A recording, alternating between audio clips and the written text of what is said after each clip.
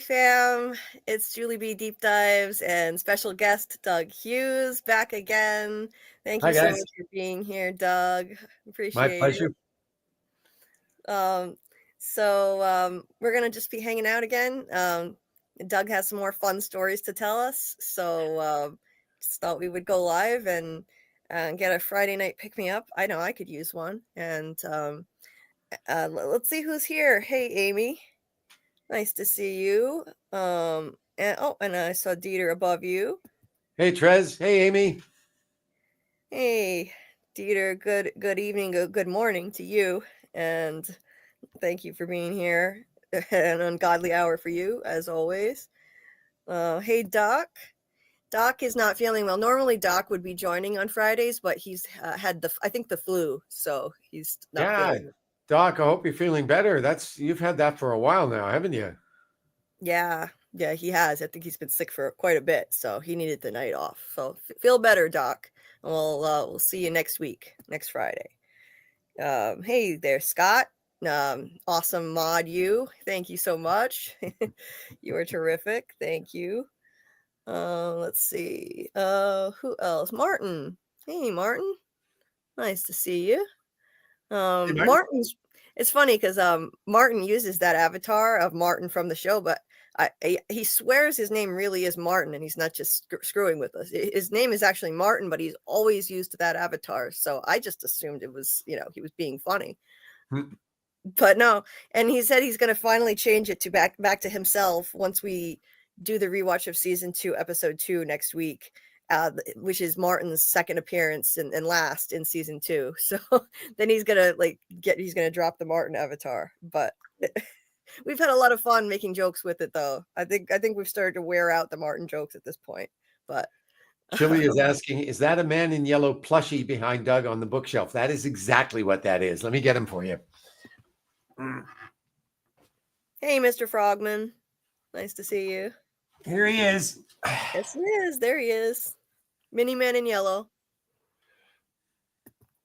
Yep. And the woman who does these, Alexis Jordan, you can find her on Instagram at Love Crochet by Alexis. You can order these from her. She's constantly doing doll versions of the various characters of From. So if there's one you want to get, you can hook up with her there. And I think they're like $50 US or something like that each. But well worth it in my view. So yes. Hey, folks. Yes, Alexis is terrific. She does beautiful work, and we're going to be doing a giveaway of a jade doll that she's going to make soon. So we'll let you know when that's going to be happening. She's bogged down with orders right now, which is wonderful. That's great that people are taking an interest in her work, but it's a lot. A lot of work goes into these things. I wouldn't have the patience. I just. Like I've tried doing those things in the past, like crocheting and similar types of things, cross stitching. My aunt tried to teach me how to do it, and I picked it up easily enough, but I just didn't have the patience to sit there for hours working on these intricate things. But some people just have a knack for it, Yeah, she actually did mine very quickly, but I think that was before this glut of orders took place, so she had a little more time to get it together. Hey, Faith. Yeah. Faith. Hey, Faith. She actually just DM'd me wanting to know if she could get your that recipe for, I forget what it was now. I'd have to look it back at her DM, but was it Concord grape pie? That was it. Yeah. Yeah. I guess I would need an email address to send it to, but yeah, I could do that. Yeah. Either that, or you can give it to me. I'll pass it to her. Or actually, you're in my Discord now, so she's in there too, so I could hook you up that way. But we'll figure that out later. Yeah. Oh, what a lovely thing to say. It's all my favorite people. Hi, everyone, from Lee, Julie B, and Doug. You are the sweetest. Thank you. Put the man in yellow back up in his favorite spot. Yeah. So Mini Man in yellow. I haven't been looking at Instagram as much. Has he been up to any new hijinks that I've missed? No, I had to run some errands a few days ago, and I was going to take him with me because I was going to be in some places where I could have done some nice shots, but I forgot to take him with me. So no, he's been He's been rather quiet lately, and because of all the renovations going on here, I just for those who don't know, just had a new set of windows put in my condo, and so the place is in a tremendous state of upheaval still. I'm starting to put it back together, but yeah, so it's kind of cut into my photo sessions with the man in yellow, but we'll get back to that soon enough. Oh yeah, I'm sure. I'm sure there's more to come. More adventures to come. Yeah, Hey, hey there, Chili. Nice to see you. I don't remember seeing you in the chat before. yeah, Yeah. Chili was here before. Oh yeah, Chili's been here a couple of times. Chili is one of the newer people, Mhm. unless you changed your name. But nice to see you. Yeah, yeah. And Bill Chill, one of our regulars. Hey there, Bill. And Quan, always liking the stream and showing support. Thank you very much. I appreciate Amy said, "I feel the doll watching me." He thinks you're cute, Amy. He thinks you're really cute. it. Yeah, yeah. He's got those sinister eyes. Alexis has a knack for doing so much with so little with the eyes. It's all in the way she sculpts the eyelids on the different dolls to make them look distinctive. Yeah, indeed. Yep. Trey said glad to see you, Doug. Hey, Samuel. Nice to see you. Samuel really enjoyed Deadline, and so Oh, well good to know. yeah, yeah.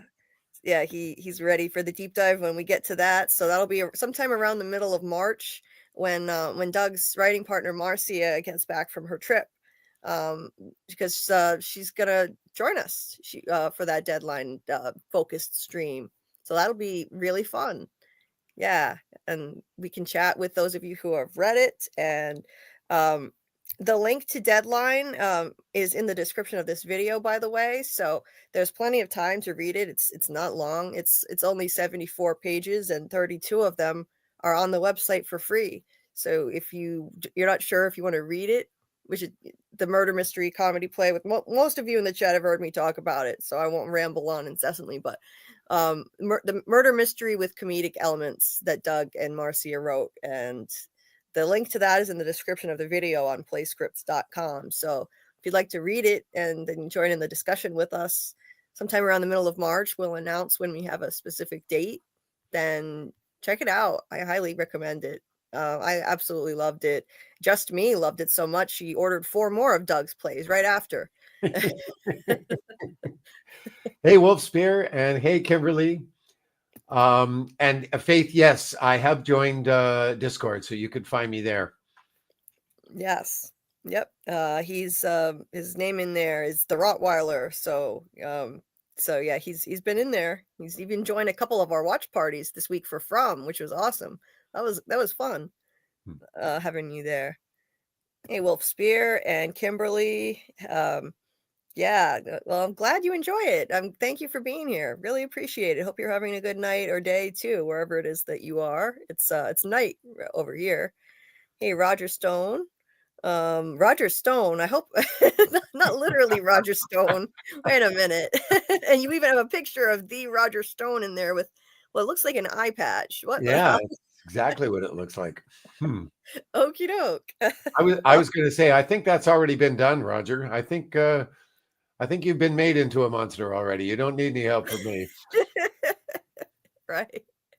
Yeah, seriously. Hi, Michelle.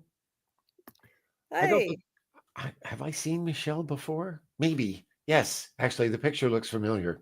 Yep. Yeah, you Hmm. have such a good memory, Doug. Oh no, I don't. Well, in some ways I do, but in other ways, I have a very unreliable memory. Really? Yeah, oh yeah, Marcia is constantly making fun of me for forgetting really obvious stuff. It's Yeah. yeah, it's scary. I've always been a forgetful person because I'm in my head all the time thinking too much. That's exactly what it is with me too. I think it's just it's more ADHD than anything, you know, just got 5 things going on in my head at the same time.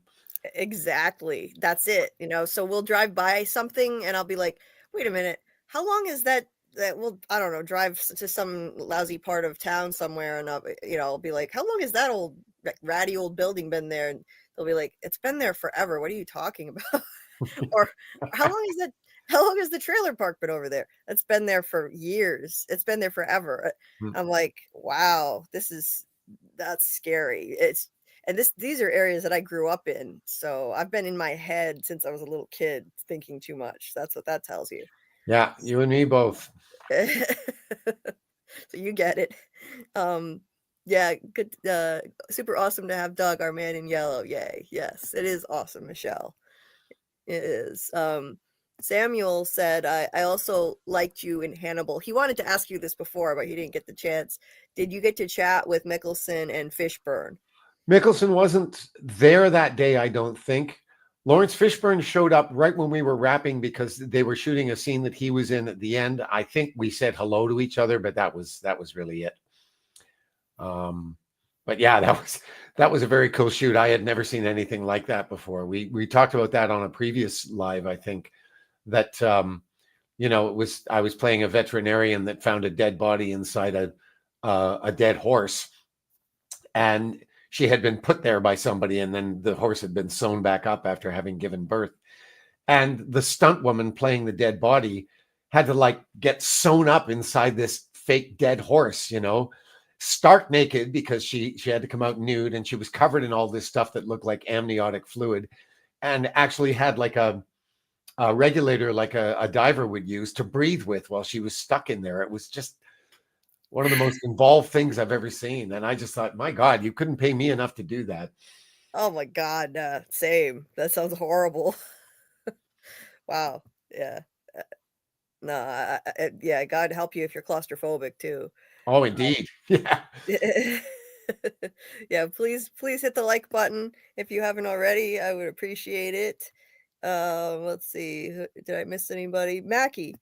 Yeah. I've got the Victor memory. Not maybe not as bad, but yeah, I've got some Victor memory issues. Definitely. Yeah. 100%. Hey, with Alice. Nice to see you. Okay. So So you were asking me just before we came on about the play that Marcia and I have just been working on. It's our newest play. It's called Succor, Succor. That's the Canadian spelling. I know you guys spell it Succor, but anyway, we just finished the second draft today, did the final touches on it, which we had to do because we're both members of the Playwrights Guild of Canada, and they have an annual competition called the Tom Hendry Awards, which has, like any awards, it has a variety of categories. And we actually, our fourth play was shortlisted for the best comedy the year that we submitted it. And then the following year or 2 years later, we submitted our fifth play, Something Fishy, and it won the award for best comedy. So we've just submitted Succor for the drama category for this year. Tomorrow was the deadline, so we had to get this done. And so we just put the finishing touches on the script, sent it off today, and so now we're crossing our fingers. The awards don't happen until sometime in, I think it's like October, so it's going to be a bit of a wait before we find out. But yeah, it'll be fun to see if anything comes of that. nice. Yeah, that's And, awesome. Yeah, just in the nick of time. and now that the draft is done, we have like a long list of people we're going to start emailing to say, "Hey, you want to read the new play?" So that's what I'll be doing for the next couple of weeks. Nice. And then once it gets a production, then you can submit it for publication, right? That's right. Yeah, that's Yeah. exactly right. It's so weird. I would have thought intuitively that it would be the other way around, like you'd have to get it published, then someone produces it, but yeah, Well, interesting. how it evolved that way, I don't know, but I think the reasoning is that with regular publications, with fiction and nonfiction, that sort of thing, you have publishers have editors who determine whether stuff is worthy of publication or not. I mean, that's true of play publishers as well. I mean, when we submit stuff, it still has to be accepted by them before they decide to publish it. But the way most regular publishers work is that their quality control is they will only accept submissions that come through literary agents. So they know that the writers who are submitting to them are established writers and are at a certain level of competence. The way that they do that with play publishers is that their measure of competence is, has the play had a production, a professional production specifically? And so that's their benchmark. If it's had a professional production, then they figure it's worth their time to check it out. So once you've got that, you've gotten over that hurdle, you can submit it for publication and then leave it up to them to decide. That makes sense. Yeah. That makes a lot of sense. And you can you have like tangible proof, like this can work as a production. So it actually Exactly. works practically for, Yeah. yeah, for And practice. and and actually that brings up a good point too, and that is that, you don't have such concerns with a regular piece of writing. It's just, the only production that happens is in people's heads when they read it.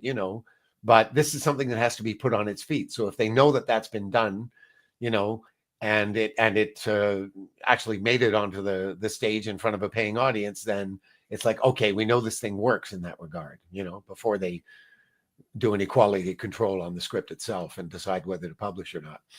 That makes total sense to me. Yeah, that makes total sense. Oh, and I missed this one. Martin said, I'm gutted I slept in and couldn't watch From with you, Doug. I'll do better." Yeah, maybe. Well, you didn't miss much. I didn't say too much. I was just hanging out. Yeah, but it was fun. It was fun being there with you and you chiming in with your fun, witty little comments, and then after after the first watch party, we even had a discussion, a little voice chat, so that was nice. Hmm. So, yeah, you might get another opportunity, Martin. We're gonna keep having those watch parties, and if Doug's available, maybe he'll join again.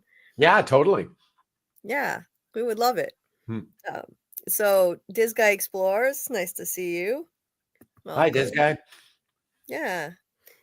So yeah, it's great to hear that things are going so well with Sucker and you got that done just in time so that you could submit it for that award and um yeah, I hope it continues to pan out and gets a production soon. I'm sure that's a really annoying process having to shop it around and send. Yeah. It is our least favorite thing to do. Absolutely. Marketing your stuff that's the reason my books haven't been published, because, I sent it to all the publishers that I could, who would accept things from people who didn't have literary agents. And I tried really hard with both books for the longest time, and tinkered with the submission and tried several times with various publishers, and just got absolutely nowhere. And then everybody's going, well, just self-publish. And it's like, yeah, that's really easy to say, but it's not a fun process. And it's self-publishing means spending your day doing things that I absolutely hate. And I'm just not interested. I love to write. I hate to market. It's as simple as that, you know? Yeah, yeah, I don't like marketing myself. Apparently, I don't know, I like plugging other people. I like plugging your stuff, but when it comes to plugging my own stuff, it's my least favorite part of having a channel. I hate it. Didn't we just have a little conversation about something like this? Yeah, we You did. have those skills. You can just as easily apply them to yourself, Yeah, you know?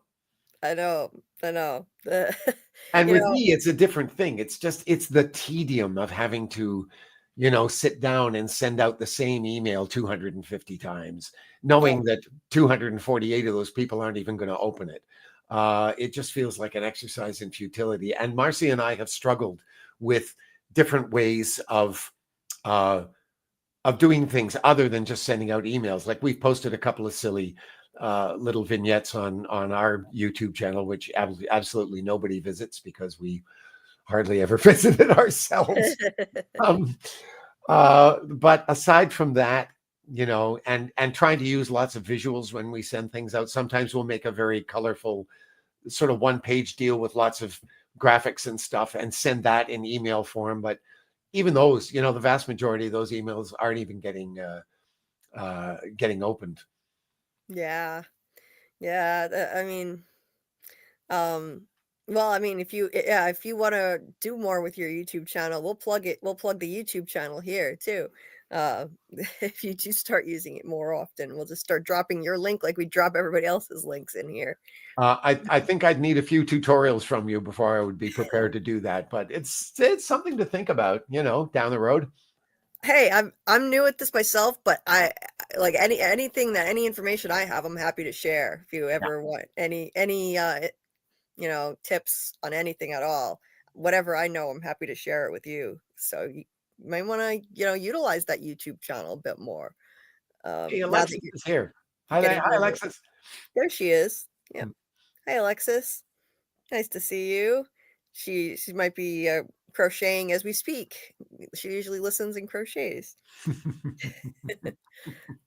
doing her beautiful work. Yeah. Hey, Michael.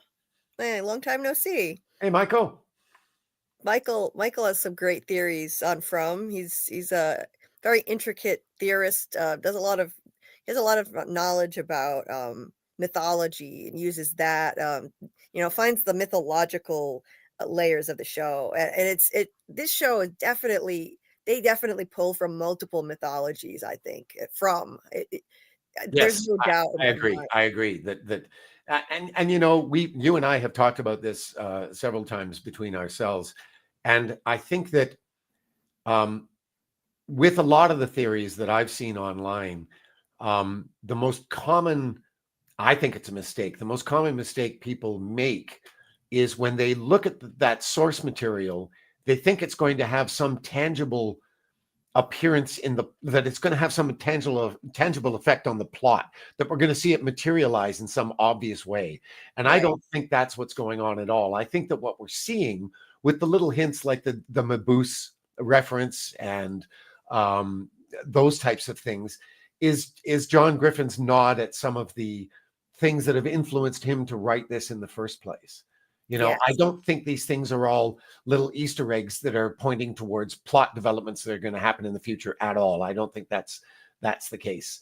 I think we're just seeing him, um, as I say, just giving a nod to things that have inspired him. It's right. as simple as that. Right, and in terms of mythology, I mean, yes, it started out kind of looking a lot like the season 1, people were really into Norse mythology as a theory because it seemed like that was really predominant.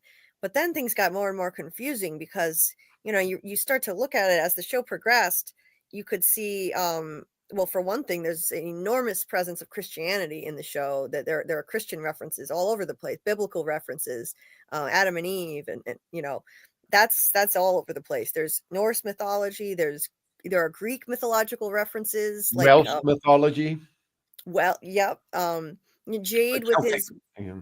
Celtic. Yeah. When Jade was going into the cave in season 2 with his ball of red thread, it's like, he's going into the cave, the maze with the Minotaur, that myth. Oh, Um, yes. Yes. I forget And that's interesting you should mention that. I was actually on Crete back in the fall. Oh, And really?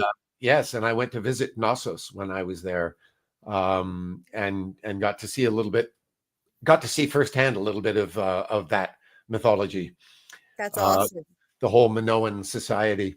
And the reason I went is because this play that Marcia and I have just written is set on the island of Crete. So I went to do a little of my own research.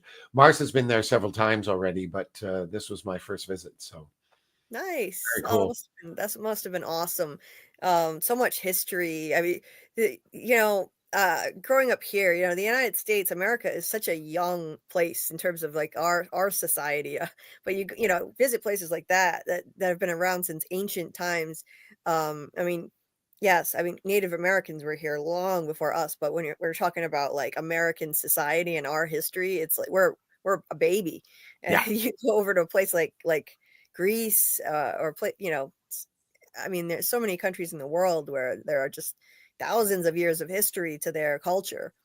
It's wild. But anyway, people, I mean, it's gotten so confusing for people because where you get stuck is if you try to fit the whole show into one particular mythology, it's never going to work because there are multiple ones. There's also Inuit, like Michael has pointed out, there's Inuit mythology references in it. So there's that too. Buddhist, there's Buddhist stuff, Inuit for sure. The Inukshuk thing that Tabitha builds and summons the Ankui kids, I think that has something to do with that.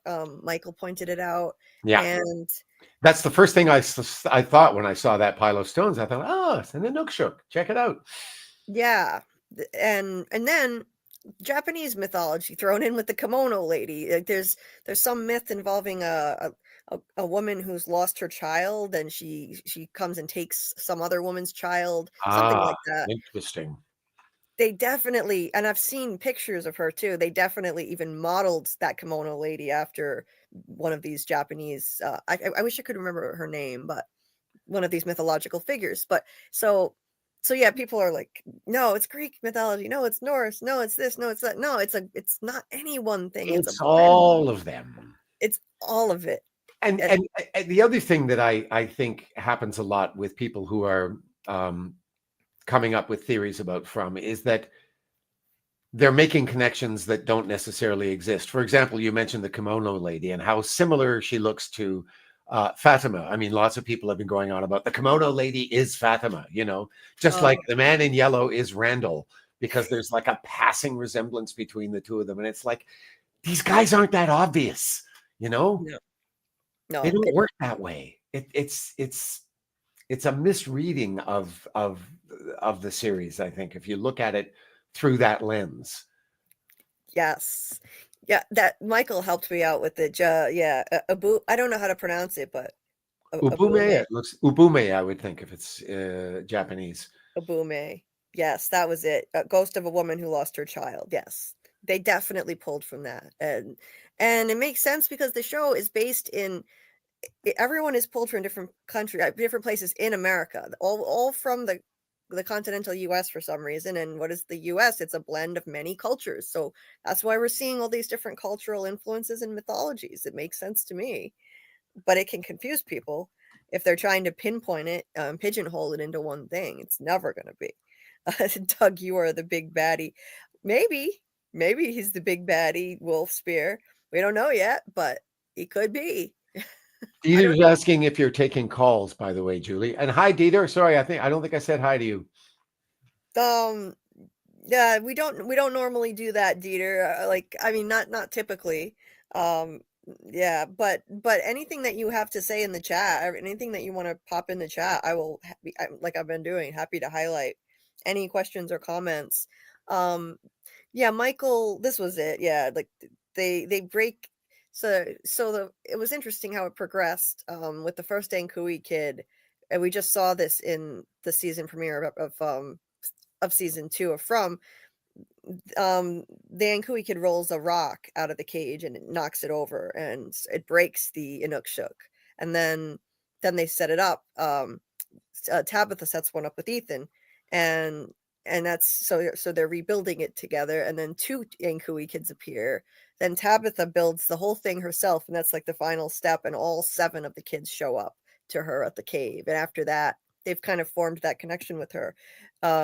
It's interesting how they did that. Really fascinating stuff. Um, Man in Yellow called me a monster. I'm rooting for Boyd now. Roger Stone. I was merely making reference to your comment where you said, make me a monster. I wasn't too sure what you meant by that, Roger, but and I wasn't calling you a monster. I was calling the other Roger Stone a monster. But anyway. Yeah, he's what you call just a scoundrel. I mean, you look up scoundrel in the dictionary. If there were pictures in a dictionary, his face would be right there. Um, career scoundrel of a guy. But anyway, so oh, and I was gonna say, Doug, yeah, um, I'm finding it so interesting that you're reading all these books related to From too, and there was something you brought up that I thought people might be interested in too about you're reading one of the H.P. Lovecraft books, and but did you get to the King in Yellow part yet? Have you gotten there? Yes, I finished the book. It doesn't deal with the King in Yellow. Yeah, Um, it doesn't really at all. It's all about these aliens and stuff. Um, I think the King in Yellow stuff. He had this whole Cthulhu mythology thing that he developed, and I think that the references to the King in Yellow, if they're in Lovecraft's work, are probably in those writings, because I've read is it 2 of his now, and there hasn't been anything in the stuff that I've read that actually refers directly to it. The closest I got was the is it Robert Chalmers, his book? yes. Yeah, talks about the yellow sign and the King in Yellow and all of that. But again, even in that book, the references are really kind of oblique, and they're all in the mind of a guy who's gone insane. Like, you think when you're reading it that this world that he's describing actually exists, and then you find out at the end of the book that no, it's all in his head, you know. Right. The end of the story, I should say. It's only part of the book. The book's made up of a series of short stories, and there are other short stories that again make passing references to names like Hastur and stuff like that, but not Right. in any kind of detail. You know. And that city Um, of Carcosa, so, people have drawn parallels to Fromville town, yeah, But that gets mentioned, I think, in the Chalmers story as well. But again, they're just like these passing references, right, and I think that um, yeah, these things probably did inspire John and perhaps other creators in the process of putting this all together. But that doesn't necessarily mean that they're going to have a tangible effect on the plot, right. and how the story develops from this point on. I think that that's a misreading of this stuff myself. Now, again, this is my own private theory, and I take complete ownership of it. But that's how it appears to me. And David had an interesting point. He said, From is like a culmination and mix of different mythologies because ultimately all of these mythologies relate to the psychology of the journey of the self and to astronomy. mhm. Um, and I think that he's onto something there in that um, it sort of ties in with Ethan referring to the story of the Chromonocle and the quest and all of that stuff, which again is all just a bunch of archetypes, you know. And it's like every time we get a little snatch of the Chromonocle thing, it's like, okay, here's another primer on the on the uh, method, the archetypes that are at play in this story here. Right, right.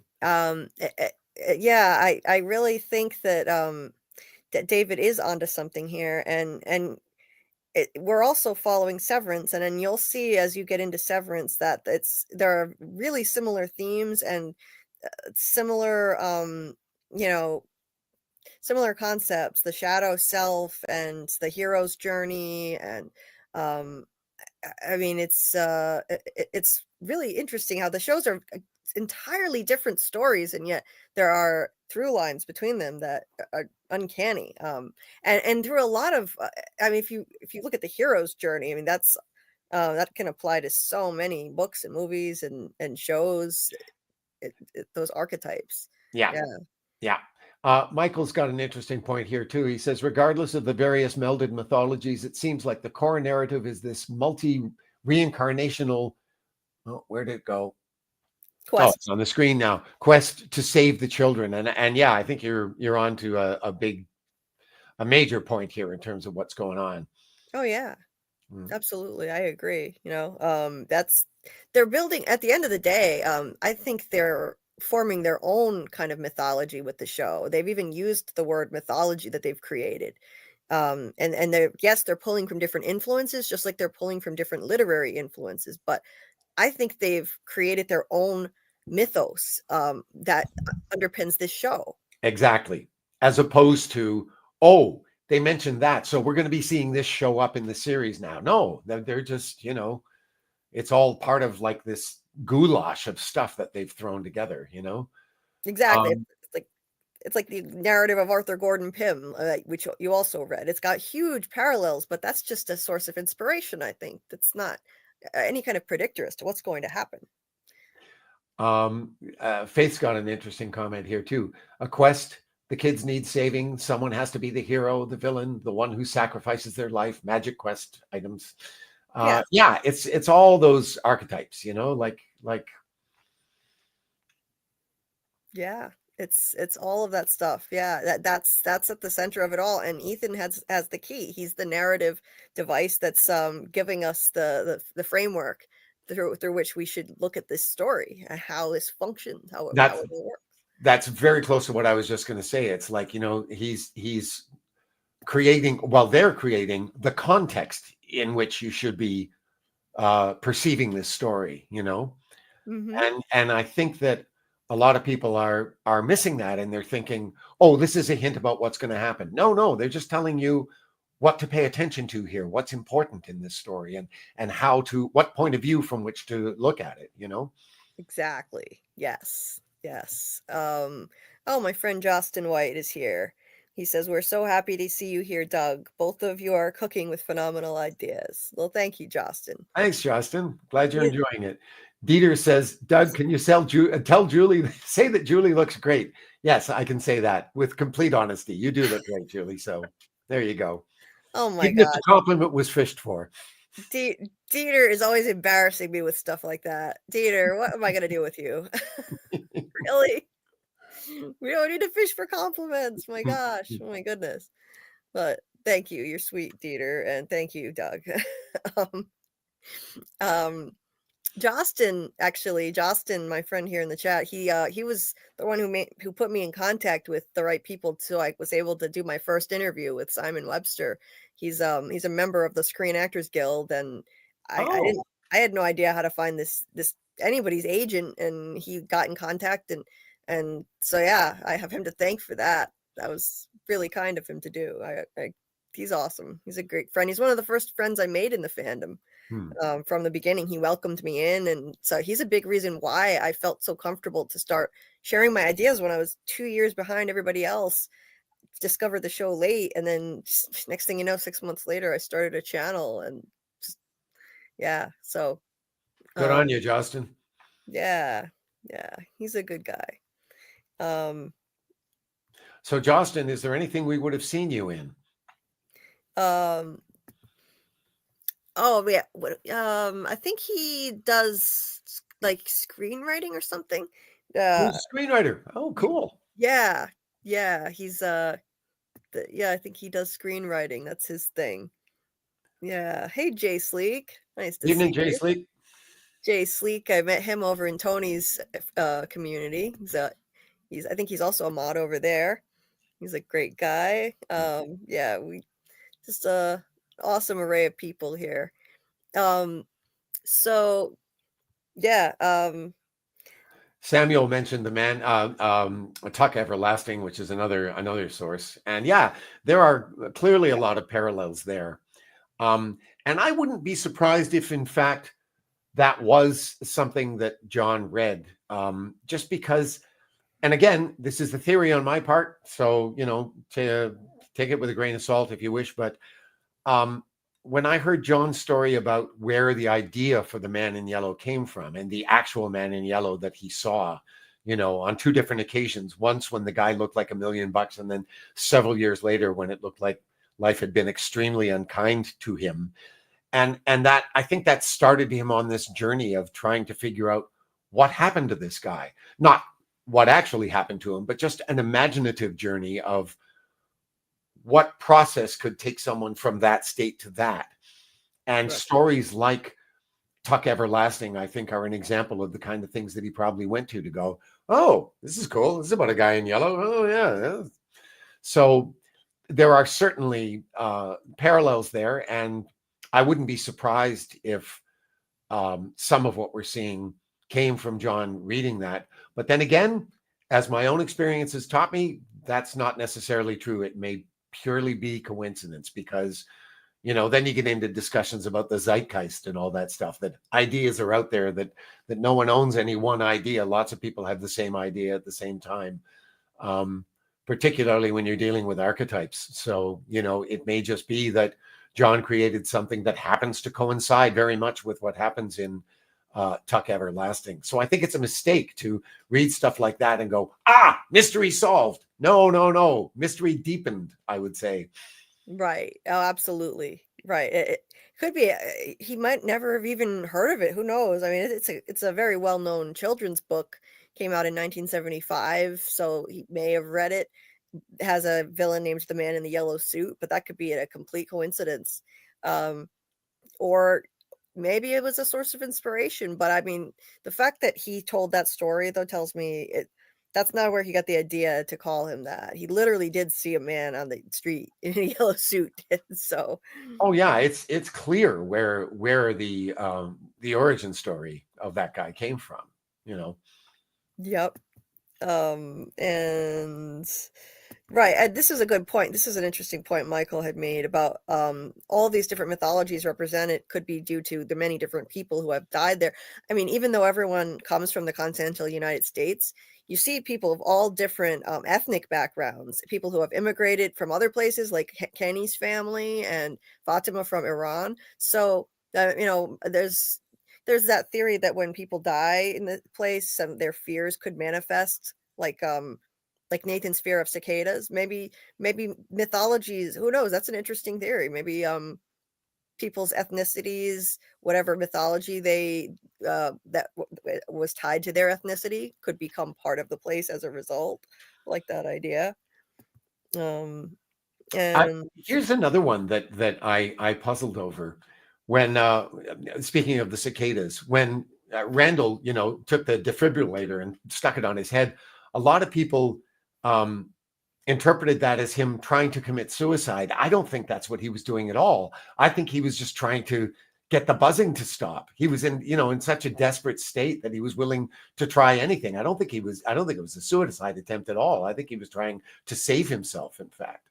oh, Again, nothing to base that on other than my own intuition, but that's what it looked like to me. that's an interesting take. Yeah, everybody did assume he was trying to unalive himself. You know, so yeah, maybe he was trying to do just the opposite, and he was desperate. At the very least, he was desperate to make the buzzing and pain in his head stop, because it clearly was causing him pain. But And if you it's look at the character of Randall, it's totally in character for him to do something like that. You know, like he's this impulsive, reactionary guy. I mean, again, from an actor's point of view, watching that scene, that made total sense to me in terms of the character that we had been presented with at that point. That it wasn't, in fact, an attempt to kill himself, but to try and relieve himself of this agony. right. Yeah, I agree. That makes a whole lot of sense. David agreed with you before, like, about the mystery deepening. It's the same archetypes that can have 1,000 faces. Yeah. Yes. And that's the thing about archetypes. Once one of them pops up, I mean, there's like 1,000 sources for that archetype. You can pick and choose amongst them as to which one inspired the idea, if any of them did, you know, or is it just an archetype because they're universal by nature, you know? Definitely. Right. And this is an interesting point here too, that David said Thomas is Tabitha's main source of grief. At one point, it felt like From was all in her head, a quest to save the children because she couldn't save Thomas. But I don't see it ending that way. Yeah, I would hope not, because it would cheapen all the emotional impact of everyone else's journeys if it's just about her. But it's interesting that that's kind of the story that led them there. And then now she's on this quest to save the children. So Well, and from a writing point of view, their loss of a child fits in thematically very nice with what's going on in From. It doesn't, again, it doesn't dictate the plot. It's not intended as that, I don't think. I think it's just, oh, this is a nice, like when they were creating the history of Jim and Tabitha, well, the family for that matter, it was like, oh, if they've lost a kid, that would be such a nice touch because it ties in so well with what's going on in this place that we've created. It's more that kind of thing, I think, that we're seeing rather than, oh, this is a hint as to, you know, this whole story is a dream of Tabitha's. No, I don't buy that stuff. I think those kinds of theories are really reductive, you know, and they cheapen definitely. the complexity of what we're watching. Definitely. Oh, if anything, this actually makes sense too, because I think the show does a lot of foreshadowing, like a just like a Yes, great piece of literature. And Michael said it seems like Thomas's death was kind of a foreshadowing or parallel with the original parents' lost child. That child that absolutely. belonged to Jade and Tabitha. Yeah, Yeah, totally agree. yeah, Um, and Michael's talking about Randall. Michael says, I think he was trying to do ECT, electroconvulsive therapy. Yes, that was my exactly what I thought when I saw him doing that. yeah, yeah. That makes a whole lot of sense. Definitely. Because that just came out of nowhere. It didn't make sense to me that he would be trying to unalive himself, but it's the conclusion a lot of people jumped to. Um, Not uh, Wolf Spear. He didn't think he was trying to kill himself. Not Wolf Spear. Not everybody did. Yeah. Um, Martin said that I think Jade hitting his head on that rock is what gives him insight into this place, and knowledge comes with a cost. The cost is blood, and sacrificial rituals will come into play. That's Hmm. interesting. And you know what I think? I think it was foreshadowing, because Jade hit his head on the rock and he looked like he was already deceased, laying there. Tabitha also came in and immediately fell, knocked unconscious in the RV accident, and they both looked dead. And this is something Crom and Uncle Fletch pointed out, and I was like, oh my God, that's spot on, because they both came into town, got knocked out unconscious, and looked deceased. And it was foreshadowing the fact that they had died over and over again and were reincarnated. That's what I think. Why I think that happened with both of them. Yeah, That's good so call. interesting. Yeah. Yeah. Yeah, I love the way the show does the foreshadowing stuff and showing parallel journeys that Tabitha and Jade are on, but at the time you don't know it. You don't realize it when you're first watching, and you go back and rewatch like we're doing, you find all of this. Um, it just makes me even more amazed by the show. What a masterpiece, really. It's just such a brilliant piece of writing. And, we've talked about this many times in the past, but the fact that that the depth and the quality of the writing was so apparent from the very first time I got to look at a scene from this series, that it, like, my initial reaction, as was Scott's when he read for Victor, was, oh my God, this is genius. And this is like looking at a page or two of script, like it was that apparent Right. right from the get-go. It's just amazing. Right, and I just thought of something else too, as about Tabitha and Jade on the parallel journeys. Through the rewatch, I noticed two other things that jumped out at me, and we talked about this before, but one of them was in the very same episode, Tabitha and Jade found a piece of their past, something of their past lives in the storage room at the diner, which represents the Cavern of the Lonely Dragon, in my opinion, and they're Yes. Oh, totally. I agree. yeah. And each of them, they're Promenocles, a male and a female, on a quest. They each find a piece of a figurative map of the rainbow sky, not a literal map. Tabitha finds the bracelet, which is a connection to her past. Christopher finds the journal that was his past, belonged to his past life from Christopher. And that was the same episode, and we had no way of knowing when we watched that the very first time that these two were going to be connected in any way. No. That's what's so genius about it. Then we just watched season 2, episode 1, and something else jumped out at me. Each of them sees Jasper the dummy in the same episode. Tabitha sees him for real in the cave, and Jade sees him in a vision. And I think that dummy was never meant to be. They were kind of trolling us and having fun with us, making us think he was going to start talking in season 3, but I always felt that he was meant to be symbolic of the fact that this evil entity, whatever it is here, is trying to use people as puppets, manipulate them, and Jasper is trying to, he's a symbol of what they're trying to do. The place wants to make Tabitha and Jade and everyone else its puppets, and manipulate them and prevent Tabitha and Jade from completing their mission. I never looked at it as anything other than symbolism. And then boom, right in the same episode, they both see that dummy. That was not a coincidence. It's because the two of them are at the center of it all, and they were going to be revealed that way. It just took time. They were laying the breadcrumbs. And also, who else has seen the dummy? Thomas, back when they were still Miranda and who was he in his previous incarnate? Christopher. Yeah, That's what I meant. Christopher, like that. We see him literally with Christopher, and now we see him with Jade. yeah. And I think that whatever evil entity is there was trying to use Christopher as a puppet and succeeded. And whatever happened, we don't know what happened to him, but this is what they're trying to do to Jade, and it's going to fail this time, I think. But that's the intention. So I don't know. I just find it brilliant, the way the breadcrumbs were laid. Now the major plot points like that were planned out, but then they left themselves wiggle room to just have fun with it and see where allow the story to surprise them along the way. So I yeah. was calling Christopher Thomas because it's Tom Paine who plays the part. That's why. Tom and I worked together at Shaw for a little while.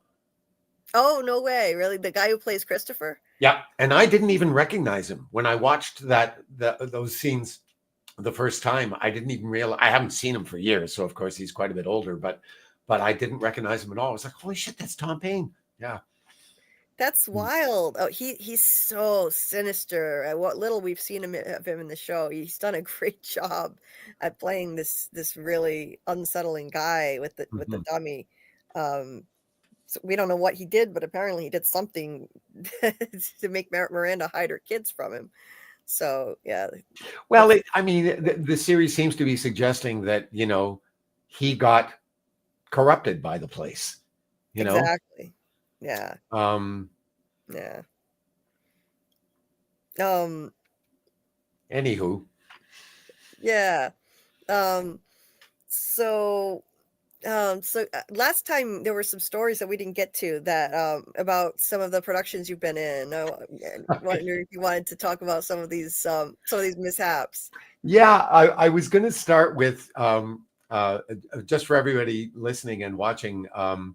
I shared with Julie before the last time we talked about this. I shared some pictures with her that were taken. Now, I was at Grand Bend twice. I was there in 1983, which is when I met Marcia, and we did that production of South Pacific. And I was there 2 years later. She was there again doing a production of Sound of Music. And of course, at both times I was there, there was a lot of overlap between the two because it was a lot of the same people and it was the same place. So, when we weren't at the theater, we were all down at the beach. And one of those times, I think it was the first time I was there, we were there when they had the Ontario Sandcastle building competition, which they have every summer at Grand Bend. And we just happened to be on the beach the day that it was happening. We had no idea that it was coming. And we wanted to do an entry, but you couldn't do that. You had to apply like in a couple of weeks in advance. You had to pay an entry fee and stuff like that. So we couldn't have an official entry. But I decided we should do a sand sculpture. So I absolutely covered myself in suntan oil and rolled around in the sand and covered myself in sand to the extent that I could. And then I laid down, and all the other guys started packing sand around me and spreading sand all over me to make me look like I was made out of sand. And then they put a pair of sunglasses on me and put a drink in one hand and the cigarette in the other. And they left me lying there for like 3 hours. And they got some stones. They even gave me a name. They called me Sandbather, and they put Sandbather in stones lying down beside me. And we actually ended up attracting more attention than the official contestants. And some of these sculptures were just amazing. But I guess it was the novelty factor. We were the big hit of the competition. So yeah, that's what these pictures are. Yours truly.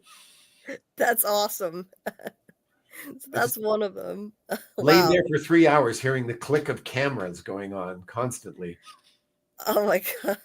And That's then so and then when they finally, I don't know who it was that decided it was time to let me come back to life, but they did a little countdown, and then I jumped out of the sand and came back to life at the end of it.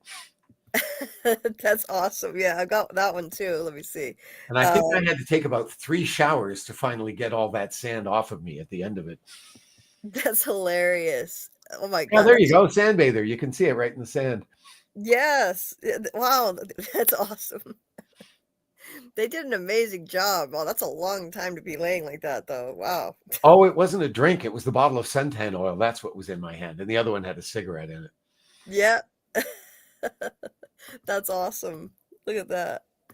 And then at the end, let me find the other one where you're popping out here. No, no, that's the second one. Where is it? Here we go. Nice. And many of those people you see standing behind me are company members. Not all of them. Some of them are just casual visitors, but a lot of those guys are company members. That looks like a lot of fun. I Mm. love it.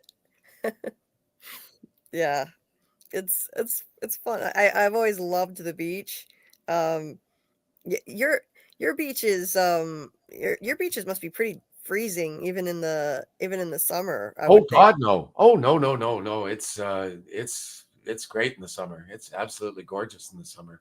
I mean, like the water though, the temperature of the water. Doesn't the water stay kind of cold? It's cold here in New England. It takes a while to heat up, but you got to remember you're on the ocean, and these are lakes, and so they're much shallower, and they heat up more in the summer than the ocean does. Yeah. I mean, That's probably not true of Lake Superior because it's a very large and very deep. It's really an inland sea, but lakes like Lake Huron, it's much shallower than some of the others. And so yeah, they get warm. It takes a while. It's not really till July that the water's really really comfortable to swim in. You can swim in it before that, but it's a little on the chilly side. But like July, August, oh yeah, it's fine. Oh, that makes sense. Yeah, our water takes forever, probably because we're on the ocean. So Yeah. our water takes forever to warm up in New England. It's still freezing in June. So, yeah. Um, let's see. Oh, Taryn is here. Hey, Taryn. Hi, Taryn Terry. Math Taryn Matheru. He's one of the most prominent theorists in the From community. Nice Hmm. to see you, Taryn. Um, Yeah, Justin said it's awesome that you guys work together, you and Tom. He also worked with Cliff, the guy who plays Cliff, No, it plays Dale, Cliff Saunders, Dale, Cliff Saunders. Yeah, I had it mixed up in my head. Yeah, Cliff who Saunders. is Liz Saunders' husband. Yes. Yeah. Yeah. It's just And so also cool. with Deb Grover, who played Tilly. Well, I haven't worked with Deb, but I've known her for a long time. I've seen her in shows and she's seen me, but we've never actually done a play together. Justin also says we love the stories, Doug. Doug has the best stories. He's got a million of them. Well, I got another one for you because I was speaking of beaches.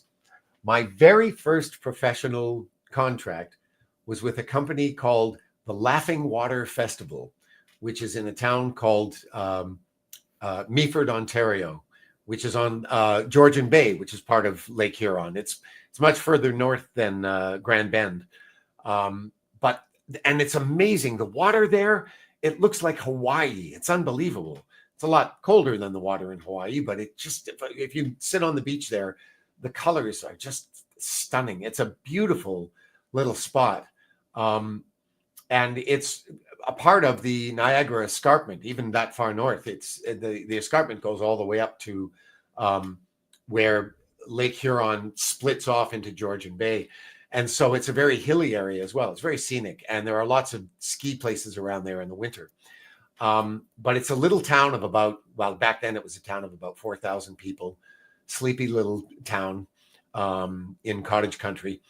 And they had this beautiful turn of the last century opera house in town, which was kind of down at heel, but had the most amazing acoustics I've ever heard in my life. And a bunch of us got hired that summer to be in this company. We got hired on a government grant that was offered for recent graduates of school, and you had to be under 26 years of age to qualify for it. And the only reason I got hired was they had cast another guy to be in the series, and then they found out he was 26. He didn't qualify for the grant, so they had to fire him and hire me in his place. So I went up, and it was like your typical summer stock situation where you have very short rehearsal periods, and when one show's up and running, you're immediately rehearsing the next one in the afternoons, and just working like dogs. And on top of this, we also had to build all the shows. So we would spend the mornings doing construction, set construction, spend the afternoons rehearsing, and then when we finally got into production, spent the evenings doing shows. And we were being paid. I mean, this was a long time ago. This is the summer of 1979. We were being paid $100 a week each, Wow. which even at that time was a pittance. Yeah. But the place where we stayed cost us next to nothing because this is farm country. They grow apples there. And so every fall, like a lot of the farm country in Southern Ontario, all these pickers come up from places like Mexico and Jamaica, and they do all the apple picking. So the farmers have built these like barracks where they house the apple pickers when they come up in the fall to do all the harvesting. And so that's what we were staying in, these barracks that the apple pickers use. And it cost us $5 a week to stay there. And I mean, the place was a hovel, but it was large. All the rooms had sort of like Army surplus issue bunk beds in them. But the good thing was they were very large, these places. So everybody had their own room. But it was like this total communal living situation, and just working crazy, crazy hours and having the time of our lives. And I remember one day one thing that happened. This doesn't have anything to do with one of the shows, but one of the guys in the company was actually from this town. And he was studying at the same university as I was. He was in radio and TV arts, but he was also studying to be in the industry. And he just happened to live in this town, so he got hired to be in the company too. And one day, the two of us were on the beach, checking out the water and the scenery. And I look down the beach, and I see this stunning woman coming towards us. She was a long way off, but just this vision in this electric blue one-piece bathing suit walking slowly towards us. And it was like that scene in Bo Derek in 10 when she's jogging along the beach, in slow motion. And I was just smitten. And I tapped this guy. His name was Michael. I said, Michael, check that out. And he looks up and he goes, oh my God. And the two of us are gawking at this woman as she's slowly coming towards us. And all of a sudden he goes, that's my sister. Awkward. I gotta go get some therapy. Oh no. Oh my God. The Martin's asking, you worked with Deborah too? No, I didn't actually work with her, but I do know her. I've known her for a long time, and I've seen her in lots of stuff. The first play that we worked on, we weren't actually in. We were just building the set for a local amateur company that did their show was the first show of the season, and then we had 3 shows of our own. The first of which was a production of Charlie's Aunt, and I was playing Jack, who starts the show. He's sitting at a desk writing a letter at the top of the show. So on opening night, my parents came up and they brought my brother Rick. And Rick was kind of the black sheep of the family. And I don't think before he came to see that show, I don't think he had ever seen a theater piece in his life. And so he's sitting there with my parents and the lights come up and I'm writing away on this piece of paper. And the first thing I hear is, hey, Doug! I'm just like, oh, God. All I could think is, thank God I'm looking down right now. And I didn't hear my father's response, but I would say about 20 to 30 people sitting around them did. He just turned to him and he said, shut up, asshole. Thank God I didn't hear that, because that just would have been taxi, Oh no. Ladies and gentlemen, my family, please, let's give them a big hand. Oh, yeah, it was wild. And the last show we did that summer was my first dabbling in horror. We did a production of Dracula, and I got to play Dracula. And it was so much fun, that show. And I mention it simply because we had the greatest special effect in that show, the greatest, the simplest, and the cheapest special effect you can imagine. The set consisted of these 2 staircases on stage left and stage right that went presumably up to the next floor. Of course, they just went off into the wings. And those 2 staircases didn't have any backing on them because, of course, that's upstage. Nobody can see there anyway. So there's a scene right near the end of the play where the sun's about to come up and 2 of the heroes have got Dracula by his cape and they're trying to hold him there until the sun comes up so that it, kills him. And the costume they gave me was this floor-length cape that had a cowl that came up above my head, very much like the one that Bela Lugosi wears in the original Dracula movie. Right. And so when I was turned up stage with my back to the audience, all you could see was the cape and the cowl. You couldn't see any of me. So these 2 guys struggling with me would take hold of the cape. I would undo the neck, drop to my knees, and crawl out underneath the backs of one of these staircases, and they would drop the cape to the floor, and suddenly I was gone. And the audience could not figure out how we did this. People would come up on the stage afterwards. They were looking for trap doors and stuff. They just could not figure out how we did it. And I thought, this is like any good magic trick. When you see how it's done, you go, oh, that's so ridiculously simple, but nobody could figure it out. And I will never forget that. I just thought, this is so awesome, It's like, that's that sleight of hand. It looks like magic, but there's always some kind of trick that you're just not seeing. And when you see it, you go, how did I miss that? It was very cool. That's awesome. That's awesome. Hey, TJ. TJ says, I just enjoyed Doug's company. Thank you for these streams. You're welcome. Hey, We enjoy TJ. you too. Yeah, TJ is awesome. And Justin had said, that's awesome. Dale is one of my favorite characters. Sad to lose a comic relief. I was so sad that they killed him off. He was hilarious. And he seems like the nicest guy. I bet he was nice to work with too. Oh Just from God, everything yeah. I've Oh seen. yeah.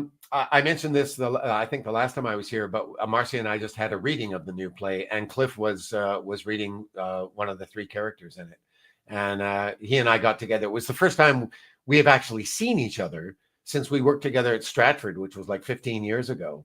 I don't think I've seen him since then, in person anyway. And so we got to go out afterwards and have a beer and catch up and stuff, which was great, you know. And I'm hoping sometime in March to have him and Liz over for dinner. We're still talking about that, so hopefully that's going to happen soon too.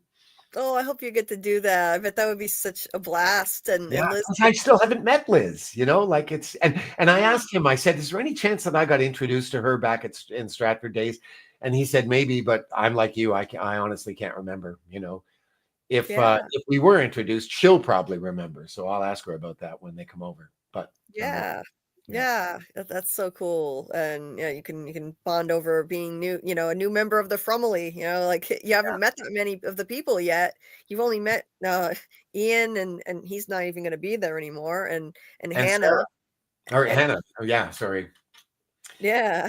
So it's one person you'll get to meet before you go hopefully start shooting when you get the word about that. I know you still haven't had an update on what's going on with that, when they're going to start shooting, but Well, I've hopefully heard pretty from two soon. different sources now that apparently they're going to start shooting in June. No Uh, way. yeah, yeah. June. When in June, I don't know. And I was relieved to hear that, because when I first heard that they were talking about the fall, I thought, okay, I know it. I know you have to gear up before you can get back into production, but the fall just seemed like an awful long way away. Yeah.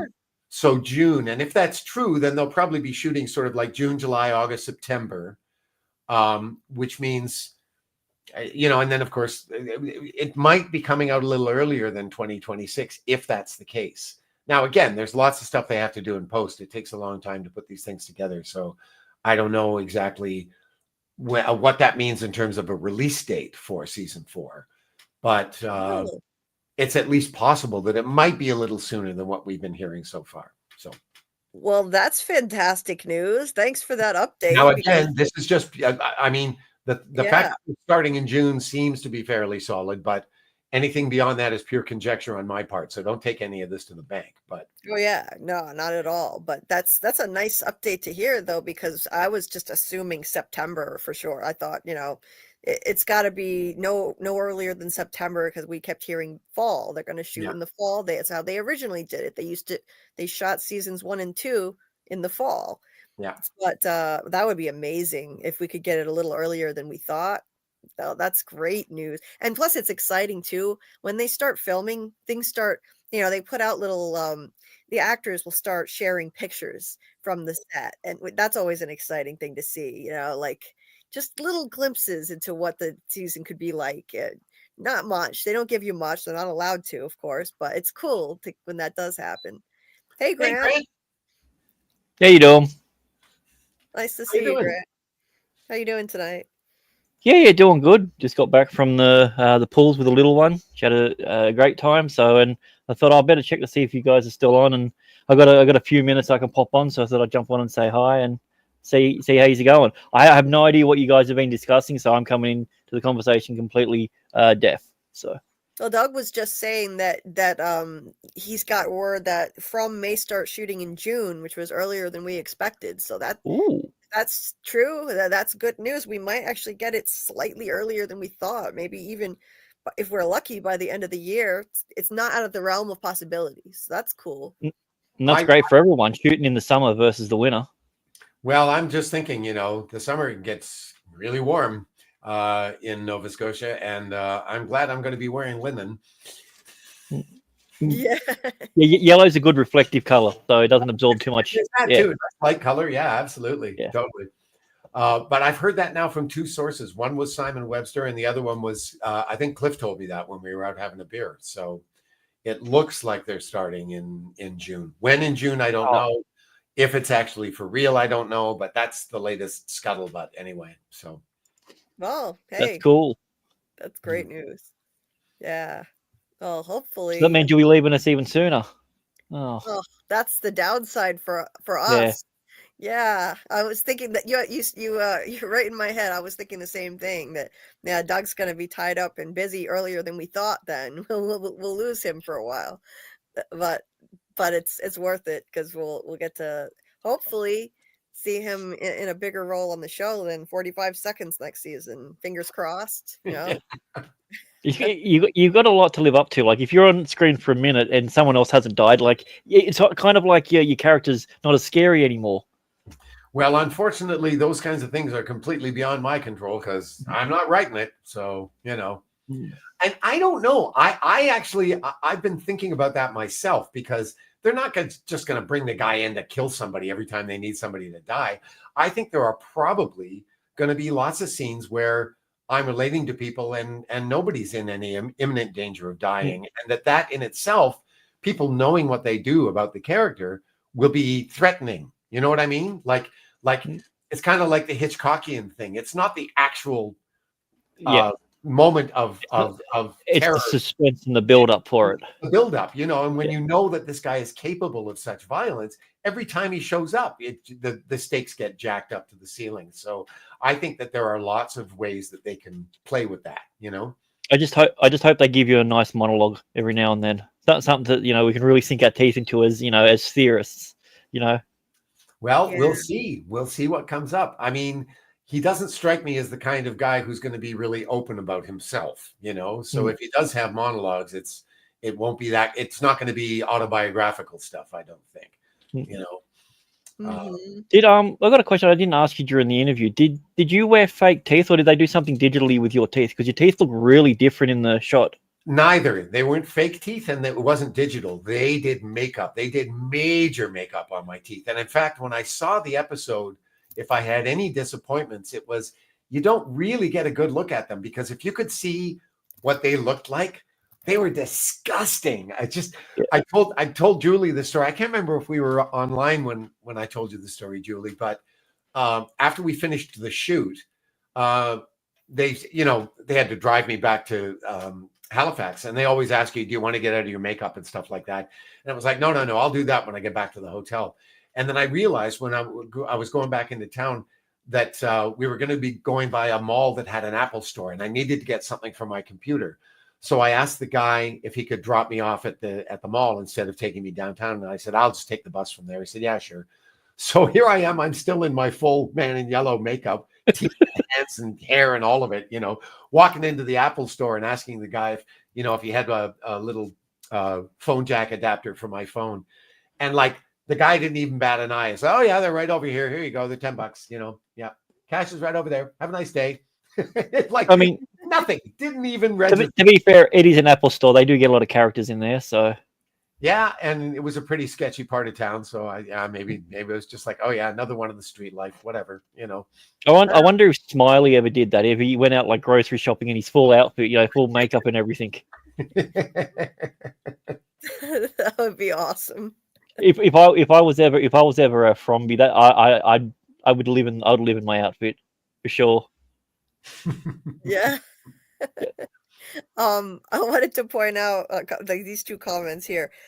Dieter had said, I hope Doug sends some photos from the set, and Jay Sleek said, will we get a behind-the-scenes photo with Crochet, Man in Yellow, and Jasper? Now you will definitely be seeing pictures of the Crochet Man in Yellow. Whether I can get anywhere near Jasper or not, I have no idea. One thing I'm going to have to check with people there, and the rest of the cast will know this easily enough, is just what exactly is okay in terms of releasing pictures, because MGM's very strict about that sort of thing. I can't just go around taking pictures of whatever I want. So I'll have to sort of figure out what the parameters are. But once I know what they are, I will certainly be taking. This guy's going to be really busy when we get to Halifax. I can tell you that much. Oh, it would be so much fun to see pictures of him on the set of From. That would be Just so Well, hilarious. I well, love on days when we're shooting, when they're not shooting, I'm sure I'm going to be able to get away with. Well, I don't know. I mean, it depends on the set. If it's a set that everybody's familiar with and stuff like that, yeah, probably. But Yeah, again, I'll have to check it out with the powers that be. Make sure I'm not going to get myself fired. of Yeah, it course. might be released in like 2029 or something. You'll be able to show them. Yeah. Yeah. I know that some of the actors, like they do share behind the scenes photos while they're shooting, and I'm sure they clear that with people to make sure that it's okay. Exactly. Yeah. I think one of them had to take some stuff down though. Ricky, he posted some stuff that was a bit too spoilery. It was him. He posted a picture of him and I think Jade holding somebody up between them, and then he covered up the identity of who it was with some funny stickers, and it was just a little bit too much. I think eventually he took it down because we figured out it was Christy that they were holding up, because we saw someone got caught in a bear trap in the trailer, and we figured out it was Christy, and then all of a sudden that picture disappeared from social media. Ah, So yeah, I'm sure you have to be very careful and clear it with the powers that be, but whatever they allow will be awesome to see for yeah. sure, if they do allow anything, you know. Well, and I got caught in that loop as well myself, because when the episode was released, I started getting requests from various YouTubers to do interviews, and they had already seen the episode before it was released. And I didn't even know that happened. One of them had to explain to me, yeah, this is part of the process. They send it to us in advance so we can prepare. And we're sworn to secrecy. Wish we knew how they did that. I'm sorry? I said I wish we knew how they did that. Yeah, and I have no idea how I mean, I guess you'd have to approach MGM to make arrangements for that. But whatever, these guys get advanced copies. And so the guy said, yeah, I made sure we didn't do our interview until a few days after the episode had been released. And he was talking I said to him, we should probably not mention the fact that I killed Jim, because a lot of people, I know the episode has just been released, but a lot of people haven't seen it yet and stuff like that. So he was being very careful. And there were a couple of times when I said, I can't answer that right now, but as the weeks went on, and there was all this stuff all over the internet about, the man in yellow killing Jim and stuff like that. I thought, okay, the cat is out of the bag, And so one day, and this was when I was I had just gotten back into Instagram, and I was trying to build up my Instagram presence. And so I did a top 10 list. I did a little reel of the top 10 reasons why I killed Jim. Things like, I think number 9 was, he said the yellow suit looked a little gay. Anyway, it was just this silly list, right? And I thought it was really funny. What I didn't realize at the time was that season 3 had not been released in several countries around the world, who all have access to the internet, of course. And so MGM went, get that off of there. So I took it down immediately. Said, sorry. I just assumed it's been released. Everybody gets to see it, but no, it doesn't work that way. So I had to find out the hard way. Yeah, I'm surprised that wasn't allowed, but it's kind of it's tricky because they don't release it everywhere at once. I don't know why, but some countries they release it several months later.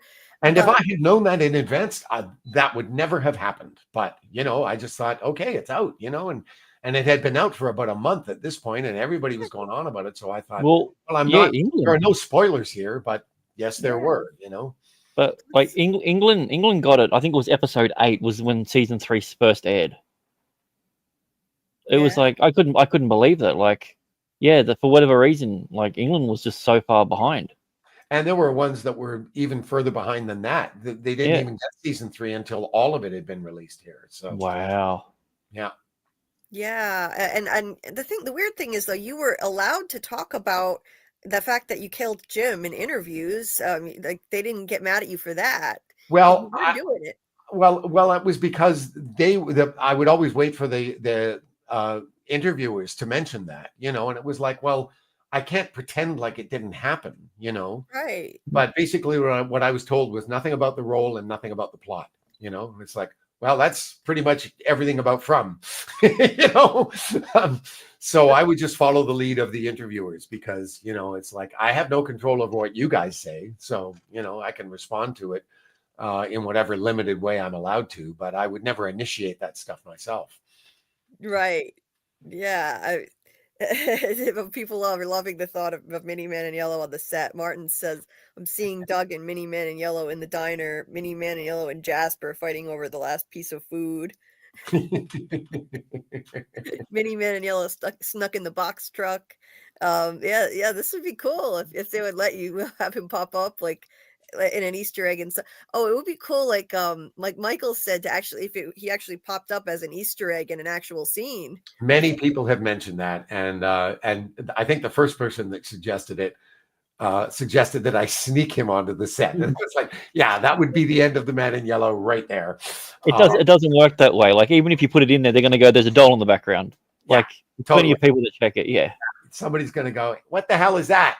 You know, and then I'm going to have to explain how it got there, and yeah, that would not be good. Yeah. I don't think they would ever go for that. But in terms of like taking pictures of him on the set when we're not shooting, I probably will be able to get away with some of that stuff, but I'll have to clear it with them when I get there. You know, we'll see.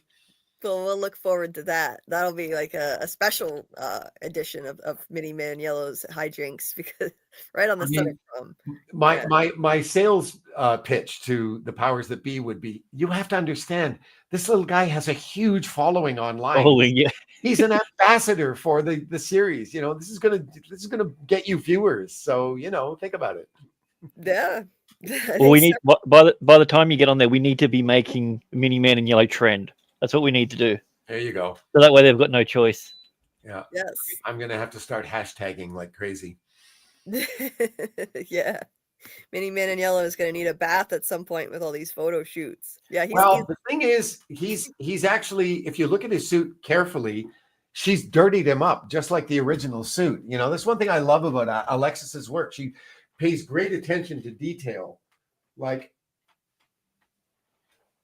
you see all these smudges. Yeah.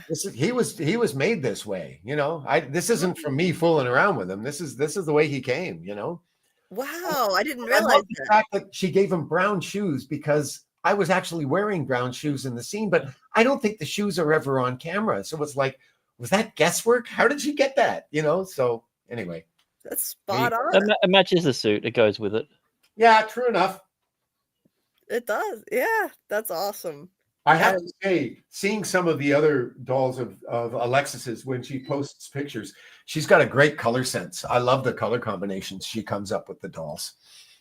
Yeah, she does. Yeah, she really does beautiful work. And your photos, like Faith said here, your by the way, Doug, your photos are magnificent. I've noticed like your other photos of just beautiful, like the water with the it looks like giant ice chunks floating in the water that's exactly what that is. Like it looks like icebergs, like you're up in the Arctic or something. It's gorgeous. By the way, I was going to mention, because I watched a bit of that live when you guys were talking about that stuff, and where Toronto is on Lake Ontario is, if you were in Niagara Falls, New York, and just went straight up the Niagara River, Toronto is directly opposite the mouth of the Niagara River. Where the Niagara River empties into Lake Ontario, we're like right across from there. In fact, and Niagara on the Lake is right at the opening of the Niagara River. It's right where the river meets the lake, obviously, hence the name. And so there's a beach in Niagara on the Lake. It was my favorite, one of my favorite places in the world, but it was my favorite place in Niagara on the Lake. It's called Shakespeare Beach, and it's right on the South Shore, and it looks right across at the Toronto skyline. I mean, it's about 20 miles north of there, but so it's quite distant, but you can see the downtown core. And actually, with a pair of binoculars, I could see my own condo from there, because where I live, I'm literally across the street from the lakeshore.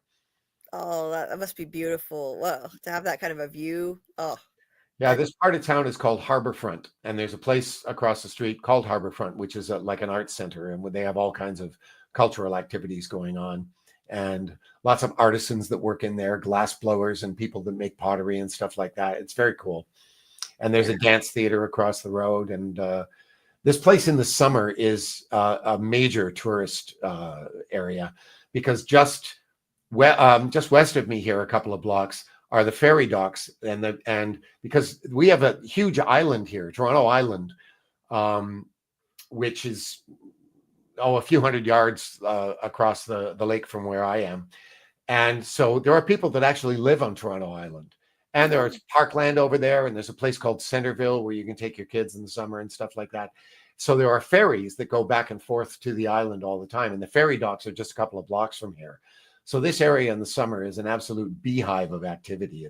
It's funny. When I bought this place, I was still working at the Shaw Festival. So for the first few years that I owned it, I was only here in the winter, and you can shoot a cannon down the street in the winter. There's nobody around, or at least there was back then. Wasn't anybody around. The first summer I spent here, I was like, where the hell did all these people come from? It's so different. It's just like we're just chock-a-block in the summer here. It's amazing. Yeah, I've been to places like that are ghost towns when it's not that time of year. Like I've been to Martha's Vineyard, and I went in March because it was much cheaper to go there in March. But it was a ghost town. Everything was shut down. Like it was kind of depressing, really. Like all the ice cream places are closed, and all the most of the shops and stuff. But it was cheaper, and it was still beautiful. We just froze to death because Martha's Vineyard in March, even as late in the year and it's not even technically winter, it was late March, it was freezing right on the water. And Grand Bend is like that, where those beach pictures were taken, because the season at Grand Bend always went a week past Labor Day for some reason. I don't know why. I guess because they were still able to sell tickets that late in the season.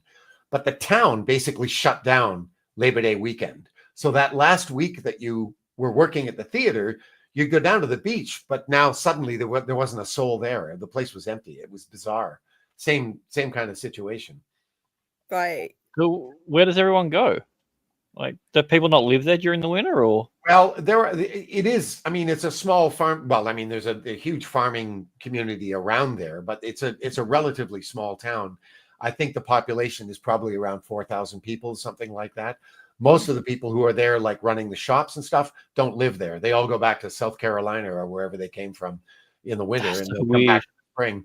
Yeah, it must make a lot of money to be able to shut your shop for half the year. Oh God, yeah. They make their whole year's take during the summer. Yeah. Well, it must be a nice place to live. I mean, I've always lived near the ocean, so I can't imagine not having access to the ocean. But if you're going to be away from it, I mean, I'm sure the lakes are absolutely gorgeous. From what you've taken, those pictures you've taken, it looks stunning. So, well, it's funny you should mention the ocean, because I used to work with this woman in the Eaton Center, this mall where I spent many years doing retail, and she was Jewish, and one of her, I think it was her grandmother, came to visit from Israel, and they took her down to the lakeshore, and she said, "It's not the lake, it's the ocean."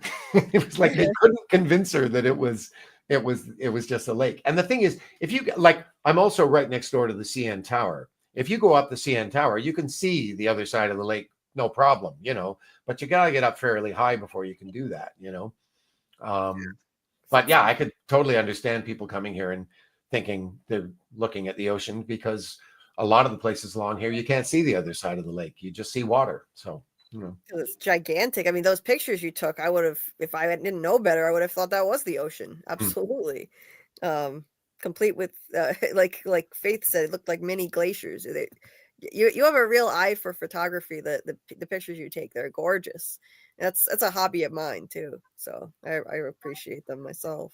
Well, thank you. I'm a total amateur. I've never studied photography. I don't know anything about like f-stops and all the minutiae of photography. I just look for things that are interesting to look at, and frame them and hit the button. Yeah, I'm the opposite. I try and get the perfect shot and then just switch to auto by the end of it. I know all the things to do. I'm like, all right, it's this sort of light. I need this. I got to get the right lens. It's got to be a macro to get that. And then at the end of it, I just pull my phone out and go, that's a better shot. Yeah. Yeah. Let's see. So let's see what else. What else were we gonna? There was something else we were gonna get into, and I don't remember now what it was. But I don't know if we've dropped the link yet to deadline tonight. I don't know if you could drop it, Dieter, for those who are in the chat. Because we are going to be doing a stream maybe in a couple of weeks, around the middle of March, to talk about Doug's play Deadline that he wrote with Marcia Kash. So yeah, that'll be a really fun discussion. And if you want to get that, the link to it is in the description of the video. And we're going to be talking about it as a group. I think it'll be a lot of fun. And so yeah, check it out. It's online. You can read 32 pages free. So yeah, thank you for dropping the link, Dieter. The link is right there. And if you're listening on the replay, it's in the description of the video. And it'll be fun to have Marcia on too, because yeah, we haven't met her yet. And I'm glad she was willing to jump on. It's not. Yeah, not she was everybody totally cool with the idea. Yeah, that's awesome. That's awesome. Yeah. Well, I'm about 10 to 15 pages into your novel, Doug. Oh, you're just starting. Yeah. I got through the first 2 pages of it. I'm just went, no, I need to make an audio book of this. So I started doing audio work so I can listen to it as well. So, but yeah, I gotta say, your opening line is my favorite of any book. I'm sorry. You know, we've had your opening line. Like we've had some great. You know, it was the best of times. It was the worst of times. We've had so many different ones. But Are You Fucking Nuts was the best opener to a to a novel. I was just like, yep, I like this already. And what I like about that line is the fact that that's not the whole line. Like if you read the whole sentence, I'm really proud of that opening line. And there are a lot of these guys online who have forums on how to write and stuff like that. We'll have these contests sometimes where you have to submit just your opening line and then they critique it. And I've always been tempted to throw that one on there just to see what kind of response it gets. But I haven't got around to doing that yet. I like it so far, but it's definitely make me think. Do you have some sort of connection with the government? No, and I'll tell you something. When I tried to do research on CSIS, I just called them up. You know, it was kind of like calling up the CIA and saying, "Hey, can you guys give me some information on how?" And of course, got absolutely nowhere. So the only source that I had for research purposes was just getting nonfiction books about CSIS and reading as many of those as I could get my hands on. So that's where I got the information from, because I wasn't getting any help from them at all. You know, it's a government agency about secrecy not telling you anything. I'm shocked. Right. Oh, I loved that opening line too. That it's just so Doug too. Like your signature sense of humor is just, it's imbued throughout the whole book, and it's just so enjoyable to read as a result. It's so witty and so clever and colorful. Their descriptions of characters, even just, I love the way you describe like these wild, ridiculous looking people that pop up here and there. It's such an entertaining read. I really am enjoying it. I'm almost 200 pages in now, so almost halfway through. Things are about to get very interesting where you are. This is really where, you know, things ramp up a lot. It was interesting. I was chatting earlier tonight with a woman online who has read the first book and she has been reading the second one for quite a time. And so I just sent her a message. I said, "So how's it coming?" And she said, "I'm 20 pages from the end and I've had to put it down because of work or something she's doing." And it was like, 20 pages from the end? That would drive me crazy. She said, "It is driving me crazy." That's basically been my situation. Like, where am I going to find time? Because I've been so stressed trying to keep up with my Severance coverage. So I've taken to reading it while I'm on the treadmill. I'll have my Chromebook propped up on top of the treadmill, and so now I'm using that time to read the book. And there you go. And it's great. It's a great distraction from that. My problem is every time I'm reading it, I'm just hearing Doug's voice. It's like Doug, you're narrating it. Yeah. I can't. I try and turn it off with everything, but I hear a line or two. I'm like, yeah, that's something you would say. Well, that's something you've said to me. So I'm like, yeah. Oh yeah. And then even when it changes, it just turns straight back into you by the next paragraph. And that is not going to go away. I'll tell you that right now.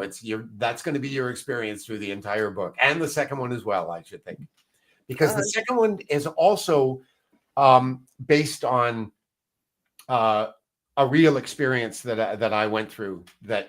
And some of it when you were a spy, right? Yes, when I was a spy. That's right. No, I did this workshop actually in Wellesley, Massachusetts, many years ago, with Shakespeare and Company, which is a very well-known company that was founded by Kristen Linkletter, who was a voice specialist.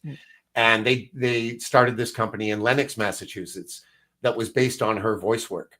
And they didn't just do Shakespeare, but kind of like the Stratford Festival here. Shakespeare was kind of their bread and butter, but they would also do other plays. They have an open air theater in the summer, and they would do Shakespeare plays and other things as well. But every year they had this annual month-long workshop at Wellesley College, because the girls were all home for their Christmas holidays, and so the dorms were empty, and they would rent Wellesley College and have this month-long intensive voice workshop. And I went and did it at the beginning of 1983, and it was like this life-changing event.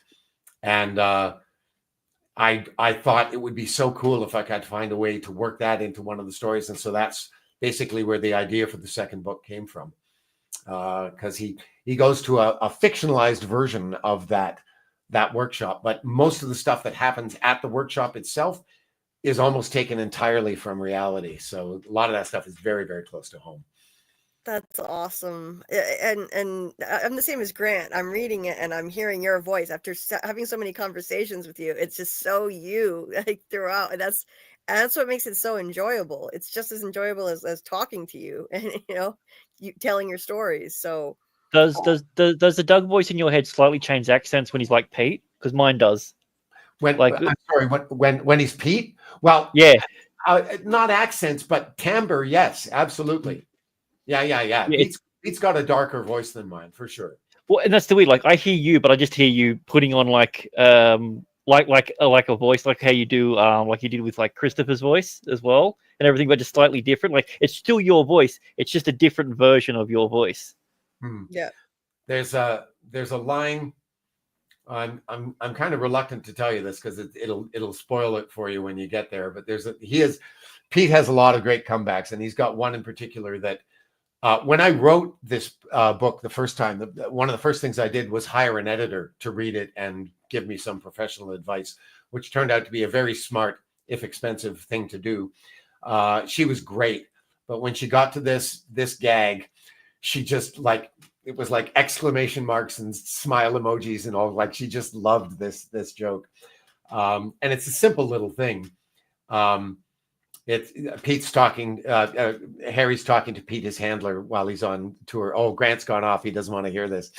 And I think you probably read this already, Julie. So this is not going to be spoiling it for you.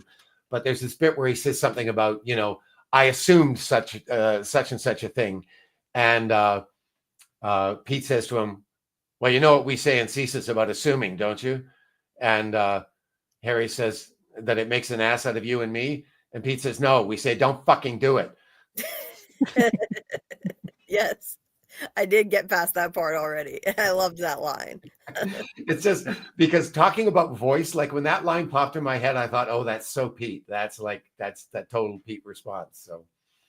Oh yeah. Yeah, I got a good vibe of those two in the, like, especially in your opening scenes. Yeah. In the cafe and everything. Like, without spoiling, is there a lot of scenes with those two together? Oh God, yeah, all the way through the book. Okay, well, yeah, because I do enjoy that dynamic. I see myself way more like Pete. As soon as I'm just like, this is me in this scenario. Like, I'm Pete through and through. I'm Pete. Like, I can definitely see that. I think a lot of people reading this book would identify more with Pete than they would with Harry. In fact, after I had the editor do her number on it and I did a complete rewrite, I hired another editor a second time. And his comment about Pete was he thought he was the most fully realized character in the book. Wow. which I thought was interesting, seeing as, I was spending all my time concentrating on Harry, but I do think Pete, for whatever reason, because he's not based on a real person, Pete's a totally fictional construct, but I'm sure that somewhere in my subconscious, he's an amalgamation of lots of authority figures in my life that I've just kind of lumped together, but he is a really interesting guy, if I say so myself. I mean, there was a scene that I mean, he's so harsh. There was a scene that I read that really struck me, where he was reading the first draft of I'm calling him Doug because he's so much like Of you, Doug's book. Harry. He's reading the first draft of Harry's manuscript, and he's just trashing it, saying Oh this yeah, is absolute garbage, and he's brutal about it, and saying, you got to just redo this whole thing, and and he does that whole sex sells speech too. Like, there's not enough sex. There's not enough. You got to get more graphic. Like, you're just like cutting right when you get to the good part. And I was wondering, like, have you gotten feedback like that where you felt like you had to rework something, or is that just something you dreamed up for that character? No, that was me making fun of my own writing. That was just Oh, you. that was. I thought for anybody who is not enjoying this story, when they get to that book, when they get to that scene, they're going to be going, "Abso-fucking-lutely, this guy's absolutely right. This thing sucks." I wanted to give them something to chew on, just in case anybody wasn't enjoying it. So that's Well, that wasn't me. I was like, what the hell is he talking about? I'm loving this book. that's just a little self-deprecating humor. That's all that was, Yeah, it felt. It's usually the best kind. It felt meta. It felt meta, like you were, kind of critiquing your own stuff. But then I liked how after that there were more, you know, he said, okay, sex sells, you need to get more graphic. But then the next few times it's basically even less graphic. You do the exact opposite of what he said. The next few scenes, it's just alluded to that there was a sexual encounter, but there's like nothing at all in terms of detail. So I liked that. It's like he was saying, screw you. No, I'm going to do this my own way. Yeah. Yeah. And the other thing is, Pete's all about tough love. That's really what it is, And you will see throughout the book that that element never really goes away, even when he's feeling warmth towards Harry, which he does in many instances. There's always that element of, tough love. Yeah. I got that sort of like tough love, sort of like a father type figure from even the way he calls him kid and everything. I'm just like, oh, so this is just like my old man, but if he actually cared a bit more. That's the way that I looked at it, like, sort of thing. Like, if this is my dad, but someone who actually, is a little bit nicer. He's kind of like my dad if he cared more. Totally. Yeah. Totally. Yeah. I wish more people could read this. Oh, God, it's just it's a shame to me. And also, I just know when I finish like the first and the second book, I'm gonna wish that there were more, because I know you were planning on a whole series. Yeah, is it gonna end on a like a cliffhanger thing where, or is there a good resolution in the second? No, neither books have a cliffhanger ending. Okay, that's good. Certainly, things are left open that you could see things developing, but no, nothing like that. There's nothing leading to the next story at all. Just you sort of know that these people's lives are going to go on after this. Is kind of the feeling, I think, at the end of both books. That's good. Yeah, I wish more people could read it, but at least they can read your plays. Amy says she started reading Deadline, so that's great. She'll be able to be part of our discussion when we talk about Deadline. Samuel read it, just me. Doc's got it. So Grant was planning on reading it closer to when we do the discussion, so it's really fresh. Mm-hmm. And I'll read it like the night before, or the a day or two before, and then make notes. It'll be the easiest way of doing it, because I'll read it now and you go, no, I'll be right. I don't need to reread it because I'll remember it, and then we'll do the stream and I'll be like, what part was that again? And I don't. Yeah. Wait, there's a play in this play. Wait, what? I don't remember that. I actually already took notes myself before I even knew we were going to do this stream. I took notes on stuff I wanted to talk about, so I'm all set to go when we do it. So yeah, if anybody wants to check it out, please check out the link in the description to Doug's play Deadline, we're gonna have a fun discussion on that. And if you I'm just enjoy gonna- hearing Doug's stories, you're gonna enjoy the deadline. Sorry, what, Doug? I was just going to say, I'm just going to refill my water glass. So if you want to take a moment to maybe see if there's any questions you want to field, I'll be back in a couple of minutes, if that's okay. Oh, absolutely, yeah, by all means. I swear, every time he leaves, I see the mini man in yellow look at me.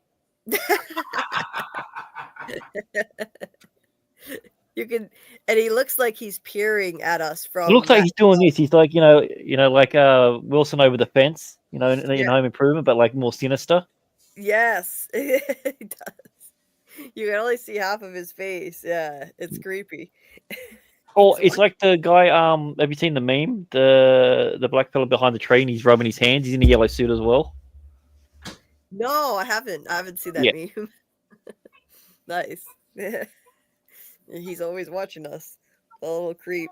Samuel said he's moved his head since the beginning. I'm sure he has. Yeah, Martin, we heard Doug laughing in the back at that.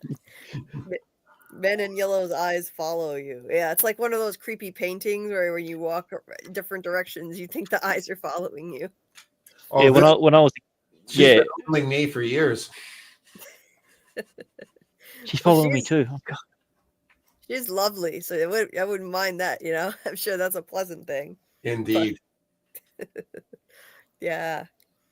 Dieter's saying, Julie, you need a mic like Doug's. That's interesting, Dieter, because I have no idea how much of an effect this is having because I've done interviews where I've used it. I've done some where I haven't used it. And then I watch it on YouTube and I can't really tell the difference. So it's interesting if and one of the reasons I like to use it is because my computer has an annoying habit. If I use the internal mic on the computer, the volume drops consistently throughout the interview, and I have to keep going in and fixing it. This way it stays more or less constant. So, well, anything that connects with XLR is superior to USB anyway. So yeah, that's good.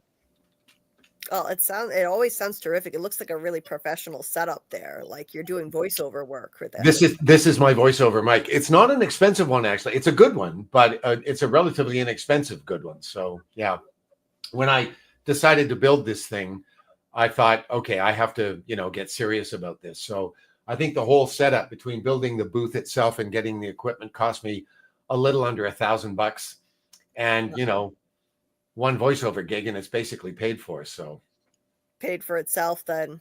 That's great. Are you still planning on doing more of that stuff? Like, yeah, when things come along. But it's been interesting, this weird thing has happened to the voiceover industry, and it coincided with COVID, which is when everybody and his brother like me started building these things at home, and suddenly lots of actors who hadn't been doing voiceover work were joining the crowd. But there's another thing that's happened, and that is a lot of people are doing this as non-union.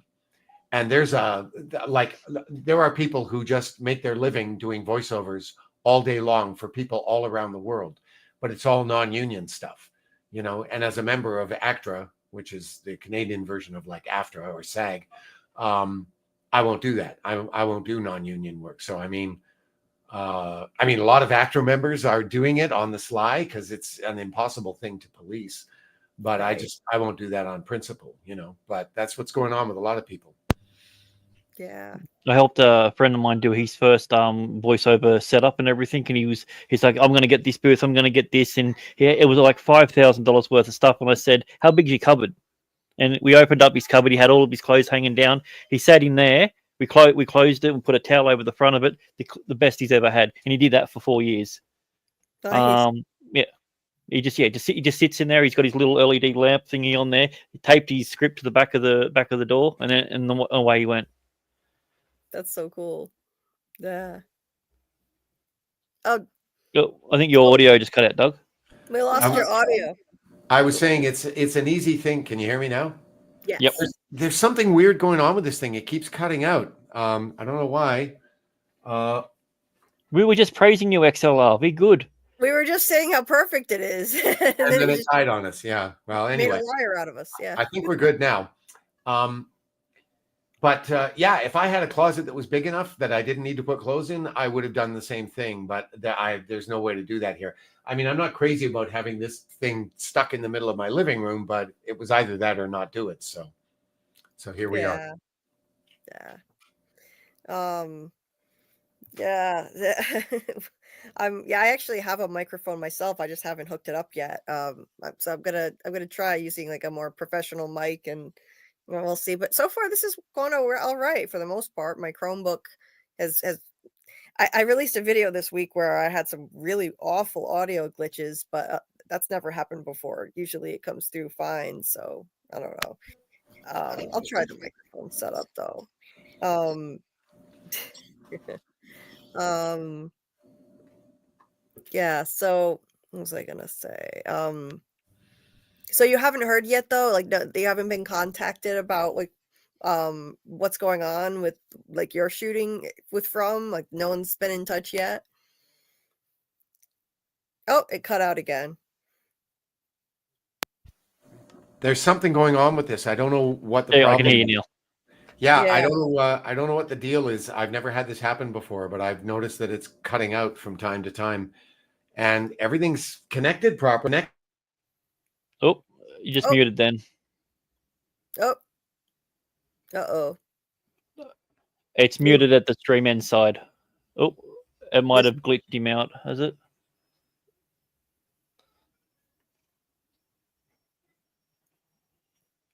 The mute button. The mute button is on Yeah, we your still mute. can't hear you, Chief. On The StreamYard itself, I think you're muted. It's there it is. yeah. There we go. It muted itself. There was a message that said your microphone is unplugged, and I was like, no, it isn't. But yeah, I think there was a loose connection which was causing all of it. So hopefully we're good now. So yeah, so much for the professional mic. Yeah. Doug's story walking. Doug's story. Yeah, Bill Chill said Doug's story walking again. It must be tricky if you're like looking for, you have the occasional gig, like you just recently did a day player gig, and you don't know when From is going to be shooting. So like, it's got to be tricky to figure that that kind out. of thing is not so tricky because those gigs, like the first thing that will happen before From gets back up and running is they will send an availability check to my agent saying, is he available on these dates? And they always do that fairly well in advance because you do book things, sometimes several weeks in advance. So I would imagine probably sometime like April, maybe late April, they will get in touch and say, are you free on these dates? If they're starting in June. But I would be surprised if I heard anything much before that, With theater gigs, I'm already turning down things that are happening in the summer because it's like, no. Yeah. I mean, you can go in and audition and then, of course, choose to turn the show down. But the problem with that is when you audition for summer theater companies, the auditions are typically happening around this time of year, and they usually want to book people as soon after the auditions as possible. And they don't appreciate people going, well, I can't really say just yet, and you try to put them off for a few weeks. That is not good. So, And I guess there's always the danger of falling in love with a character that you've gone to audition to, and you're just like, now you're stuck between, like, I don't want to say no to this character, but I have to. Yeah. Yeah.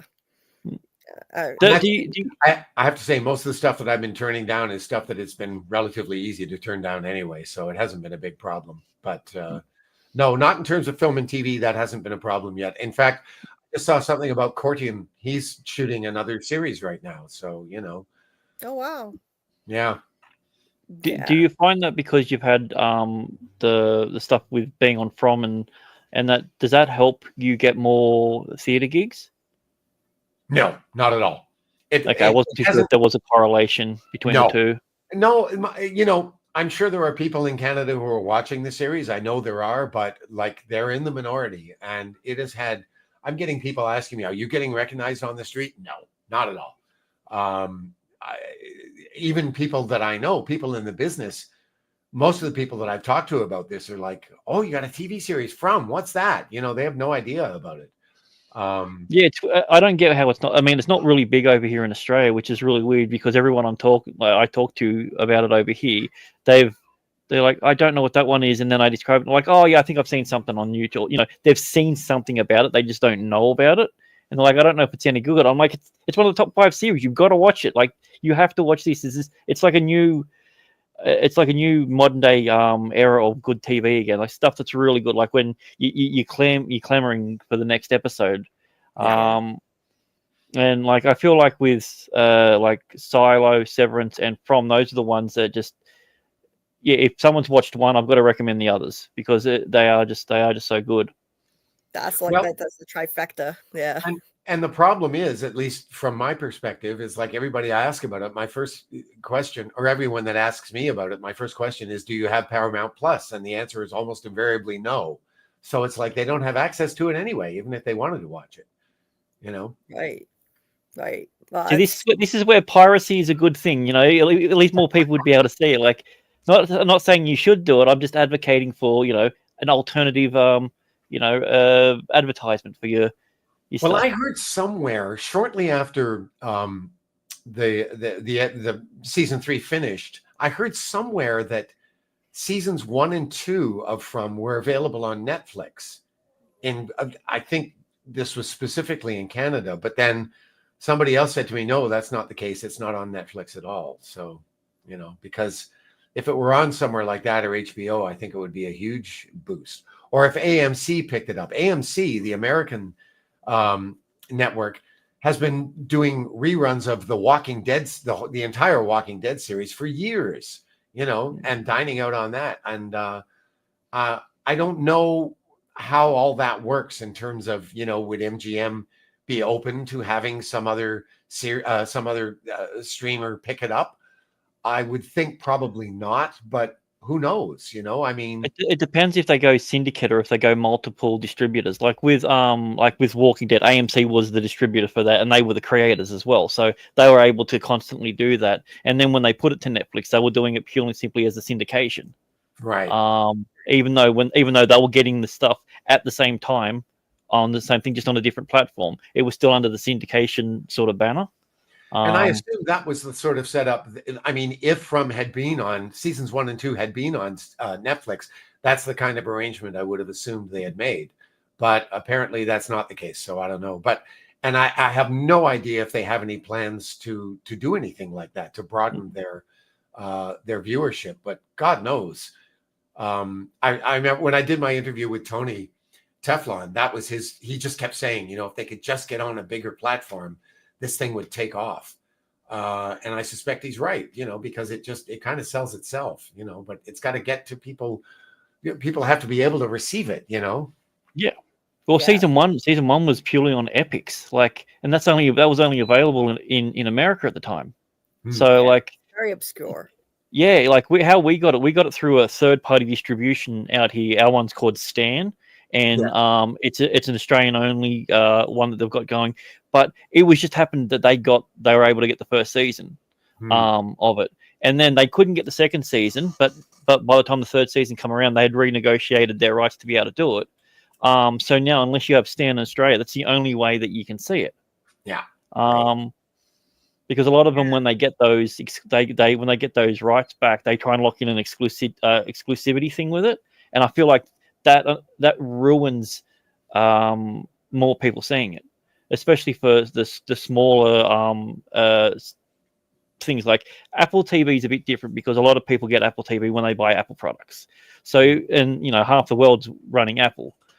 So anything that goes on Apple can go pretty big. Same with Netflix. Netflix is the biggest one, but the next biggest one after that is Paramount Plus, and as you said, no one really has that.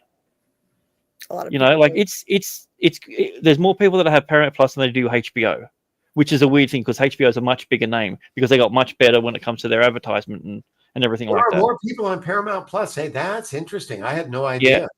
Well, HBO has changed its streaming things 4 different times. It was HBO Go, then it was HBO Max, and then it was Plus, and they did too many different things where they were constantly changing the platform. So people are like, well, I got a year subscription with this one, and now it doesn't transfer to this because it's a new platform.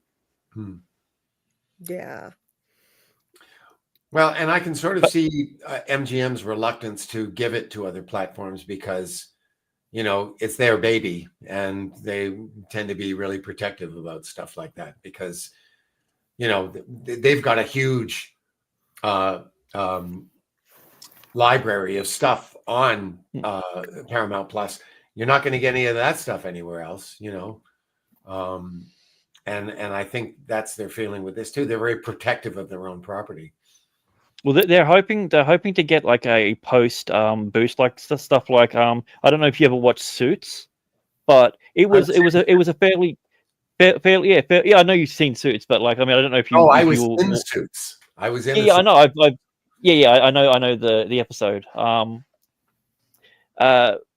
I'm saying is I didn't know like when it comes to that, it wasn't big at the time. It was a decent enough series, but it became massive over the past 4 or 5 years because of its syndication on Netflix. And it had the best number. And most of them are trying to. They have the belief that okay, if it doesn't work now, it'll work later. And it's really hard when they don't. I think the best thing to do is get your syndication out there, get it to as many people as possible. Yeah. But just literally call it MGM. That like they did it with The Walking Dead. It was this week on AMC's The Walking Dead. Yeah. At the beginning of every single previously or whatever it is or what's happening this week was AMC's, so everyone knew where it was. Showtime did the same thing with Dexter. The very first thing you saw before even anything to do with Dexter was Showtime Presents, and then it was Dexter. So I think they need to do that because, as I said, the more people that they can get to, the better. But MGM has always had a real big issue when it comes to distribution because they are distributors themselves and they want to do it themselves because that's their business. And and therein lies the problem, I think, And I mean, all you have to do is look what happened to the original Star Trek series. I mean, it was constantly in danger of being canceled because its numbers were like just on the bubble. And the only reason it lasted, they almost ended it after the second season, but they got such an outcry from the viewership, people writing in and stuff like that, that they kept it for 1/3 season. And then that was it. They cut it off. And it kind of went dormant for a few years. And of course, the fan base, they were very much like From, exceedingly loyal, and they were all over the place. It was incredibly popular, despite the fact that their ratings, their Nielsen ratings may not have been that high, but it was really, really popular. And then a few years went by, and then it went into syndication, and it took off. And look what that has created as a result, because everything that came after it, The Next Generation, and then Voyager, and all the other series, and all the movies, 14 movies. None of that would have happened if they hadn't gone into syndication. So, I mean, and that's not necessarily going to happen with everything, but given the quality of From, if they were able to work out some kind of a syndication deal, I think it would be a monster, Yeah, it would probably help with the budget too. Like it can't be a cheap show to produce. So it is a cheap show to produce. Is it? Yeah. Well, the sets are all there already, and they weren't very expensive to produce in the first place. It's in an inexpensive location. I mean, that place can't be costing them a lot.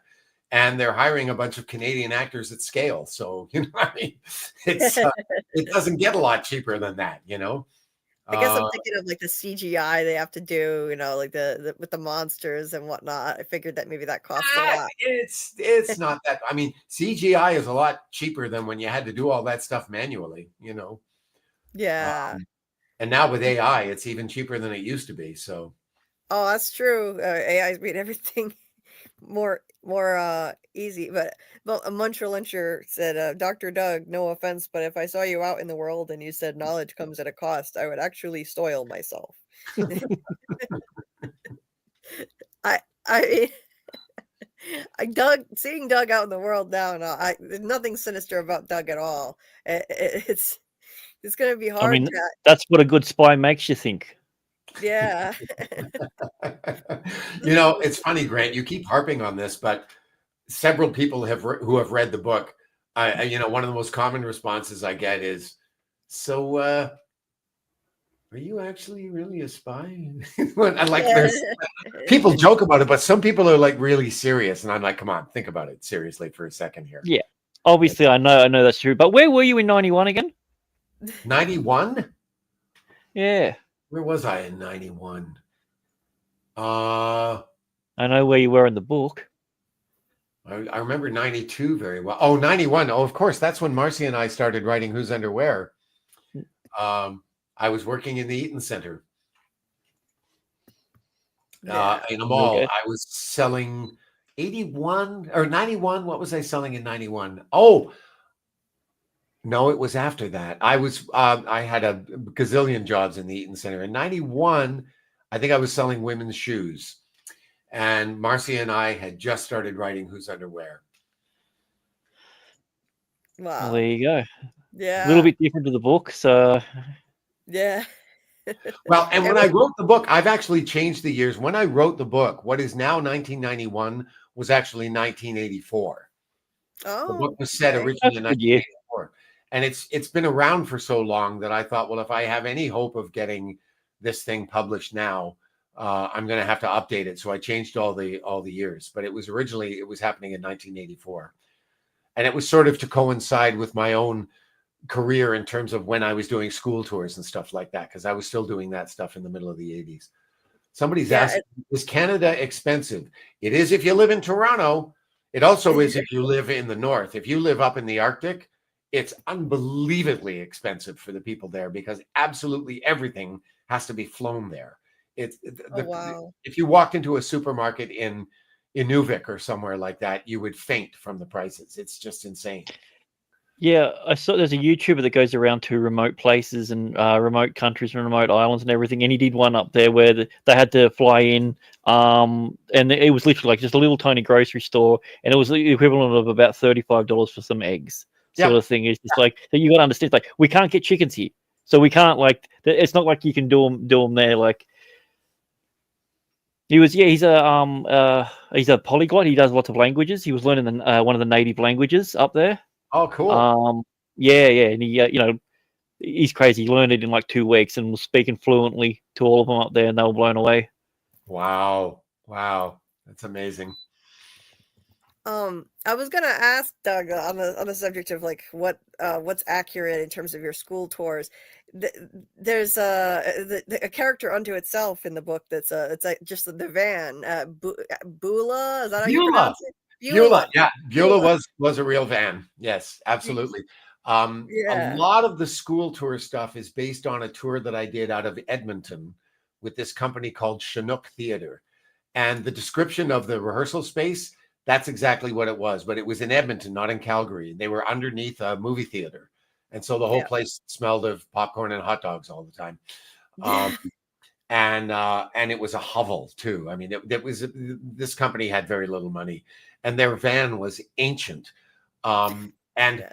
and there's stuff that happens to the van. I don't want to go into detail yet because you haven't got to that part of the book, but there are things that happen to that van that are based in reality. I'll just say that much because if I say any more, I'll give it away. Yeah. But That yeah, she's like that van needed constant maintenance and attention because it was just on its last legs. In fact, it was so old that its odometer was still in imperial, not in metric. So it was still counting miles, not kilometers. And the van crossed over. I don't know how many hundreds of thousands, but because it only went up to 100,000 and then it would flip back to zero. But oh, one day wow. we were in this place called Vegreville, and the numbers got back to all zeros. So we had a little party. We pulled off. We had actually made a little sign that we put on a stake and we hammered it into the shoulder of the road. You know, seeing here's where Beulah was rebirthed, and somebody baked a rebirthday cake. We all had a piece of rebirthday cake, and danced around like we had a brand new van. You know, I think that's in the book. It might not. I can't. That might have got cut out. I can't remember. But that's based on a true story. Yeah, Beulah is totally based on a true story. I figured it had to be. It sounds terrifying that driving that much in this death trap sounding thing that's practically falling apart. Like, And on that van, I was almost doing almost all of the driving. So I was the one behind the wheel on that van. So yeah, it was scary. yeah, I bet. Wow. Yeah. The school tours, just reading more about it, it sounds Yeah, just mind numbing, you know, morality plays for little kids, like trying to teach them something. It's it must have been I mean, I'm sure you had fun hanging out with the cast and everything and traveling around, but the actual shows, oh my God, it must have been torture doing that kind of stuff. But that's work. Yeah, Uh, the description of the shows that we were doing, uh, those are based on two actual shows that I did. Um, yeah. and they were with this company in Edmonton. They were the two shows that we were doing with them. And yeah, those two, I mean, none of the school tours I did had particularly great scripts, but those two were easily the worst of them all. So yeah, Yeah. yeah. But when you're a struggling actor and you're looking for work, hey, it's a way to start and get your feet wet. So, I mean, it sounds Oh like yeah. fun though.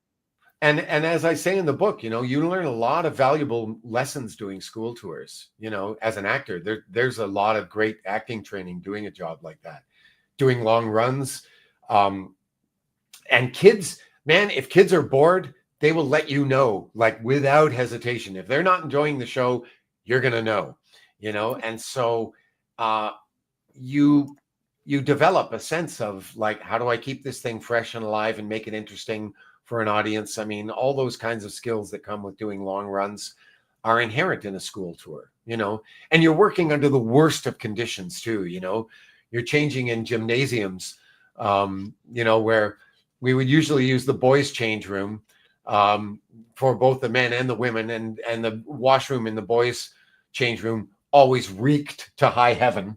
you know I was going to write a textbook for young actors on the the trials and tribulations of doing school tours, and I even had a title for it. I was going to call it An Actor Perspires. So if anybody who I like it. knows their Stanislavski, they'll get the joke. Yep, yep. Well, I mean, people keep saying like as they get to know you through these lives, like, well, we need an autobiography. Well, this is the closest thing you're gonna get, and unfortunately, it wasn't published. Damn it. And it was my thinking about writing an autobiography that was the original idea behind this book anyway. It was the day that I came up with the idea that, oh my God, I could make him a spy, do this as fiction rather than an autobiography, that I actually thought, okay, now I can write this. Right. Yeah, because the guys up above, they gave you the clear. I understand. That's right. Yeah, they gave me the green light.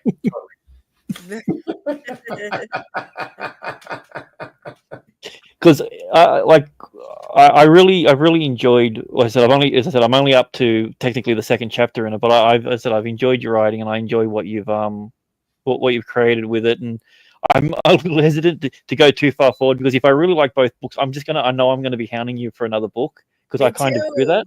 Well, And that's not a bad thing, because and here's the thing. I'm not really in any hurry to write a third one at this point, only because I haven't had an idea that grabs me sufficiently that I really want to do it. But if that should happen, I would start another one in a heartbeat, you know?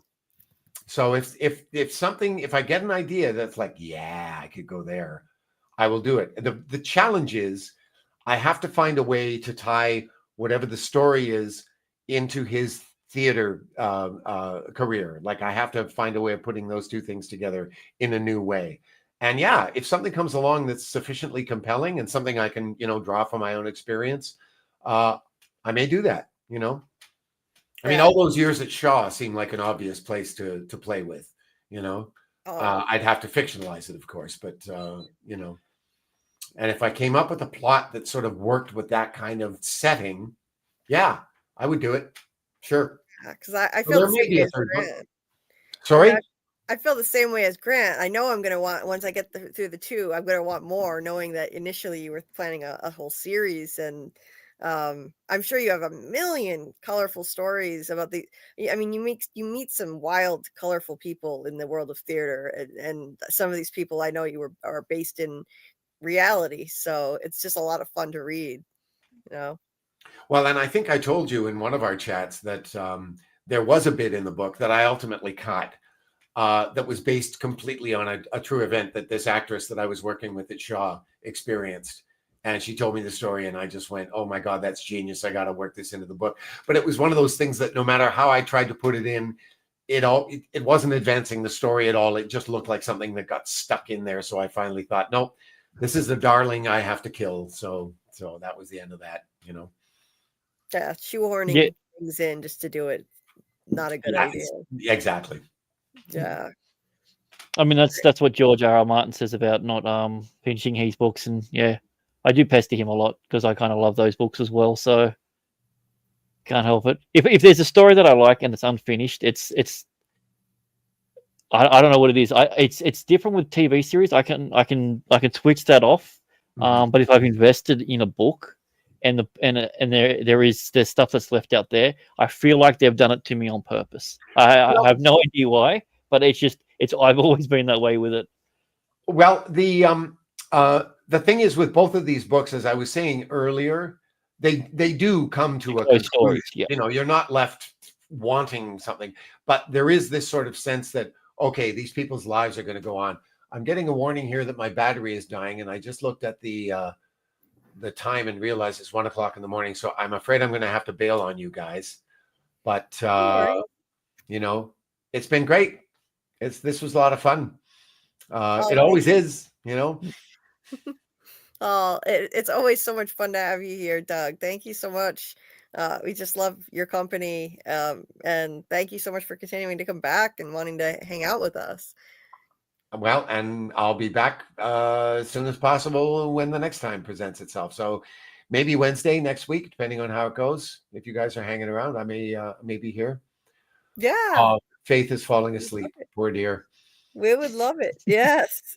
Doc said, thank you for joining us, Doug. Yes. Everyone is always happy to see you.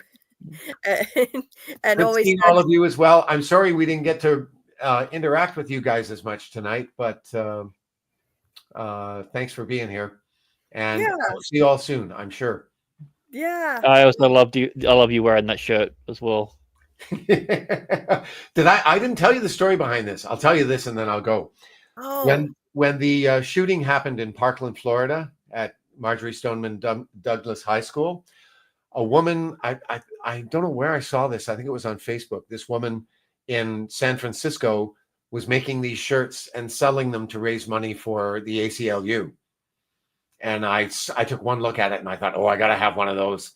So I sent her a thing and how do I order one? And so I ordered the t-shirt and I said, I'm ordering this because I'm an actor. And she said, oh, can you do me a favor? Take a picture of yourself and send it to me so I can use it to promote the t-shirt. I said, yeah, totally. So I sent her off a picture and I guess she's been using it to sell her t-shirts, but that's where this came from. Yeah, I remember seeing it on your Instagram a little while ago. Yeah, the whole thing of, people claiming that nobody was really killed there. Those people getting in front of the cameras were all crisis actors. I mean, what a ridiculous lie. I mean, it's just like something that's so, patently false and easy to disprove. I don't get what that's all about. You'd have to pay good if you were one, though. Surely. Like the pay would have to be through the roof for someone to do it, because I couldn't imagine someone doing that and then doing it over and over again. Like, unless they don't have a soul, I guess. Well, no, but I mean, the thing is, if they were crisis actors, if it was bullshit, it would eventually come out. So, I mean, no matter how well you're being paid, how long do you think that's going to last before you're it's a short-term gig fraud, and that's the end of your income stream right there? No, it doesn't make any sense on its face. It's ridiculous. That's complete nonsense. Michelle Miller says, yay, thank you for joining us. This was awesome. And I gotta say this one, Nightman LOL says, I wish this live stream was like The Town. Doug wouldn't be able to leave. Well, I'm glad you all enjoyed it so much. I always hugely enjoy these myself. And, so don't worry, I'll be back real soon. Great. Yeah. Welcome seeing you again, Doug. All right. We'll look forward to the next one, Doug. Thank you so much. We love, like Dieter says, we love having you here. And I love being here. Bless you, Julie, and we'll talk. Awesome. Okay. Good night. Bless you, Take Doug. care, everybody. Have a good See ya. night. Oh, he's just the best. You know, everyone is always like, "No, Doug, don't go." It's like Jade's line on the show with, "No, Frank, don't go." It's Doug instead, but it's not facetious. We really mean it. We hate to see him go. Yeah, you're welcome, Michelle. I'm glad this life could keep you going at work. I hear that a lot. I don't know where you are, if you're working third shift or you're overseas in a different country, but I hear people who say they work third shift and it helps, and I'm glad to be of service. You're helping me too, keeping me company, so I appreciate it. And good night, Faith. You are welcome, Faith, and we'll hook you up with Doug's recipe for, I forget what it is now, but Faith wanted his recipe for some, Ooh. I forget what it was. It's some obscure thing that he made that sounds amazing. So I'm gonna hook her up with that. Yeah. Um we just love having Doug here. He's the best, and I'm sure he'll be back soon. But I mean, it was amazing to hear that From might actually. It's. Yeah, I mean, earlier, like, yeah, in June it might start shooting in June. I haven't heard that from anyone yet.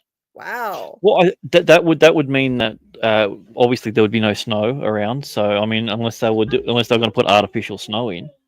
Right. But yeah, like I mean, if they're doing that, maybe it's a flashback.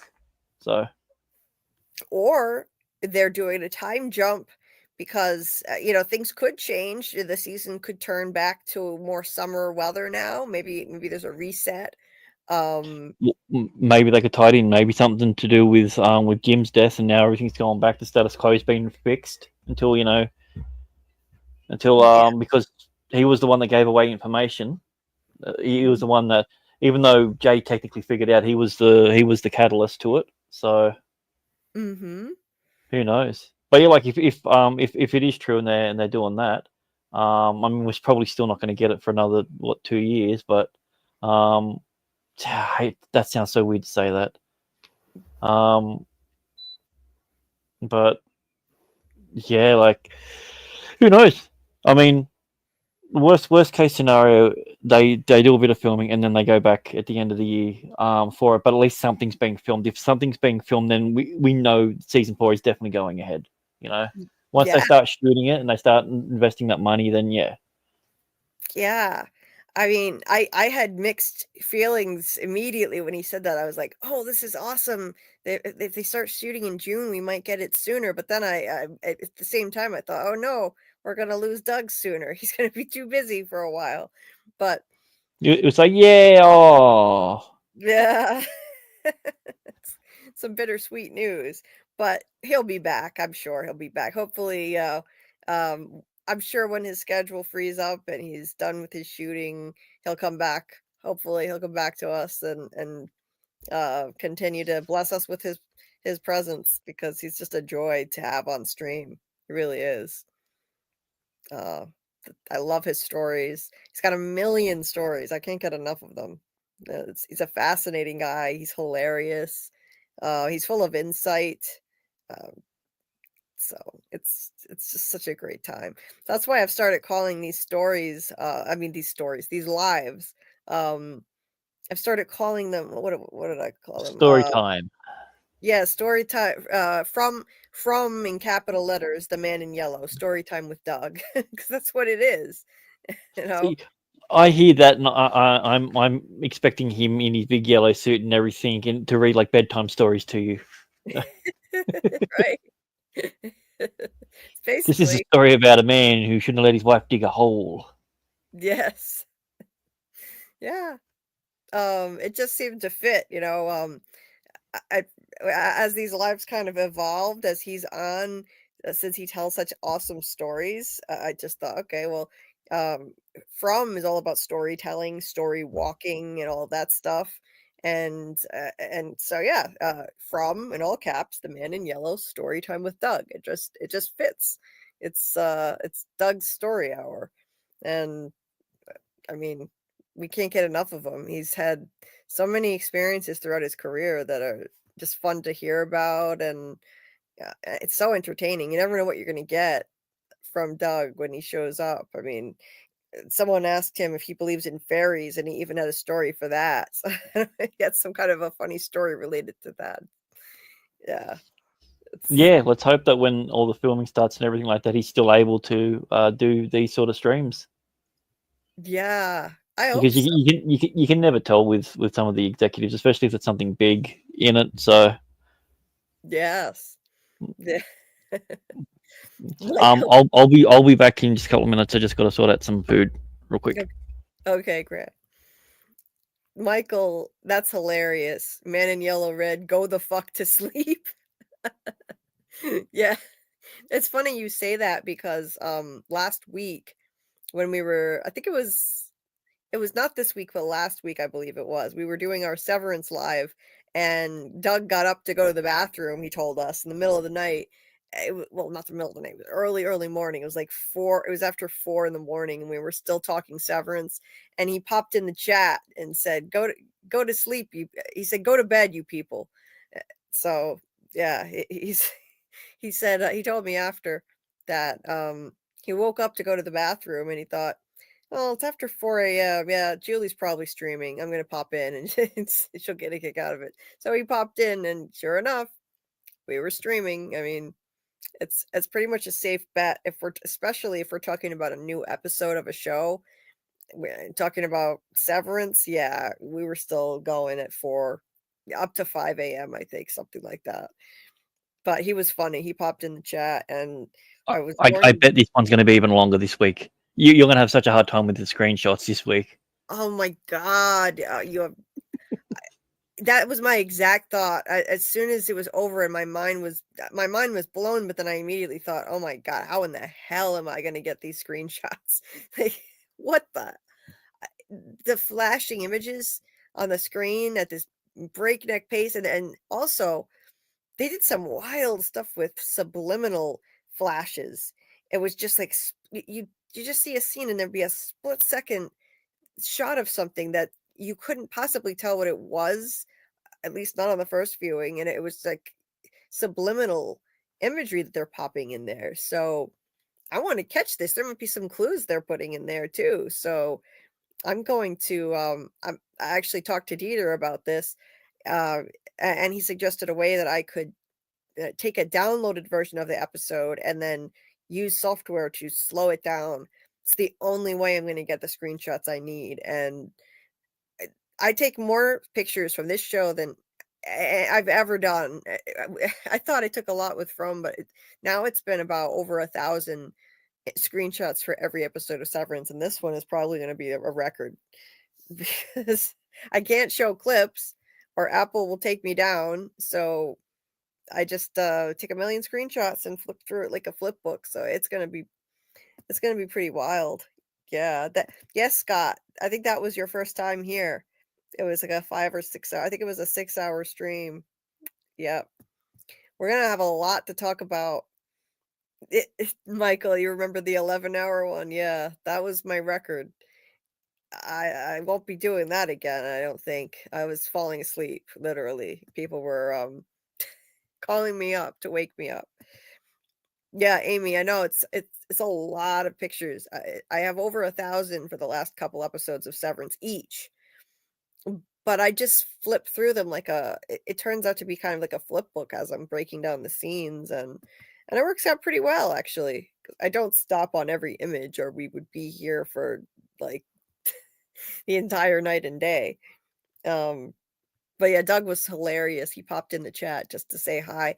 He's gonna start watching Severance soon, and I think he's gonna love it. So once he gets into it and he's caught up, maybe he could share his thoughts with us when he comes on, because I know it's gonna be up his alley. It's got so many parallels to From, the character drama of it. I mean, with this latest episode of Severance, it's more clear than ever that at the whole core of it, it's about trauma and the way that people cope with trauma and compartmentalize their emotions. That's what they're doing. I mean, this isn't a Severance stream, but I mean, I was just thinking about it earlier. That was a whole mind fuck. What we just watched, episode 7, it was a mind fuck. But at the end of the day, I watched it 3 times, and at first it seemed like completely random shit, and I'm like, "What in the hell is going on?" And then I thought about it, and it all boiled down to just one simple thing. They're compartmentalizing emotions and trying to Mhm. flatten them and desensitize people to them. That's what I said. They take people's most predominant feature. Like you saw how steadfast and how resilient um, Gemma was, but when she turned into Miss Casey, she's docile and everything. But I also got the idea that when they're doing the different rooms, she's a different version each person that goes through the room. Yes. Yes, she is. Because And the in Christmas one was very different to all the other ones. mhm, mhm, and in So I'm like, yeah, there's 7 different versions of her. yeah, and in each room, she's doing something that she hates, and they're trying to desensitize her to it. That's what I think is going on here. So they're compartmentalizing her emotions.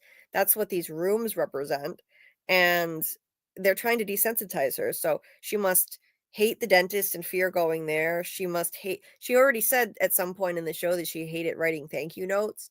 So in one room, she's eternally writing thank you notes at Christmas. In another room, she thinks it's like a plane is crashing, so they must do some kind of virtual reality thing. That must be a fear of hers. They're trying to desensitize her, flatten her emotions, and compartmentalize them. That's what the rooms Uh, represent. It's I symbolic. think a lot more nefarious things are going on there with the Doctor and her. Like, can we get a I think this season for me is about like how many times is someone's body going to be used without their permission?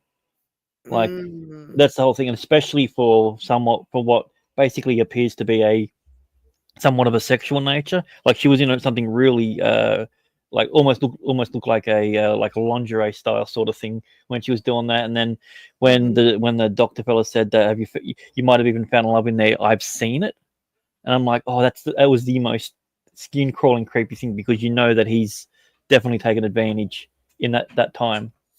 Oh, that's so unsettling, right? And we heard a Drummond voiceover telling him, "You know that you're going to have to let her go after Hmm. this, right?" After that one, yep. Yeah. So, it's so sinister, like, they have complete control, like, he could do whatever he wants to her. That's a horrifying thought. Yeah, The My wife had a bit of had a theory about when the doctor was saying about when she was trying to convince her that Mark had moved on and had a child, a little girl. yeah, Whether that was Lumen's plan the entire time was for Mark to get Helly pregnant it's or possible. Helena or yeah, like because Yeah. like I mean every episode they're hinting that he's going to be a father. Like it's getting more and more and more obvious every single episode. Oh god, yeah. What you pointed out, with that when he was coming out of the Chinese restaurant and half of the sign is off, but the other half is still lit up and it says FU, which means father in Chinese. Uh, I mean, it's right next to his head. He's sitting in his car Mm. and it's right next to his head. It's like a bright arrow pointing at him. You're gonna be a father. Mm. Yeah, it Wow. was just it was one of those weird ones because I saw it and I was like, it's like grandfather. I'm like, because they always talk about Key like he was like, yeah, everyone's great, and that's what I thought it meant. And then I went, oh wait a minute, why they wouldn't deliberately have half the sign out? You know, like No. as I said, they take some months to do an episode, sort of thing, and they're meticulous about every sort of thing. I found the director of this one very at first, I thought it was a little bit more of style over substance, but as you said, like going through it again, yeah, you're picking up on more things, and it's there's a lot more connectivity to it. But I definitely think that each director has their own very unique style, and this director, she's very very visual. Yes. Um, And she's brand new. mm, This is her debut. mm. And which is incredible. Oh my god. Imagine being able to do that with your directorial debut. It's crazy. Extremely artistic. Um, yeah, that's unlike anything we've seen on the show yet, and it blew my mind. It's extremely artistic style, the style was just, it was just mind melting the way that it was transitioning into each scene, and it's all non-linear, and like it was just insane.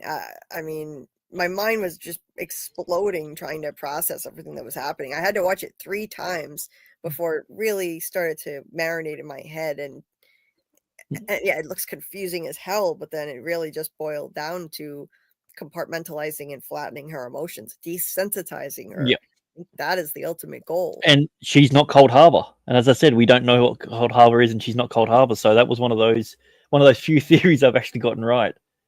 Yes. Yeah. So she hasn't been that's the one room she hasn't visited yet. And I wonder why. What's in there? It's interesting. Can Yeah. she not visit it until Mark finishes it? Yeah. I maybe that's it. And that's the once that's done, she will be completed. And one of the rooms that she was in, I saw somebody mentioned on Twitter. It was a file name that Mark got a special award for Award complete. for, yeah. It's like this crystal thing with his face in it, Yeah. lasered Allentown in. or whatever, Allentown or Yeah, Allentown. yeah. So he completed that one. That must have been a really special one for some reason, and I'm assuming it was the first one that she had to deal with. yeah.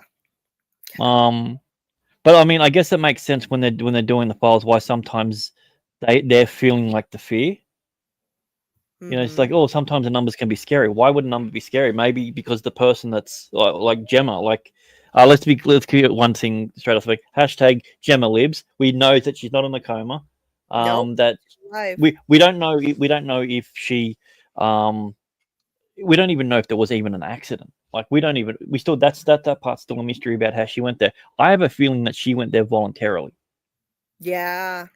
Yeah. Um, For some kind of radical fertility treatment, and they I lied. thought that's what I thought. Yeah. Yeah, I think so. It was funny because when the doctor was there, they had a screenshot past the chair, and the wife was like, "She should hit him in the head with," and then bam, got hit in the head with the chair.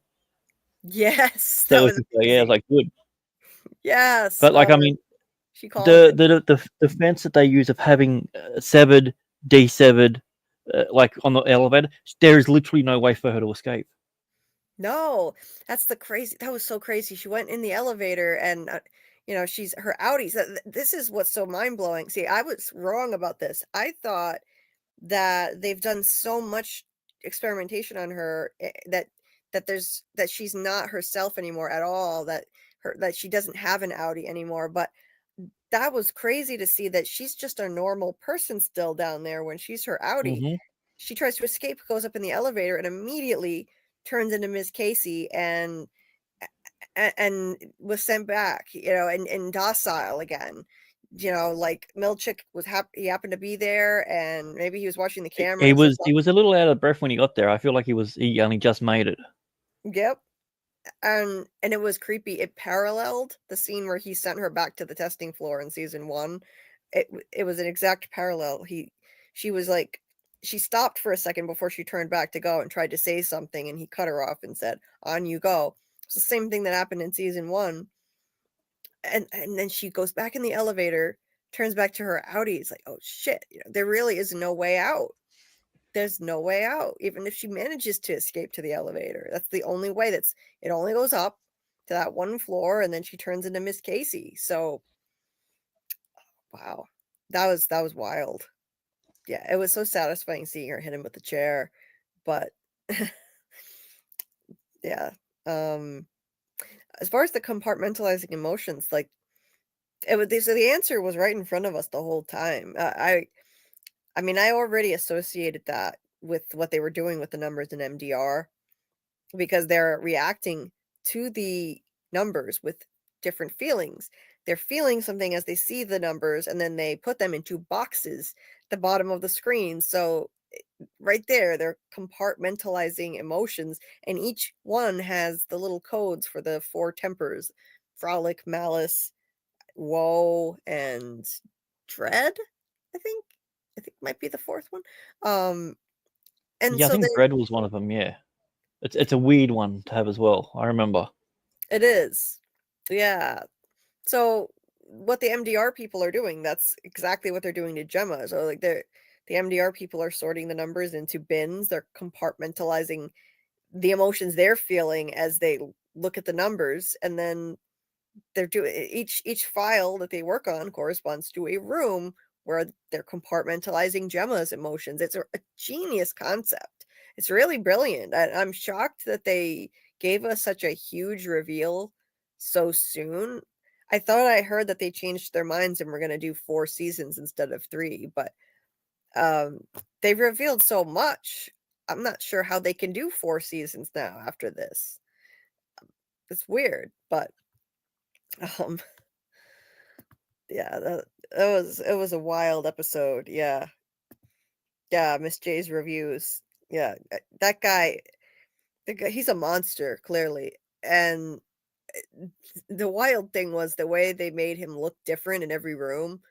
He had him Yeah, with wigs on and and the face. moustache in the airplane, like it's. Oh yeah, he's just I don't know whether he was more creepy as the doctor or as the the I don't want to say the husband, the sweater one, the Christmas one. The Christmas sweater one. Um Yeah. yeah, it's I could think of nothing. Oh, I just the actor, I feel like I know who he is, but I've never seen him in anything. But he just Me looks too. so familiar. He does look familiar. I still Yeah. don't get why still don't know why they hid his face. Was that just for a theory craft thing? Yeah, I think I think they just probably did that at the end of the day to just heighten the mystery of the testing floor, because he was on his way there, and it was more about the mystery of the export hall and the testing floor. Like, what is going on down there? It is odd that they went to such lengths to hide his face and made us think that he was somebody we knew initially, but I guess it was just to heighten the overall mystery of the testing floor, you know? Yeah. Like I don't know, there was this I feel like there was a wasted opportunity because I feel like knowing how well Ben Stiller can act, I think he would have pulled off that role as that doctor perfectly.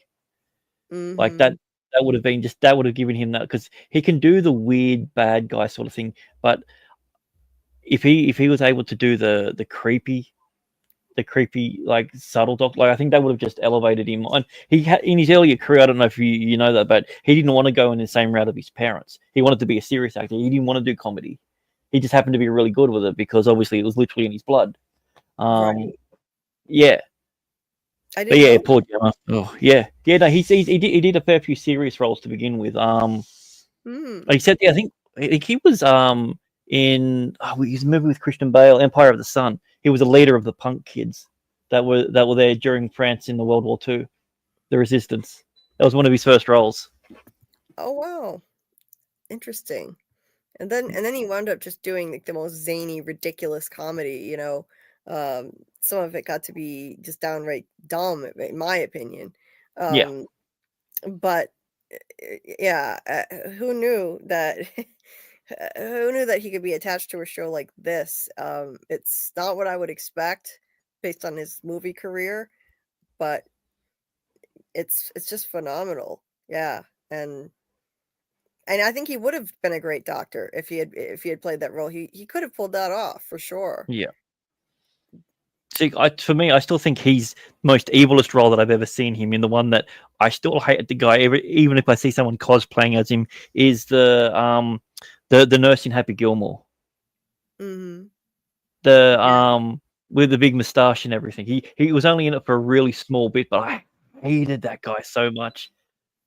Yeah. And I just think he could be like he's one in Dodgeball and everything was just too cartoonish, and some of the other ones that he's done Yeah. have been like that. But Yeah. yeah, I think he would have been good as it. I was really hoping it was going to be him Me too. Uh, because I know that he wouldn't be able to do that wacky sort of stuff. He'd have to take it seriously. right. Because like I mean, they've even got Christopher Walken not making people break. Like he's a guy that is so hard to wrangle. for any sort of role. Like he always wants to add his own things, and as you even know, he even added a few lines to his stuff anyway because it's Christopher Walken. If he wants you to bring expensive wine, you got to bring expensive wine. Yes. But they managed to turn it into a bit, so Yes. Yeah. Yeah,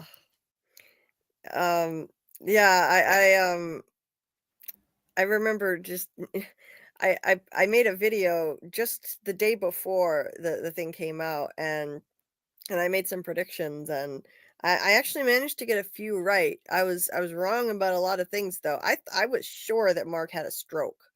I mean, I was like certain of that because I I mean, Ragabi said herself that there was a risk of hemorrhage and there's such a thing as hemorrhagic stroke. I Googled it.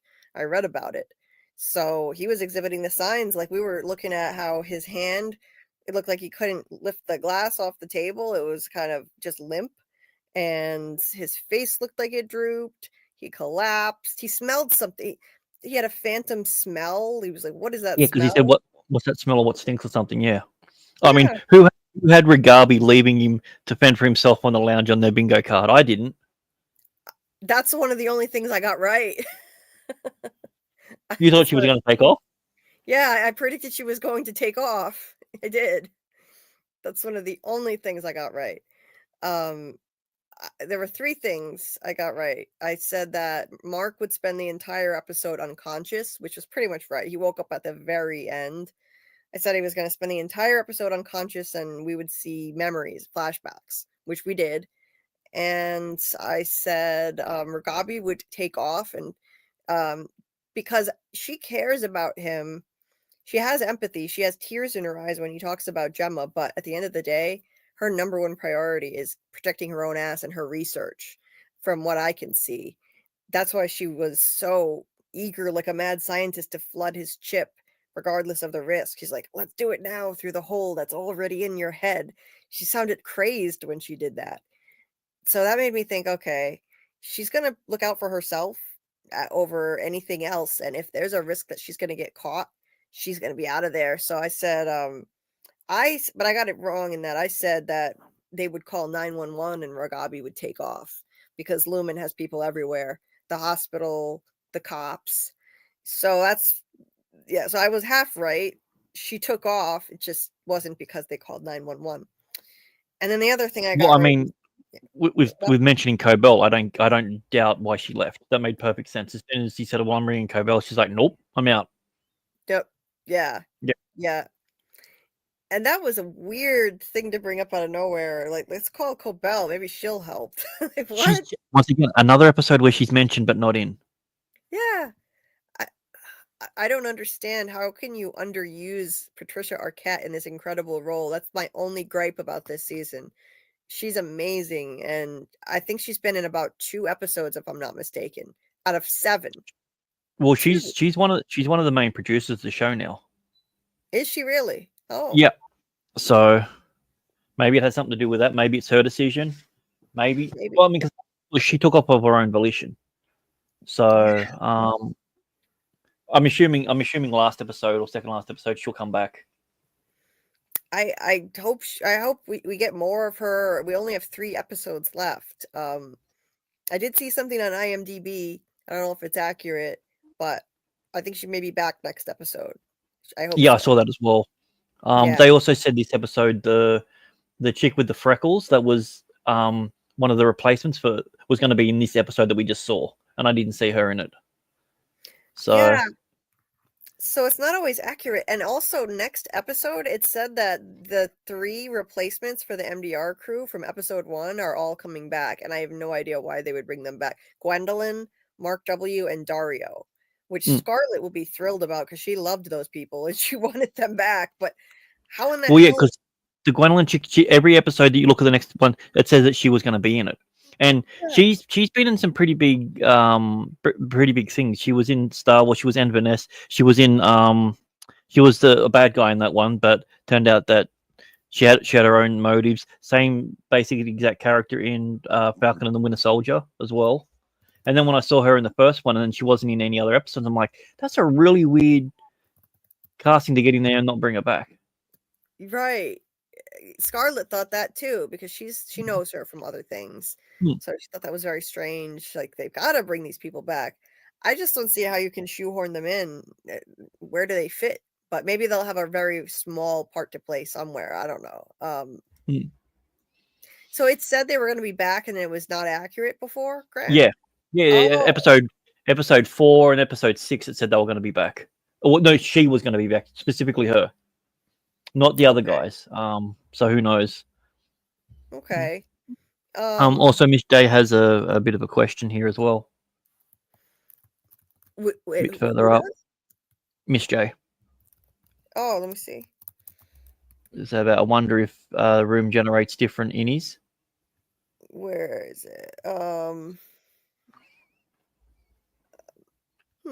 I don't see it, but what, the room generates different innies? That's Yeah, interesting. so she says, I wonder if each room generates a different innie or it wipes the innie's memories. Like, I'm wondering if Gemma's innie remembers each interaction that she's had with the doctor / fake husband.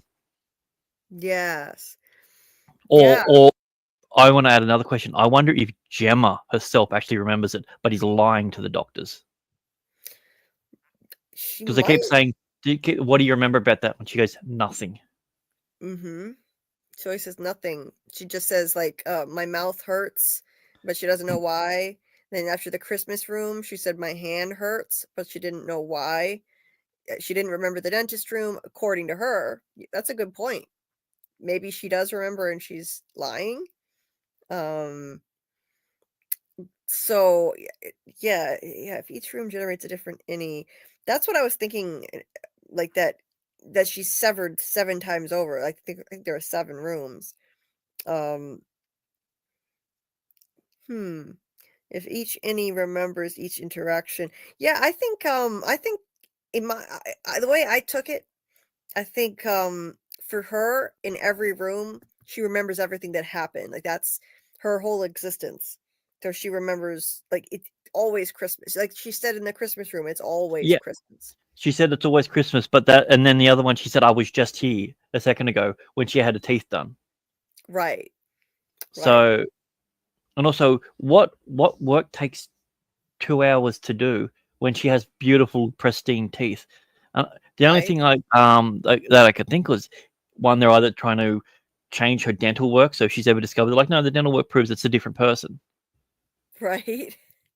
Yeah.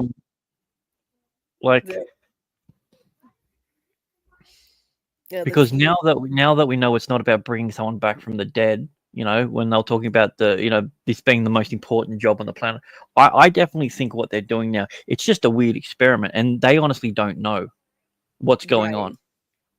Right. Yeah, are they pulling teeth, giving her replacements? That was another thing that, because we on my Miss J stream last night, we were discussing stuff like that, like why was that so important? Right. Because we saw the big wall of teeth in season 1, like the smile wall. Yeah. What is up with this? If they're giving her a replacement, what's the point? Is there something in it? Like, yeah, I don't know. Maybe it's maybe the dental room is just it's one of her fears. Maybe they're just trying to desensitize her to all of her fears, and one of them is going to the dentist. It's the only thing I could make of it, but I'm still wondering how the plane room works, because we see her walk into the room, and then instantly she's sitting down on a plane, and the whole room is shaking enough to throw the guy up in the air. I'm like, how did that work? Because she's buckled in. Yeah. Unless there was some weird cut or something that we missed, it was that was using her teeth to fake a death. It could be as well, yeah. So yeah, that's possible. Because that's what I thought of too. Because that's how you fake people's deaths. They said that Gemma's body. Mark said Gemma's body was burned, or he alluded to the fact that Gemma's body was burned. When bodies are burned beyond recognition, they identify them with their dental records. So that's what made me think of that too. Yeah. We also don't know what time period everything took place with Gemma's story. Like, the where they said that was Mark had a family and everything, that could literally be a year in the future. We don't know. like they're playing like because they're showing stuff from the past and they're transitioning into it to stuff that we believe is the present. But I think it's the future. I think because they played very fast and loose with the time. I think this episode, the only present time that we got. No, actually, I don't think we got any sort of present time. I think the mark on the couch and everything. I still think that is happening before all the stuff that we're seeing about them in Lumen. You know, like with the nosebleed and everything like that. And yeah, I still think that all the Audi stuff with Mark is probably the closest to the present time, and what we're seeing in Lumen is the memories. Oh, interesting. So you think the stuff that we're currently seeing in Lumen happened before what's happening with the Audi right now? I think so, yeah. Oh, that's a cool theory. That would be wild if we're thinking that these things are happening at a parallel time. We're thinking that it's linear, but this was a very unlinear episode. It Or was. non-linear. Unlinear is not a word. Non-linear. Yes, it was non-linear. So yeah, makes you think, they could easily be playing around with that.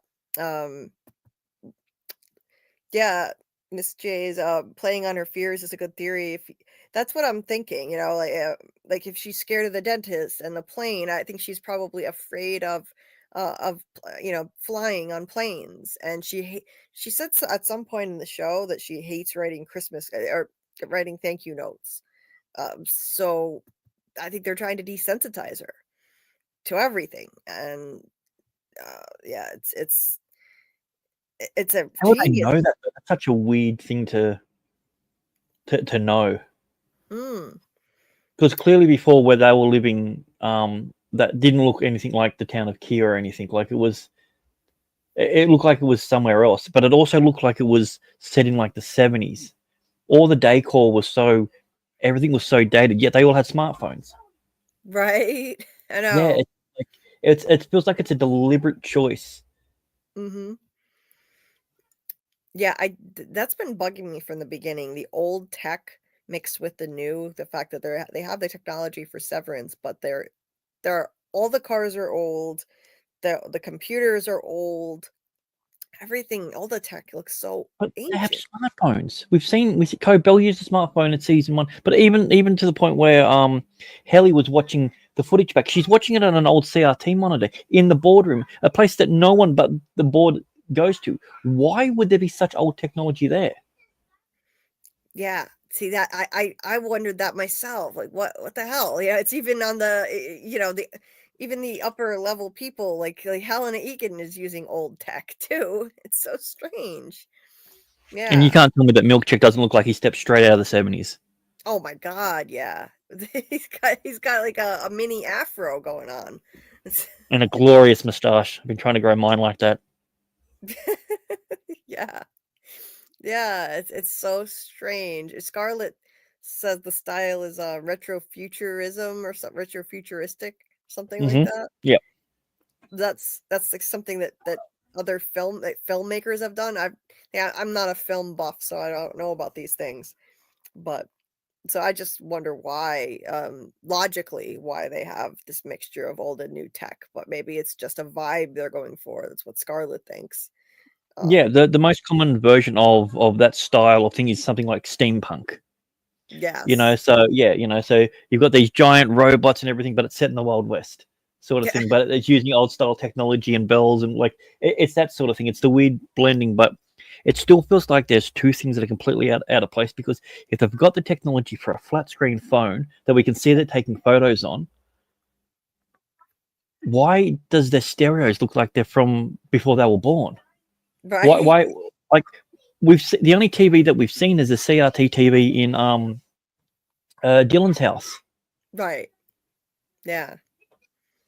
Yeah, I don't get it. It's strange. And if it was a slip up, it feels like the weirdest version for them to slip up on that. And I don't see why they would, because they used it as a plot point showing that what's her name climbing up the mountain. It was showing them as the building thing, and that Gemma was loved by everyone. It wasn't, Right. Yeah. Right. Yeah. Yeah, I don't know. I remember one of the featurettes. I don't know if it was Ben Stiller or Dan Erickson who said that with the town of here, they're kind of going for an aesthetic of a place that is kind of frozen in time in a way. But if that's the case, then why not keep it consistent? Why have some futuristic tech mixed in with the old? That's the part that confuses me. Because if it's like a culty town, I could see why it would be mostly old stuff, kind of like The Village, like M. Night Shyamalan's The Village. Well, that's an extreme example, I but mean, yeah, that's to the extreme where they didn't even know. right. But yeah, so I don't get why they have a mix of things. That's the thing that confuses me. Um, yeah, and in this episode there was a record player playing I'll Yeah, Be Seeing You. You know. there was a lot of musical interludes with this one. I'm not sure if Igor has put out his video yet, but I can't wait for the 5 hours it's going to take him to explain every frame. Oh my god, yeah. You can only imagine what he's gonna do with that. Picking that And stuff he doesn't apart. get it early. That's the one that blows my mind. He does not get it early. Like how? Like if I there's don't one guy that you want to get it early to, it's him. Yeah, he should have it early 'cause he picks apart every single detail, every frame. Yeah. I need to get to work. Like, I'm glad that I pulled a couple all-nighters this week and I finally caught up so that I'm not behind. I'm not releasing th there's one little bit of episode 6 that I didn't cover yet. I'd like to do a quick video to make sure I covered everything because I made 2. I separated into 2. I did one on Mark and his situation. I did another on Bert and Irving. I still need to do one to cover the rest of episode 6, but I'm almost caught up, and it's just in time because this thing is going to be a nightmare to try and break down. But at the same time, it as complex as it is aesthetically, it does all boil down to a pretty basic premise as far as I'm concerned, as far as what's going on, what they're trying to do to her. I think it's crystallized in my head now. So maybe I'll get a shorter video out on that before I do a full deep dive on everything because you know, I'd like to get stuff out sooner. It's just, it makes the video perform better and it's more relevant the sooner I can get it out. So I'm going to get right to work on that. Um, yeah. Well, thanks, Miss J's reviews. I appreciate it. By the way, if you ever want to come on too, you're welcome to join sometime. Um, yeah, just say the word. You're welcome to join as well. So you just look over at my computer and click on the link. It's easy enough. Yeah. Yeah, she's got access to the link anyway. She's Yeah. with you, so she's welcome anytime. And you guys, feel free to share your videos in my Discord, like I told her earlier in a DM. Yeah, happy to, anybody that wants to share videos from other content creators, you're welcome to do it anytime. You don't have to ask permission. No, I appreciate that very much. Ah, Yeah, she's been working really hard on the channel. I'm really proud of her. that's awesome. That's awesome. Yeah, that's fantastic. I'm glad. I'm happy for you. Yeah, please take a moment to subscribe to Miss J's reviews. Like Dieter said, he put the link in the chat. Yeah, definitely check that out. That's terrific. I'd love to see it. Yeah, you're welcome. You're welcome. Um, I believe in content creators working together and lifting each other up. That's the way I approach things. I don't. Some people approach YouTube as some kind of competition, and I don't see it that way at all. Um, so I like to work together, and The only time it's competition is when you don't want to have a community. yeah, That's how you do it. If you want to build up a community, you focus on that, and in the long run, that's better for it. Because let's just say, for instance, a year or two down the track, you keep building the rate you're doing, you monetize because you finally listen to us, and you're making a living off it. It won't feel like a job. Where if you're constantly trying to chase, you got to do this, you've got to do that, you have to do it this way. It turns something that you love doing into a job, and that's the last thing that you want. yes. Don't worry about competition with anyone else. You're only ever in competition with yourself. Right. Exactly. Yeah. I don't want to ever approach this like it's a job. It's an arduous task. No, I'm doing this because I enjoy it. So absolutely, and I'm gonna work on the monetization too. I'm gonna work on getting that going. Um, and yeah, literally the only thing I ask is that people, if they have like conflicting lives, just not to post conflicting lives in my server. But other than that, hey, anything you want to share, feel free to share. That's totally cool. And yeah, I'm gonna check out what you guys have been doing, what Miss J's reviews has been doing too. I get I don't get enough time to watch other content creators stuff, but I want to try to fit more of that in because there's just so much awesome stuff out there, especially on Severance. So good. Um, Yeah, we did doing a few little watch alongs, and we've only been hiding little bits and pieces, and so far they've been really good when it comes to not flagging anything. really? Yeah, so we've Wow. actually been showing clips and stuff, and No way. good complete opposite to like what MGM was. Like we showed 2 or 3 seconds of a thing, and then that stuff pops up. Like I mean, poor Igor didn't show anything, and he got done for pictures. So Yeah. That and he put together that he put a lot of work into that video that got taken down. mhm. And he had a lot of views on it too. That's a shame.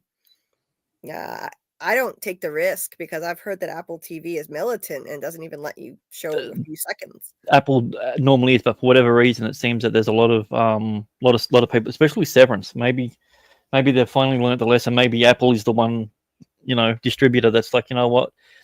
Maybe we do need a little bit of word of mouth and everything. Like, Hmm. Yeah. So you've been doing watch-alongs? yeah, we've been doing. We've done a couple ones. Did that with some from stuff and with Severance, and have a little bit of a talk afterwards. Not like video style like what you do or like what Eagle does. Just a bit of a mixture till we work out exactly how we're going to do it. She's done a couple. I think she did episode 4 or 5 by herself, where she watched and did a little talk about it, and yeah, just showing bits and pieces of the things. So yeah, she only shows clips, not the full long episode. So, Right. um, but yeah, it's been going good, and yeah, as I That's said, awesome. really really proud of her. That's awesome. Yeah, good job. That's fantastic. Yeah, I love to see that. It's not easy getting a channel going, and I know that myself. I'm new at this, so I love to see other people, getting their own channel started, and L'Oreella just started her channel, Grow and Thrive. So she's Grow and Thrive on YouTube, and she started a channel called Real Therapy, and it's great. It's great to see people getting started and making their own content. It's awesome. The more the merrier. You know, uh, th- this is the kind of show that needs to be discussed, and the more of us out there discussing it and getting involved, the better. And then the more the show is going to thrive and continue to get renewed. Like this is the same, especially with From. If people weren't so engaged, um, and thank you, Miss J's reviews, I appreciate it. If people weren't so engaged in doing all this content, then From wouldn't have gotten renewed again. So No, more. there was a part where when the last episode was due to come out and we hadn't heard anything, and I'm just like, come on, guys, we need to get some information before this final episode. Right. Yeah, Yeah. Yeah. Um, it was such a relief when they announced it was renewed before the finale. Because that would have been a nail biter for it to end like that. And Man in Yellow shows up and rips out Jim's throat, and then we'd have to wait. Oh my god. I I'm so relieved that I was so relieved to hear that it was renewed. And yeah, uh, and it was a clever one. I like how Harold, like pretty much the biggest name star on the show. Like, I mean, if there isn't an actor or a director he has worked with it, I don't know. Um, and the fact that he's been as willing to engage with the fandom as much, it's like this is his own little pet project. This is his baby, and I really mhm, appreciate that from him. mhm. Yeah. I love that. I love that. He's so proud of it. Like I think he's Harold is isn't he one of the producers now of the show? So If he's not that silly, they've got to lock him down so he doesn't go anywhere else. Like I don't think he would, but yeah, you lock him down. You tell him, all right, this is a 5-year thing. You have the contract till the end of the year. yeah. Bam, you're done. You've got it. Oh yeah. Yeah, they need Harold. Um Yeah, I loved the way they announced it with Harold. It was so cool, going up to and finding a bottle in a tree, taking the note out, and he did a little acting performance like he was wondering what this is, and taking the note out and said that season 4 coming soon. That was amazing. Yeah, uh, I love to see it, um, and I talked to Scott McCord because Dieter entered a contest for me and I won. He entered it on my behalf and I won. And when I talked to Scott It was McCord, meant. As soon as I heard that, I'm like, of course it was. It was meant to be. really? Yeah, it was meant to be. There was no one else who could have. I'm just like, when I heard that he entered you, I'm like, she's gonna win this. Of course she is. We already knew it, and then you did. I was just like, oh wow, it actually happened. We manifested it. Well, Data did, I should say. That's why he's the Oh, goat. he is the goat. He's the goat. Yeah, it was amazing. I was thrilled to get the opportunity to talk to him, and he was so kind and gracious. I just his performance on the show is just mesmerizing. Honestly, he's phenomenal. I have tremendous respect for him. And that was supposed to be a 10-minute conversation, but we wound up talking for an hour, which was just insane. And the guy who ran the contest allowed it to go on. He could have cut in and ended it, and Scott could have, said, "Okay, I need to go." But he gave me an hour of his time. He was tired. It had been a long day, but he was so kind, and he was thanking me like for keeping the show up in the air all year round, continuing to cover it and keeping the fan base motivated. And I was just like, well, I'm just doing my small little part, but I appreciate it. He appreciates all the content creators that keep the conversation going, because that's really what's made the show what it is. It's the fans who cover this, who follow this year round. And like Tony Teflon, who was there from the beginning. I mean, he built that fan base from the ground up. And so, it was Yeah, cool. well, I mean, I think he was the introduction to a lot of the fandom stuff. That was a bigger one because I wouldn't be able to catch a lot of lives. And I think it was probably maybe the beginning of season 2, second or third episode of season 2, when I was just like, I should start looking at to see what the YouTubers are doing, because I was just catching all the videos. Like, there are some fantastic channels out there that do great from content and Yeah. videos, but then for 9 months of the year, they don't upload a video. And Right. then when it's time to do it, then they start doing it again. There's one guy called Fate Decided. Love Yep. the guy's channel. He has such great theories and insights, and he's not afraid to call out the episodes when they've been a little bit lacking as well. But after that final episode, he hasn't done anything else since then. And then Yeah. you look back, and it was the same thing. Like he's already done his rewatches, and he's already caught back up to season 3. So now Right. he's just like, oh well, I'm just gonna wait. I'm like, keep the content going, because you had good ideas. You had but Yeah. a lot of these people, they don't do lives. They don't do just the conversation. They need it to be polished, and and I can appreciate that from a professional point of view. Right. I just think you can't beat just having a conversation about something and then realizing halfway through it, holy crap, I didn't think of that. Like the amount of times that me and you have been on stream together, and then you've said something, and I'm just like, wait a minute, does that mean and then and vice versa. Yes, exactly. The collaborative theory crafting that goes on, forming ideas, like you say something and then it triggers a thought in me. Like it's happened with us on stream. You're right. Yeah. And I love that you can't get that when you're just working on your spot by yourself in a vacuum.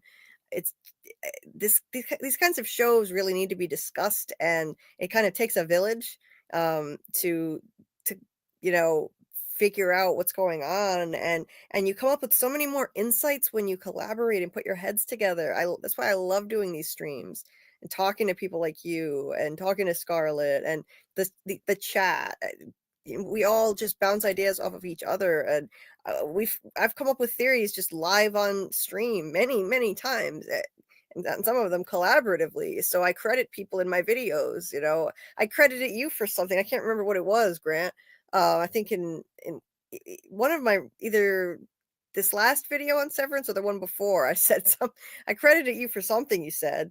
I don't remember now offhand. I'm tired, but yeah, I love it. And if I can't remember who it was that said something, then I say, someone from my chat pointed this out. But usually I can remember who it was. I make a note of it. I take a screenshot and then I credit them, because sometimes you get ideas from people you never would have thought of on your own from having these conversations. Honestly, that's my favorite part of following shows like this. And if From had been canceled, I love watching the show so much, but I would have missed the community most of all. That's what I would have been devastated to Yep. lose. And I feel like, as I said, I've said it from day one, it was the one thing that stopped Dark being the best show in the world, like, for people. I think that even though it was in German, and we watched the first part of it in the German, but then we were getting lost because they were making a lot of references and we weren't able to keep up with it. So we switched to the English dub, even though some of the voices were a little bit janky.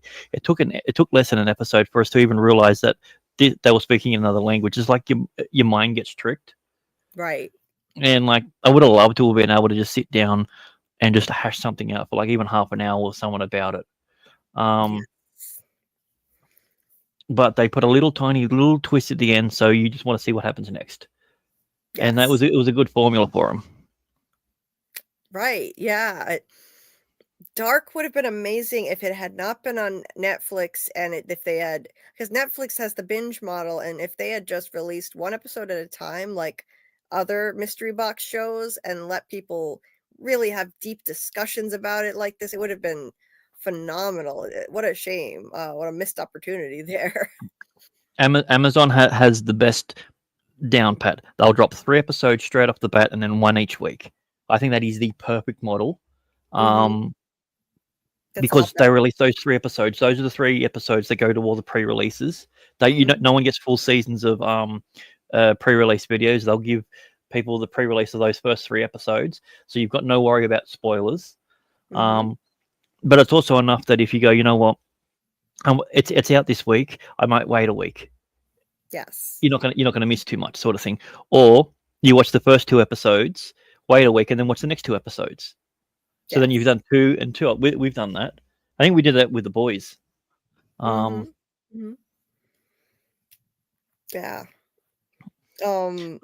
Anyway, Julie, I've got to get down to the shops before they close. I've got to pick up some stuff for the family. So, thank you very much for having me on. Sorry I couldn't be on earlier. We only just got home, sort of thing. So. No, happy to have you for whenever you're able to pop on. I know with the time difference, it can be difficult. So, no, thank you for being here. I appreciate it. And what's next for your channel before you go? What do you have going on right now? Still just sorting out these interviews and getting all that done. And once they're all sorted, I'll be pushing them out to everyone and go on that. At the meantime, I'm just trying a thing I'm redoing my old shorts. It's an old technique where you just play some weird footage next to it and throw it up there. It's just to keep content on my channel. And then once I bring my other stuff, I'll get rid of them. Yeah, at the moment, I'm just in a bit of a limbo when it comes to content because I've got to try and deviate away from doing shorts because I built my channel on shorts. Yes. And it's really hard to translate across to live content and long form. So I'm contemplating whether I just stick with the shorts on that one, start a brand new channel. It's just hard when you build up 500,000 subs on one channel and then you're going to go, well, I'm going to start a new one. So. And you have a crazy high number of subscribers. Oh my God. Like you have a lot. And what if you have like 500K? I think. Yeah, just a little over 500K. Yeah, that's wild. Yeah. The fact that you would have trouble with switching, it's just crazy. I know it's weird. It's the way the algorithm works. That's crazy. half the time when I posted something, people who were my friends and everything said it's not on the feed, and they show me the whole day's feed on the subscription, and it's just not there. What the hell? Mm. That's so weird. Yeah. So weird. The fact that you might have to build a whole other channel just to switch formats, that's crazy to me. Wow. That's gotta be But yeah, so shorts are a great way of building up your thing, but make sure you've got something to back it up. I got rid of all my old content because I had to, because YouTube said that I got flagged and everything, and then my channel got hacked Oh by no. one of these crypto scam thingies. Oh god. And then I lost the channel, and then I had to rebuild it back up, and then it is what it is. I can't complain. So That's crazy. It's a lot of work to build a channel and to get to that point and then have it screwed up like that. But yeah, I hope you're able to get it sorted out, because you have awesome ideas, and it sucks that the algorithm is like screwing you over that way. yeah, But the algorithm gives and it takes. yeah, seriously. But well, everybody make sure you check out Mr. Grant Gregory's channel, and the link to your channel is in the description of the video. So people on the rewatch, you can find it there. And yeah, good luck with that. And I hope you can join us again soon. We'd love to have you. Yeah, most definitely. I'll be there for Severance, and most likely for the From rewatches, and probably next Saturday too, most likely. So, well, it's Saturday for me. So, Oh, nice, yeah. Awesome, So, awesome. all right. Fred. Catch you later, doll. Okay, see ya. Have a good night or day. Oh wow, I'm really big now. I'm gigantic. Anyway, yeah. Scott was saying, Mr. Grant Gregory, thanks for coming on. And Martin said, great to listen to Grant too. Great to listen to Grant. Thanks for being here. Take care, dude. See you later, Dieter. Thank you so much for everything. Thank you for being here. Appreciate you as always. I mean, that goes without saying, but I can't say it enough how grateful I am for everything that you do, Dieter. And Scarlet, hey, what's up? What do you have there Hi. for? What is that, a rabbit? I hear you're probably wrapping up. Yeah. It's my drawing of Ozzy's ice cream shop from Yellowjackets. I want the rabbit to live. It does not. Gotcha. Nice. How was your night? It was good. It was good. We had another fun time with Doug, and then we wound up segging off into Severance territory. It turned into like a little Severance chat. Oh, Michael, I meant to highlight this, Michael. We were talking about how awesome it is to have these collaborative theory discussions, that way we bounce ideas off each other and form them live on stream. Like this happened with Michael. You were here for this, of course, Scarlett. It was that I mentioned that the Ankui kid rolled the rock out of the cage and hit the Inukshuk, and then it just kind of clicked in his head, like, oh yeah, I know what that means. Good old shamanic test. So this is how this is the great thing about these lives, right? We get into these awesome discussions and we collaborate and come up with ideas as a community. That's what's so fun about it. And you're welcome, Amy. I consider you all my friends. I'm glad you consider me one, and you have fun. Thank you for saying that. I appreciate it. And seriously, you're all like extended family to me now. Honestly, you're nicer to me than my own extended family, so might as well adopt you as mine. Sometimes the family you make is better than the family you're born into. It's kind of called like found family. Right. You got to find your family, find your people. I feel like I've found my people. It's unfortunately we're scattered all over the country and all over the world, but at least we can come together here in this space and in the Discord together too. So I don't feel so alone anymore. It's a warm, kind, loving community, and it's changed my life. I'm so grateful for it. And Doug is now part of us. He's one of us.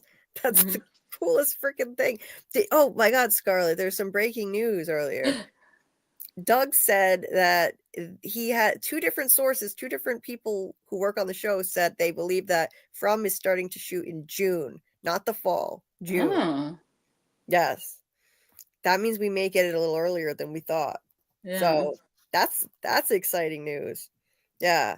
Now that's not confirmed. So like Doug doesn't know this for sure, but he Mhm. heard it from, of all people, first he heard it from Simon Webster. Little Simon. He's in the know. He's in the It's know. like, hey.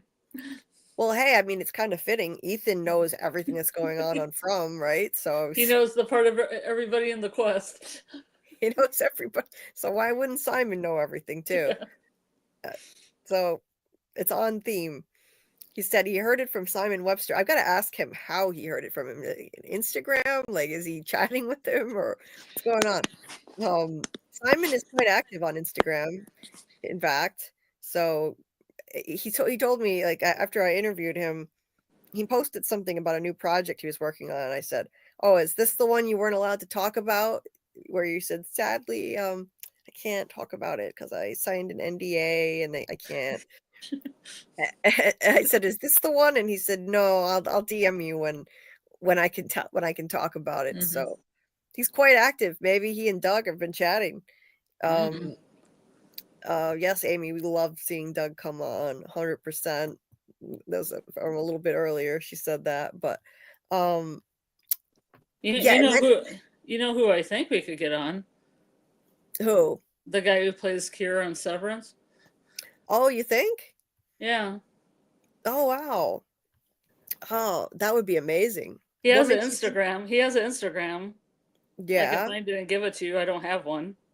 Oh, But he yeah. seemed pretty open to talking to people. And That he's would a be, he's a theater guy too, like Doug. yeah. Oh man, that would be He's been in awesome. Cabaret. He was in some he was I can't remember what part he played in Cabaret, but he was in a Cabaret in around LA. Oh wow, that would be so cool. I would love to talk to the guy who voices Kier. Mhm. So I'll have to shoot him a DM and see what happens. Um, a couple other things I wanted to highlight that Martin had said I tried with other channels and vids, but as soon as I see some undermining of the creators or writers being said out loud to the same geniuses that made Lost, I left like an insulted and proud parent. Which is a me problem, but Lost and From are my babies, and that's how I feel. I understand you, Martin. I understand you. Yeah.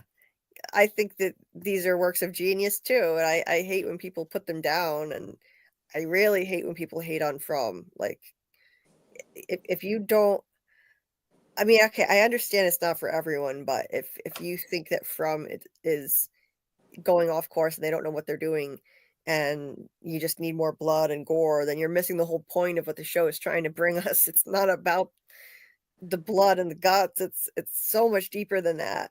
That's what Doug always says.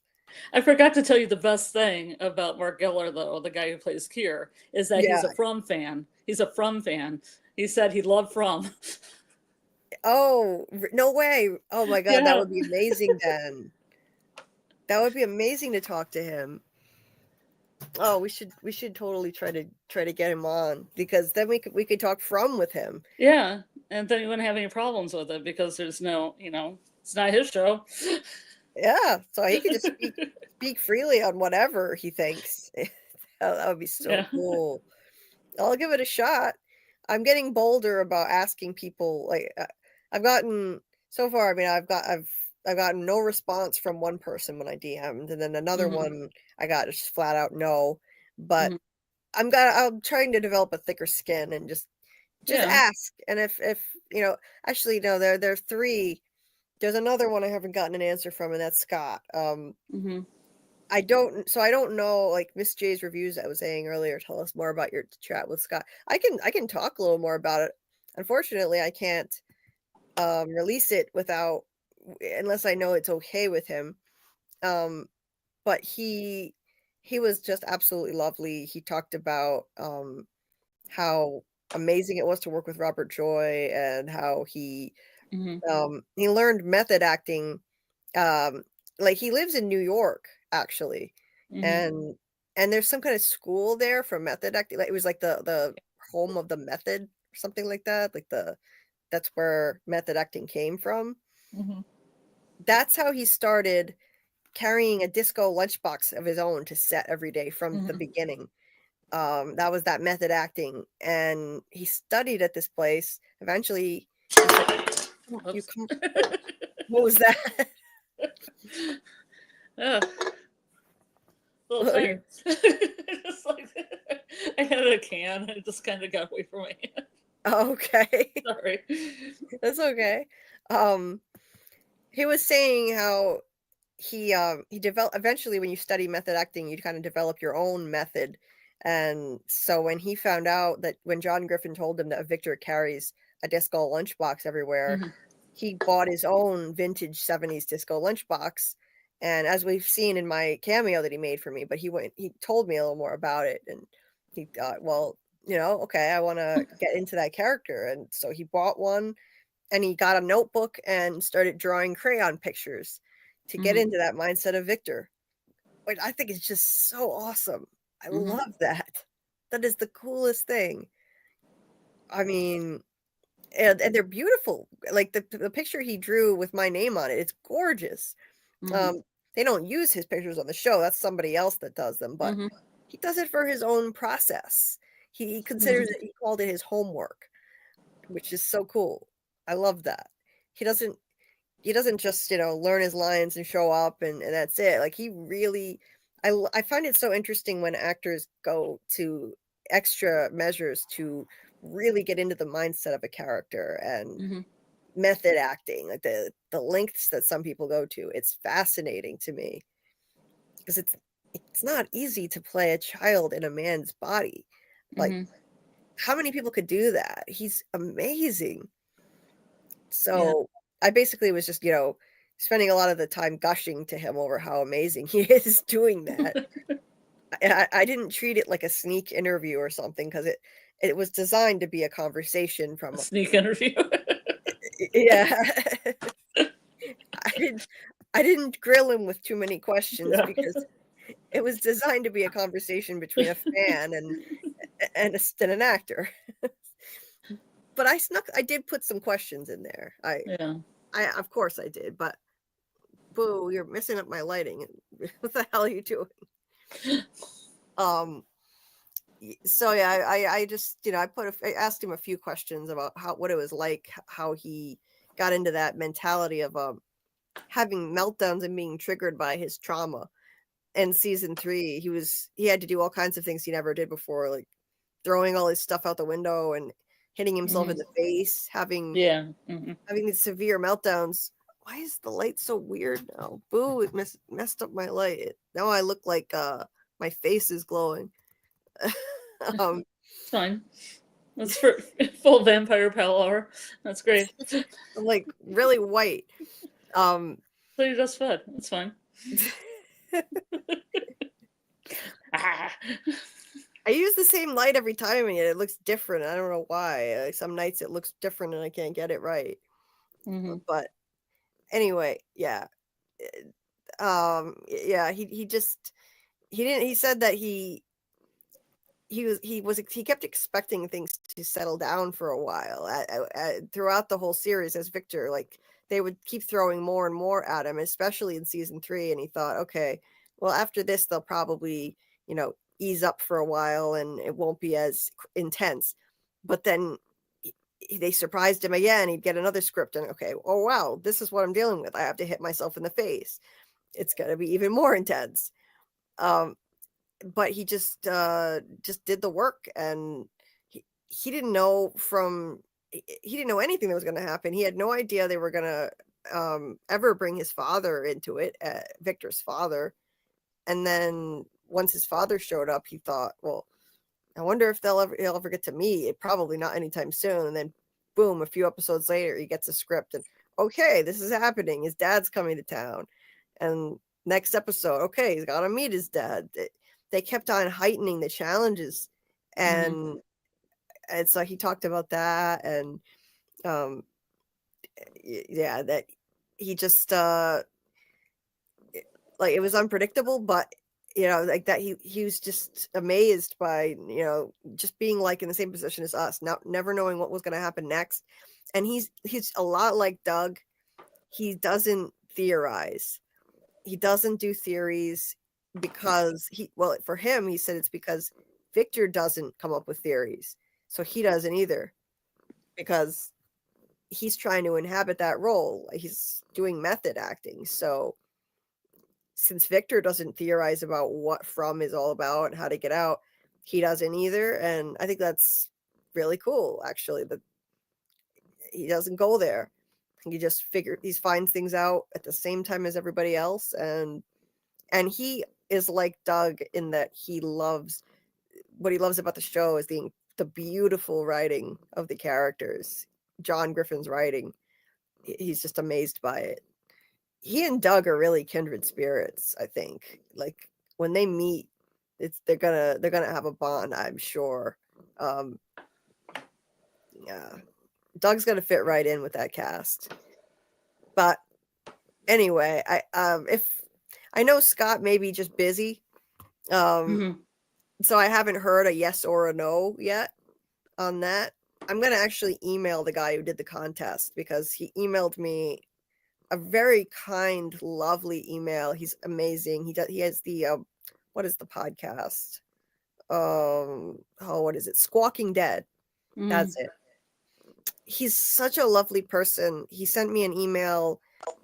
I told Scott my story about my pain conditions, and he was touched by it. David, his name is. He was touched by it, and he sent me a beautiful email that I still need to respond to.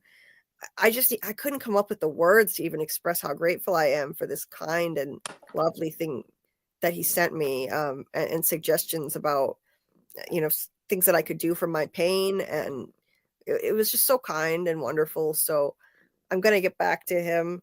And when I do, maybe he'll let me know if Scott answered yes or no, or what's going on. But honestly, if Scott's not comfortable with it, then I totally understand.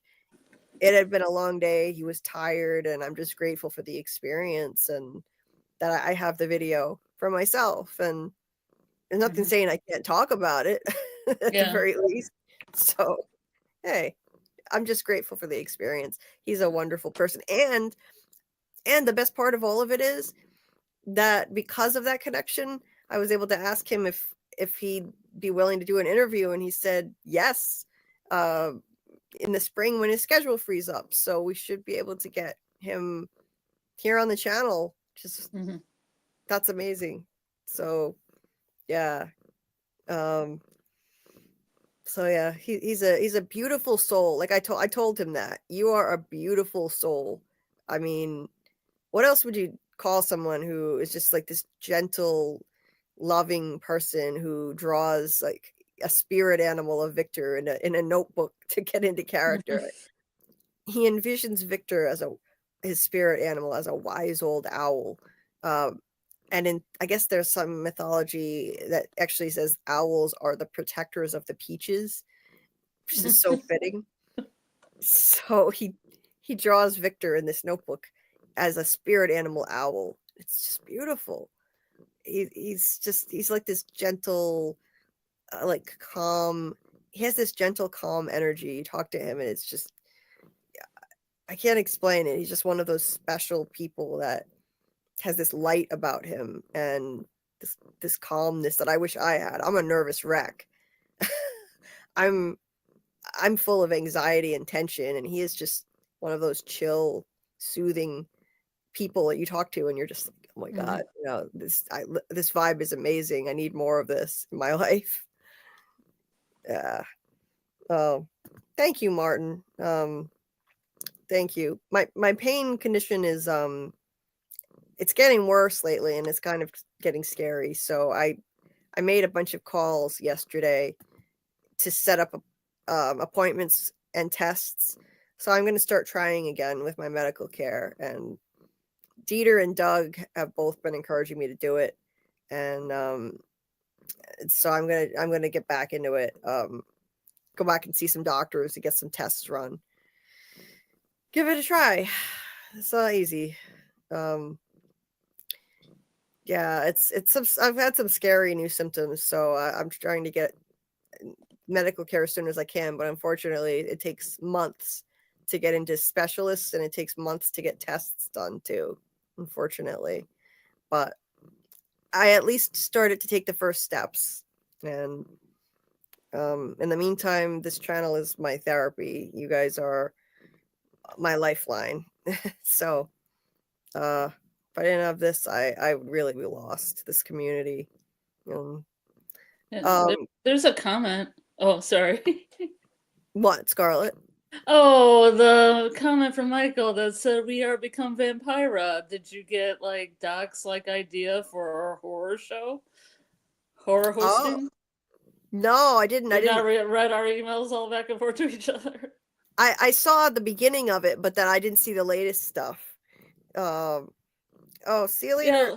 See you later, Like, Fletch. I didn't see that, but see you, Fletch. Sorry, go ahead, Scarlet. Like we just dress up, you may dress up like a vampire type figure, and maybe Doc will do his thing, and you guys can host like some independent films, or maybe have those people on. Oh. And do goofy things, and he said my head could be in a jar, and that's cool. Oh my God. Well, he was thinking that you guys could meet up because you're in Rhode Island, but I'm not in Rhode Island, I'm in Michigan. So it was like, well, I kind of want to do a crystal ball, and I was like, well, if you can put a head in a crystal ball, like using computer effects, then I'll do that. Yeah. Oh, that would be awesome. Oh my God. Well, I already want to meet up with him anyway because he is close, and I don't have any friends to get together with. I'm extremely isolated, and the only thing that sucks about making these amazing connections with this community online is that we're all so far apart. I wish we could all get together. I wish I could get together with you. But it's amazing. I was shocked when I found out someone's actually close. Doc is I mean, he's technically extremely close, but because of the way the geography is, there's Rhode Island and there's Massachusetts, and then the Narragansett Bay comes up this kind of crevice between Rhode Island and Massachusetts, and part of Massachusetts. So because you have to go around that and you can't go through, it takes longer than I would like it to get to Fall River, but it's not far from me, Fall River, Massachusetts. So I want to get together, and so we could totally do something like that. That would be fun. He wants to make a little home studio and everything. Oh, that would be so cool. Yeah. I would love it. And it would be nice to have some, as much as this is amazing, like I can't live my whole life through a screen. It would be amazing to have, I have my mom here, but that's like my only human in-person contact. So it would be nice to actually have some human contact, the physical. And it would be good because you'd be hosting with somebody that would be right in the room with you instead of, Oh, that would be true. There's Doc. Speak of the devil. There's Doc. Julie, come with us in 2 weeks to meet Joe, Bob, Briggs, and Darcy. Who are they? Oh, he's a old school movie host. Oh, okay. He's been around for decades. And me and Doc were talking about him. I didn't know he's going to be in Rhode Island. He's going to be in Rhode Island, Doc? Oh, that's cool. I'm sorry I'm behind on my DMs. Ears are burning. Yeah, your ears were burning. I mean, I went to Chicago. I went to Chicago and tried to go to Berwyn to find Spenguli, but we couldn't find him anywhere. There was another horror host there from Chicago, though. He was kind of like a vampire guy. I can't remember his name, but he was going to our steampunk convention, and then the adult film and lecture, like it was an adult convention, like a XXX convention. So he was going from our steampunk convention to a complete adults. Gotcha. That's quite a departure. Basically a sex convention. That's quite a departure. Oh my God. It was hilarious. That's wild. I didn't even know that was such a thing. Okay. I can't remember the guy's name though. I got a button from him though, so I can't remember his name though, but I couldn't find him because Spenguli's on MeTV, so he's national, but this guy's local. But being in Michigan, I can't get the Chicago stuff, so it's unfortunate.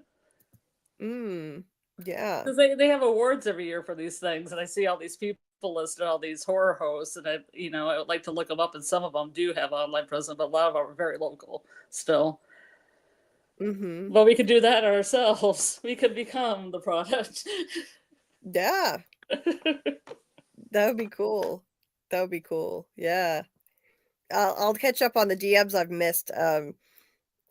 This morning, well, the last couple days, I mean, I was racing to get my Severance content up to date, and thank God I did, because I had no idea the bombshell episode 7 was going to drop on us, and I'm almost caught up. I've put out 2 videos that covered episode 6, kind of in a sneaky way, to be honest. You know, I made the titles more like, more interesting, like something you'd want to click on instead of episode 6 deep dive part 1 or something like that. Yeah. That's the thing. You got to make the title more interesting. And so I did. And so I put out 2 videos for episode 6 of Severance. There's only a few little aspects of the episode I didn't cover yet, but I'm almost caught up, thank God. And I can chill a little bit more. This next week will hopefully be less insane, and I can kind of catch up with my DMs. And then this morning I spent the whole morning on the phone making calls for doctors and tests and stuff. And that was triggering. So yeah, like that was a whole thing. But yeah, we should do some fun stuff like that. I would love it. And wait a minute. So I highlighted a few things earlier that I was gonna say. Oh yeah, this one here.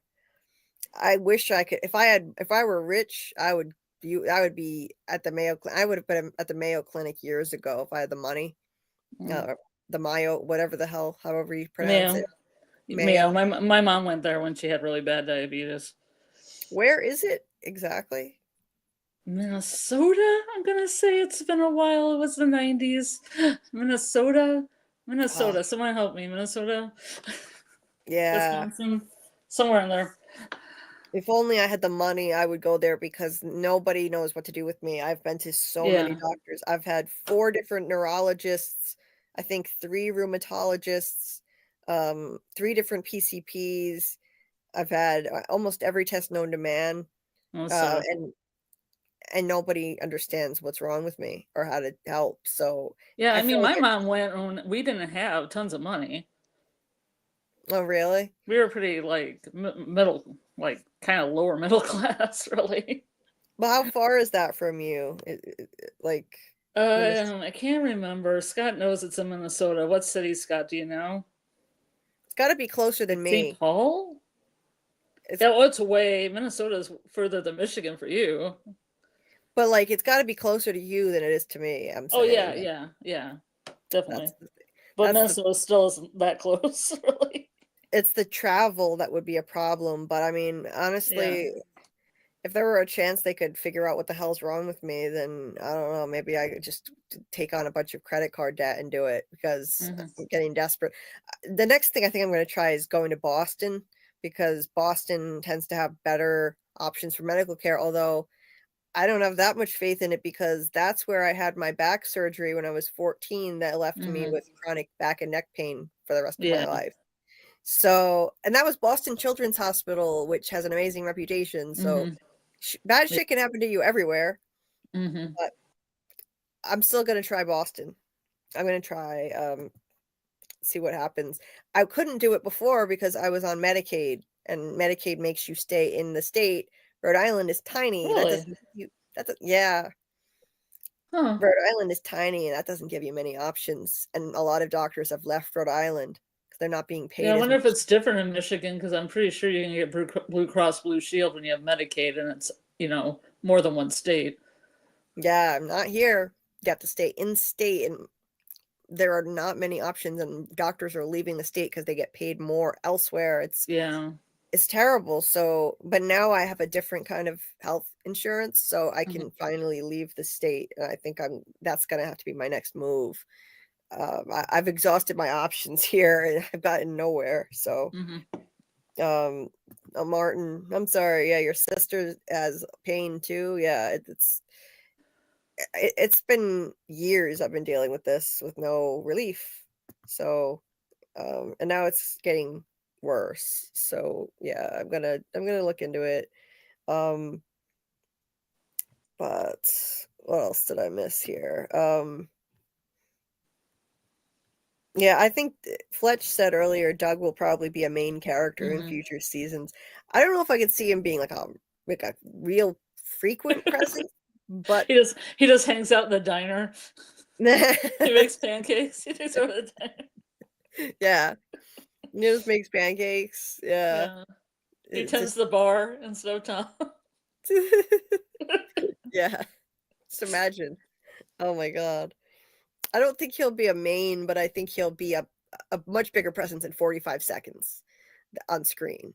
That's all he had in season 3. I think he'll have a bigger presence. How big? I can't even imagine.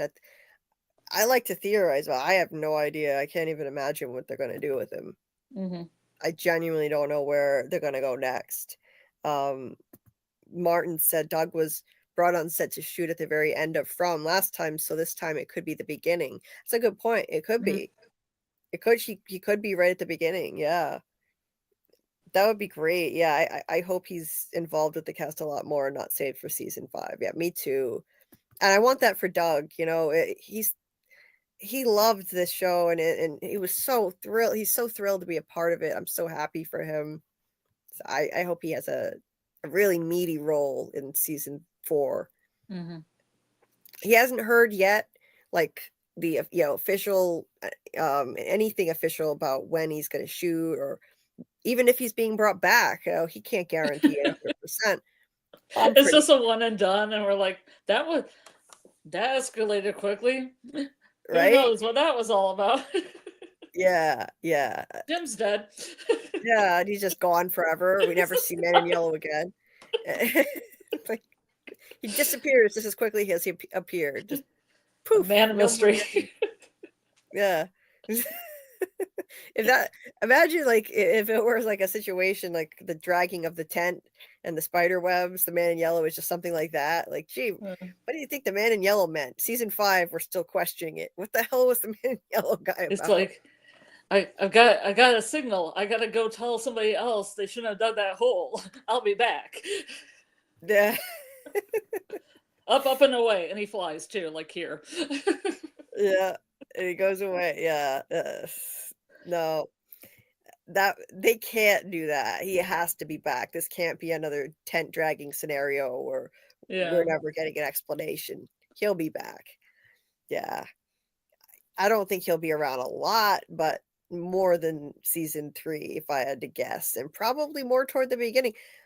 Everything could be different now. The rules could be different. Maybe he's out in the daytime. Maybe it's not safe to go in the woods and people won't know it. That it could be. They still have to go out. They spent a whole season 3 going out to get that cabbage, and they still haven't gotten it all. Like they said, there's more that they have to get. Like, how long does it take to just go get some cabbage and bring it back? It's not that hard. You know how many people are in the town? They could all just go one day. Right? Bring them back, like half the town. Yeah, instead they sent a tiny group, and now they keep going back and forth, making multiple trips. What? Why? Yeah. No, I'm looking forward to seeing what they do with Doug's character. I will miss him when he can't be on here frequently. We will really miss Doug, but hopefully he'll be back once his schedule frees up again, and he'll be back with us again. And I would love it if he continues to be a regular. Like, it's just so much fun. It's so much fun. I've started titling the videos the same thing every time. From the Man in Yellow story time with Doug, because it just fits. You know? It just fits. Everybody seems to enjoy it. So why not? As long as he wants to keep coming, I want him to be here. Like, thrilled with it. But yeah, and even if they start shooting in June, like he's by the way, the other guy who said that about the June schedule is Cliff Saunders, which it's kind of weird that he would know because he got killed off the show. He's not Is he there gonna anymore. haunt someone? Maybe he's coming back as Ghost Dale. He's just gonna annoy people. Yeah. I think I'm like, maybe. No? Just come back and be an asshole, Ghost Dale. You know, this is a pocket universe. Yeah. It's a pocket universe. Yeah. Yeah, you're gonna shoot up the town like mother like son. Yeah, God, he was such an asshole, but you love to hate him. He was just so much fun. I mean, I really hope we get Ghost Dale. Where's that clip that I had of him? I had a clip yeah, here it is. This is a really bad idea. There's nothing else strong enough to pry that trap open. You really want to start pulling apart the ancient tower of holy scary shit? I'm sure whoever built it won't mind. Oh, Jesus. Fuck.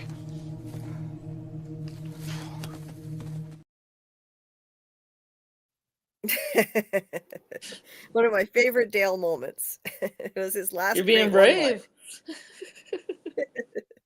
Getting brave in the wee hours.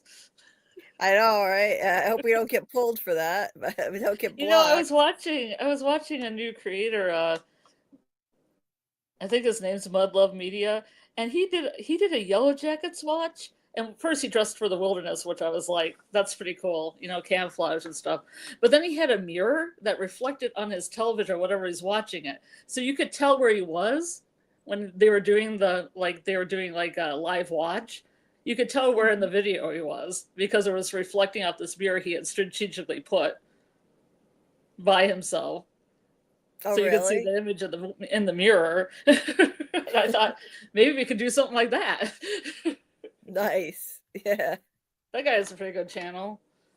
He did this whole I know you don't watch Yellowjackets, but there's an episode about a trial, and then he did a whole like mock trial where he put his face on different people and stuff, like in the jury and stuff like that. Yeah. And had a whole kind of funny scene going on. It was great. Yeah. But I kept that in my head, that little trick. If we ever want to just do a little watch or something, we can strategically put up a mirror somewhere in your place so it reflects, or my place. Yeah. Yeah. Interesting trick. I like it. it. Yeah. Yeah, I have because I often don't know where people are when they're watching it. They're just watching it and going, it's like, okay, what part are you watching? What scene? Right. Right. Yeah. Yeah, I miss showing clips. I don't think we'd get pulled just for a clip like that, hopefully. But if it gets blocked, all I would have to do is trim that out. That's all. That wouldn't be terrible, but that's one of my favorites. Dieter made me a lot of them, actually. I don't know. I might start showing them again, just as long as they're short. Some of them are like a minute long. Does he have concrete proof? Oh yeah, the concrete proof one is there too, I think. Yeah, we have concrete proof. So I have that somewhere. Concrete. We have concrete proof now.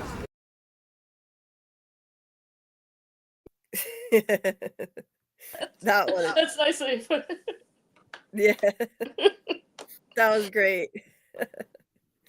I love that he edited that together. Yes, that one is safe. That one's like 3 seconds or something. That's not gonna get us pulled. But Ghost Dale is gonna annoy Donna. Yes, that would be perfect. Oh my god, you got it. You got it. He'll annoy Donna. She hasn't had any supernatural experiences on the whole show, so she's overdue for something. Definitely. Let's manifest that into reality. I need that. Maybe that's why he knows that they're shooting in June. How else does he know? He could be coming back. His wife. Oh yeah, I forgot. He's married to Liz Saunders. Brain fog. Yeah. Yeah. His wife would know. I'm pretty sure. Yeah. Duh.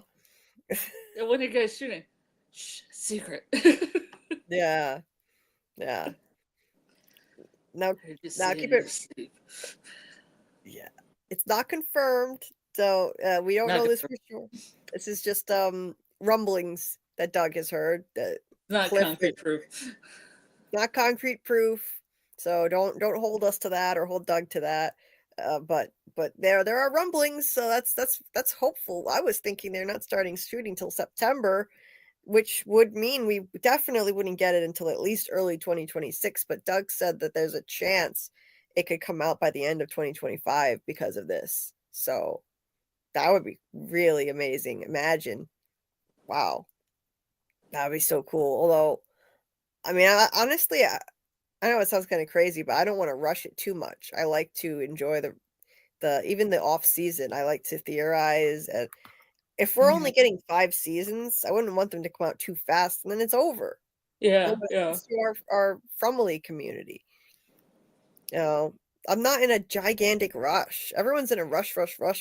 Like, okay, well, if you get it all now, well, okay, you've watched it, it's over, It's then done. Yeah. we get to enjoy the ride and the experience as a community. I don't even know if a week now is like, because you got that like double, well, you don't have the double dose of Severance and Yellowjackets, but it's like so much. And then Oh, it's like, I wish I almost had 2 weeks in between each episode, you know? yeah, because there's just so much to dive into and analyze. You need time to do that with shows like this that are so complex. Absolutely. Yeah, the binge model doesn't work at all. And like sometimes I have thoughts Yeah, about Severance, like maybe about an hour before we do the watch party. I'm like, oh, it just kind of clicked. So I'm glad I had that time. right. Yeah. Yeah. Yeah, it's got to be crazy for you with both of those on the dropping on the I'll same probably night. just be like, that's what the 70s and 50s scenes were about.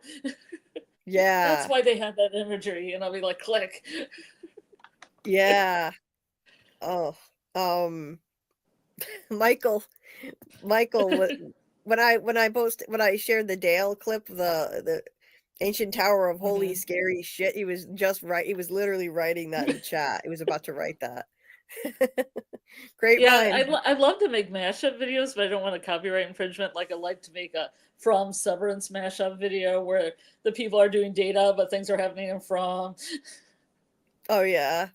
I thought Well, about doing a yellow. You haven't seen Yellowjackets or Sweet Pea, but I was thinking of doing a Yellowjackets one where Jackie's kind of holding a knife and being all prissy, and then in Sweet Pea she's a serial killer, so she's just going for it.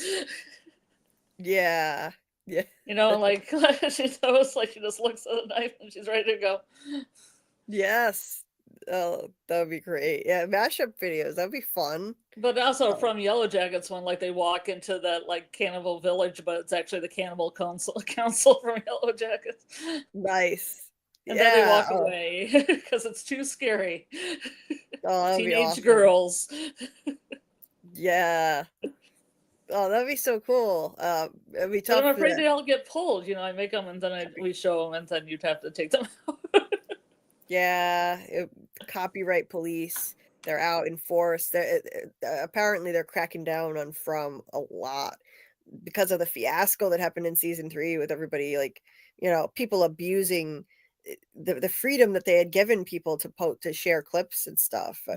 People were just like doing terrible things, like posting entire leaked episodes and leaked trailers and footage, and so I get why they're cracking down, but come on now. I mean, let legitimate content creators show clips. It's promoting your show. It's keeping the conversation going and keeping people interested, and that helps the show. That helps make sure people come back and watch the next season because we're still engaged all year round. So throw us a bone here.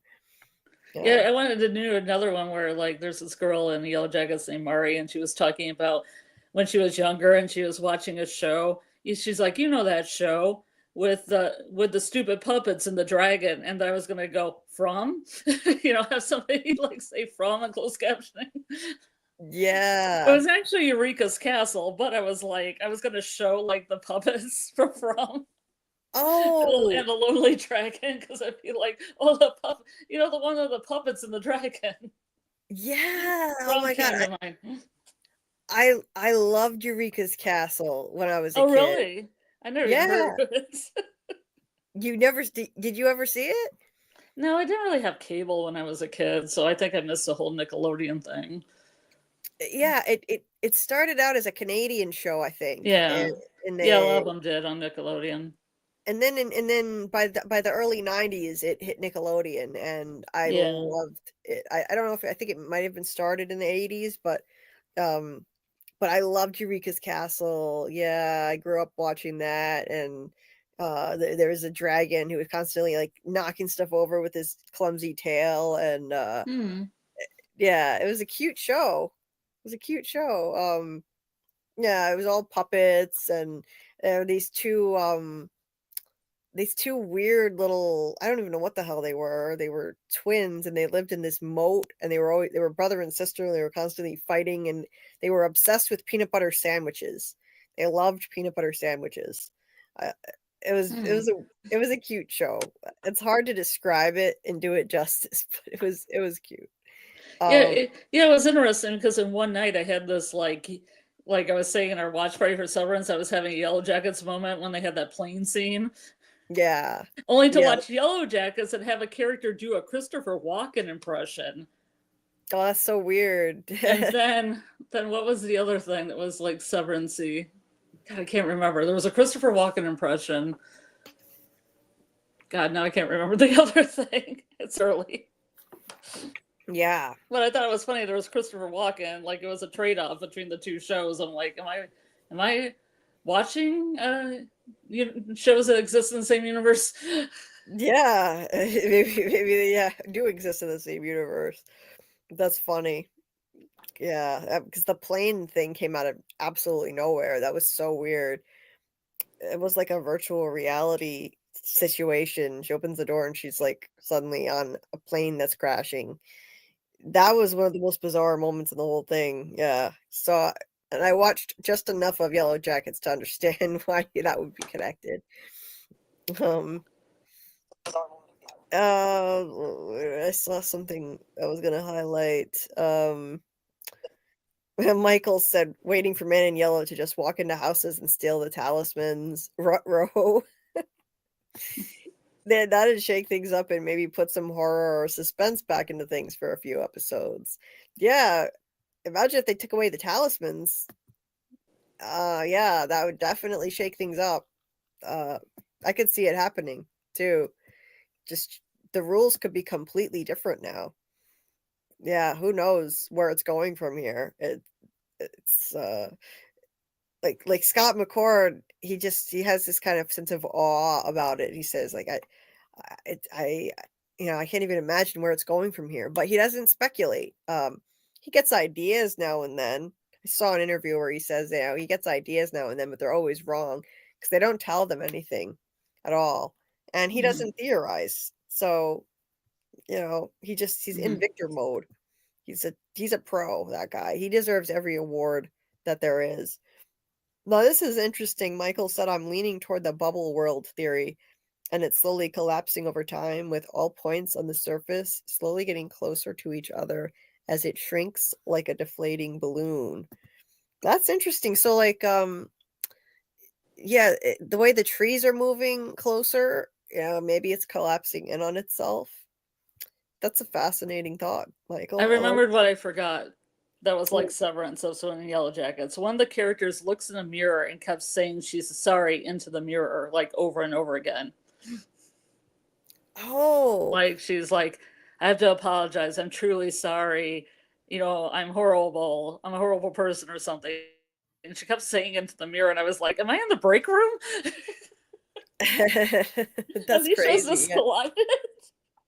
That's a weird crossover moment too. Yeah, worlds are colliding. That's what I remember. I was like, I don't know what I'm even watching. We're into the Christopher Walken thing. I'm like, what is this? Yeah, that's so weird. Oh my god. Yeah, and they were on in the same night too. So yeah, it was fresh in your makes mind. it even more messed up. Extremely. Yeah. Martin said, was the tent tied to the tree because the trees move? I don't know. I don't think it was tied to the tree, but I think it's very possible that the trees moved the tent.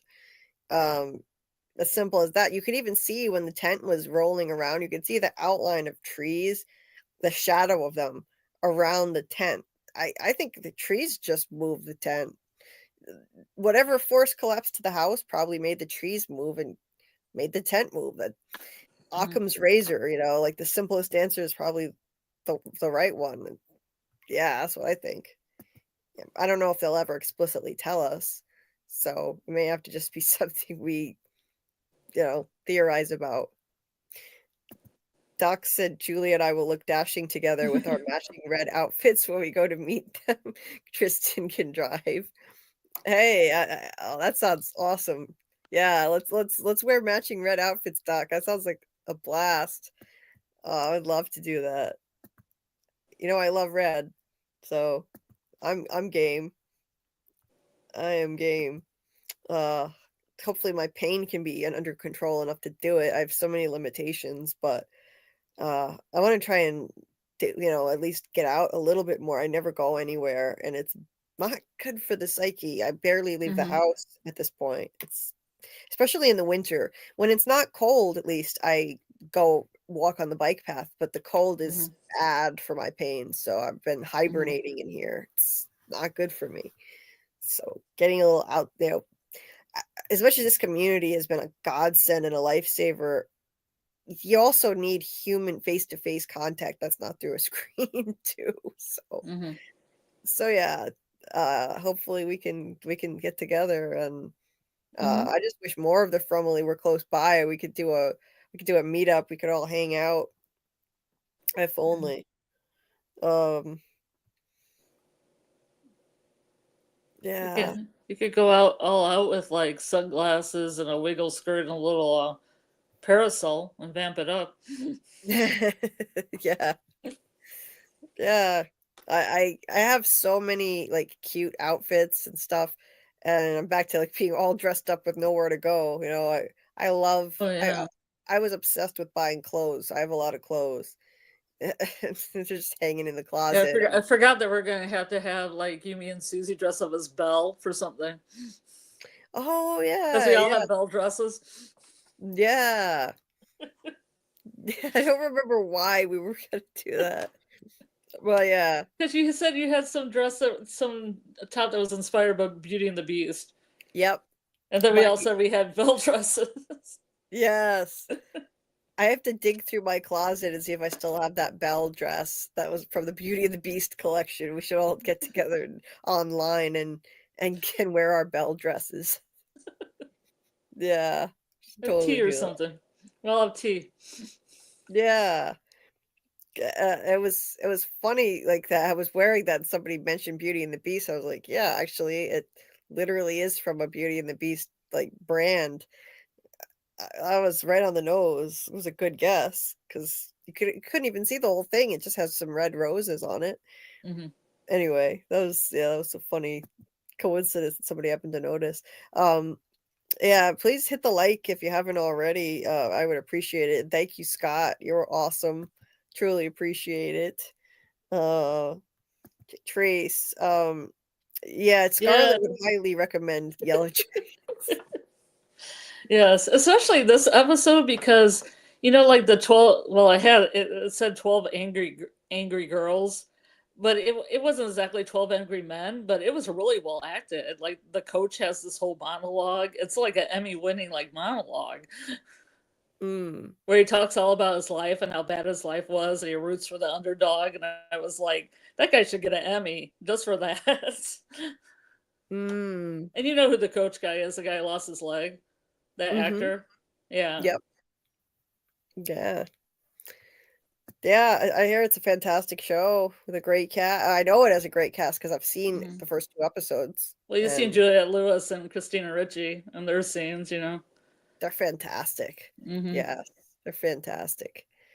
Yeah. Yeah, Trace says, forgot to say hello, Scarlet. And you're welcome. Um, let's see. Doc said we can pick one of the local horror expos to invite people to meet up at, That's or cool. that would be cool. Or Mhm. we could go together to a bigger event in Boston or Providence. That would be so cool. Yeah. There are some local. I mean, there are a few. I mean, Jeremy Ice and Fire lives not far from the Boston area, Mhm. so he's not far. We could ask him. There's somebody. I know there's somebody who sometimes pops in the chat. Rick. He's in Connecticut. Mhm. So and I don't know if there's anybody else. There might be at least one more that I know of, but I mean, that would be so cool if we could have a meetup. Um, Tony's out in New York, so it's a long ride for him. Tony was going to come to Rhode Island when Taryn and Real were here, but Tony was sick, so he couldn't come. And I wasn't able to. I ended up not being able to go either, but yeah, it would be cool if we did something like that. I would love it. I think it's synchronicity that our outfits match. Yeah, Doc. I think it is. It was like, and it was meant to be. We connected. It just fits, 100%. Yes. And I hope you feel better soon. We'll be happy to have you back. Looking forward to having you back next week. You've been sick for a while, so I hope you get better. Take care of yourself. Sucks that you have to work sick. Um, yeah. You know we Uh, have watch parties, Doc. yeah. We have a Yeah. Yellowjackets watch party in the Sci-Fi Vision Discord on Sundays, probably an hour before it starts, if you can make that. Yeah. I mean, if you can't make that, maybe we can think up something because we also have on Thursday. That's why it's so crazy. Yeah. So if you really don't want to wait, then there are watch parties. Sci-Fi Vision's So Discord. there's stuff available. There's Yellowjackets parties worth. Yeah. Yep. Don't let it Um, stop you. Don't let a subscription stop you, is what I'm saying. yeah. Um, yeah, I've been forgetting to even promo stuff tonight. I've just been kind of chilling and Yeah, forgetting about yeah. that. But but yeah, check out if you watch Yellow Jackets, make sure you check out Sci-Fi Vision's channel. Jamie and Scarlet do a live for that on Sunday nights at what is it 10:30 or 11 now? We forget at 11, but we're trying to get in between all the other ones that are on. And I actually asked Cyber Queen Media if they wanted to be like do that kind of simultaneous broadcast thing that we did with them the one time. Right. Because we're That kind of practically on at the same time. it would be a good idea then if you could collaborate. Yeah.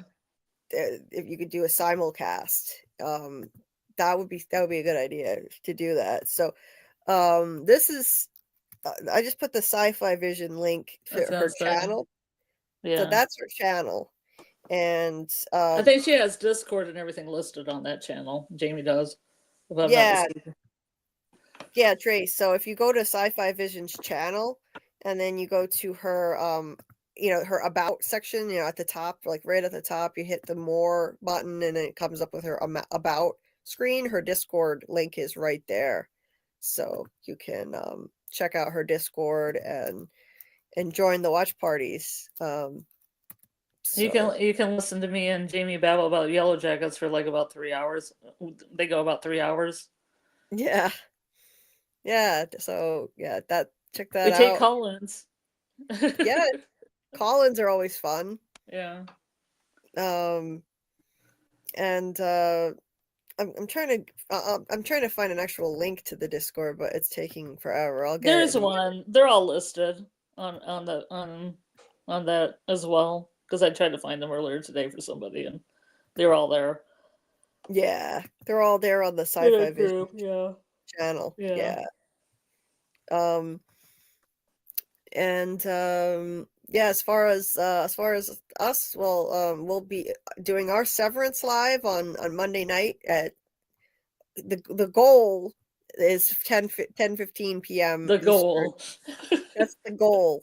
Doesn't always turn out that way. So far it hasn't, but that's what we're Mhm. shooting for. Hopefully I can actually manage to pull it off this time. Next week I have several I have 2 doctor's appointments that are actually at a time when normally I would be asleep because I'm up all night doing this stuff. So maybe since I have to try and radically change my hours quickly for those appointments, I might actually be able to be close to on time on Monday. We'll see. Hopefully. You're welcome, Trace. Yeah, thanks for subbing to Sci-Fi Vision, and yeah, definitely check that out. If I were watching the show, I would be doing it too, but I'm too overwhelmed with Severance anyway. I don't have the time with the Severance But what content. you watched of Yellowjackets, you liked, right? Yeah, I did. Very good. What I did watch of Yellowjackets, I liked. So I'll probably come back to it later. Eventually, I'll watch it. Yeah. But for now, I gotta focus on Severance and the From rewatch. I can barely keep up with my Severance content. So Yeah. if I covered another show, forget it. I never started to do it. Yeah, you kind of left Silo in the dust too. Yeah, I did. I was gonna cover Silo because I really enjoy Silo, but I just didn't have the time. I was way too into the From rewatch. Yeah. Plus, it overlapped. Silo started when From was still on, and I was way too busy with From the last couple episodes. There was just no way I couldn't do it, and I let it go. It's something I could always come back to later, and talk about Silo. Like in the off season, people are really into that show regardless. So I could do that anyway. Dieter had come in and said, just hopping in to say get some rest soon. Yeah, I will. Don't worry. I'm wrapping it up. I need to eat something and hydrate and whatnot, and exercise. But yeah, so I'm gonna be working on getting right to work on my next Severance video, which I try to get out a lot earlier. There's a lot to unpack, but I think I pretty much, after watching it 3 times, Severance episode 7, I feel like despite all the confusion, it really just boils down to a pretty basic thing that's going on at the heart of it all, honestly. It's not as complicated as it seems. They're And balancing our tempers. yeah, I mean, they're literally, I mean, not literally, but they're figuratively compartmentalizing her emotions by putting her in different rooms. The rooms represent compartmentalizing her feelings, and they're desensitizing her to all of these things. So she must fear the dentist. She hates writing thank you notes. She said that at some point. I had a theory about the thank you notes because I think she's left-handed and she's forced to use her right hand. Oh. Like in the past when people were left-handed, they thought that was the hand of the devil. Yeah. And they wanted people to do right. I think that's what they're forcing her to use, the wrong hand, not her hand that she wants to write with. Oh, that could be. Yeah. Yeah. That's interesting because her handwriting was so illegible. So that might be why. Because she's using the wrong hand. It was going kind of slanted, kind of a weird way too. And I'm like, I think it's because she's using the wrong hand. That makes sense. Yeah. It was like chicken scratch. So, yeah, and like she's probably afraid of flying on planes and going to the dentist, and they're desensitizing her, balancing her tempers, and making her emotions flat. That's what they're doing.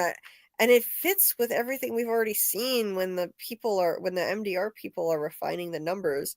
They're putting them into little boxes. They're compartmentalizing.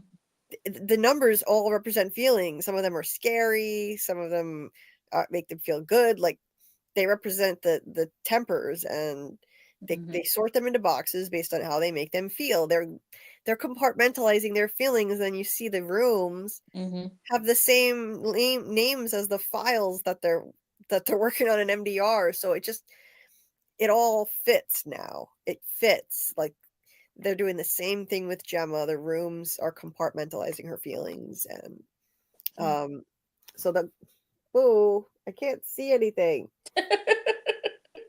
Well, okay, now welcome to Boo TV. Boo has hijacked the show. Now I was going to tell you, when we used to do the Cruel Summer broadcast, one of the girls had a cat that always stuck his butt in the camera. Like, constantly. Well, yeah, it's not So Julie. it's at least a side view. Yeah, it's Boo TV now. She's taking over the show. Mhm. Boo, can you just? This is what she does. She stands here for a long time before she Mhm. decides what she wants to do. Like, Yeah, it's a cat thing. okay, just lay down or get off or do something, please. What the? Yeah, my Why cat will just stand on my leg, Yeah, just and I don't know what she wants to do. And then she eventually moves. yeah. It's like they don't even know what they want to do. It's like, Yeah. and they don't care if they're inconveniencing you at all. Like it's just no. Oh, she's coming back. I think. My cat got stuck in the weirdest spot today. Oh no, really? Well, I came upstairs. I had some people that had to come over, and they were a little loud, so she's kind of skittish. And so, you know how they kind of slink when, they're kind of a little scared. So after they left, I was like, I'll take you up into the bedroom and everything. And it's kind of sunny, so she could sit on the sill, because it was 50 degrees today. It's been like -1. It's weird. Oh, wow. So it was 50 degrees today. So like I hear her, and she's like, my boyfriend has a desk kind of in the hallway, and I heard her, and I was like, well, why didn't you come in the bedroom? And she just kept meowing. Well, apparently because we have a bathroom attached to the master bedroom, when she came up with me, she must have gone into the bathroom. I pulled the door over. I had some clothing hanging on the doorknob of the thing. And then she just sat behind the clothes yowling because she couldn't just go through the clothing that was on the door and into the bedroom. What the hell? And she was there for 45 minutes. Oh my God. I know she's small and she's like the little Rundle litter, but I was like, you can push through that. That was like a sweater. You could go around it. That's so weird. What the hell? Yeah. Okay, Peter's here. Okay, P. Hey, KP. Good morning. He said, why are you still here? What y'all talking about? Well, Because I'm human. It's been a mishmash of things, KP. A whole host of things. We had first we had Doug Hughes on, who plays the man in yellow on From, and he hangs out and tells us hilarious stories and gives us insights and just delightful conversation. And then he left, and we wound up talking Severance for a while, which was not planned, but I mean, after the episode we just watched, we kind of it just happened naturally. We were talking Severance, then we went back to From, and now we're talking about cats, I guess.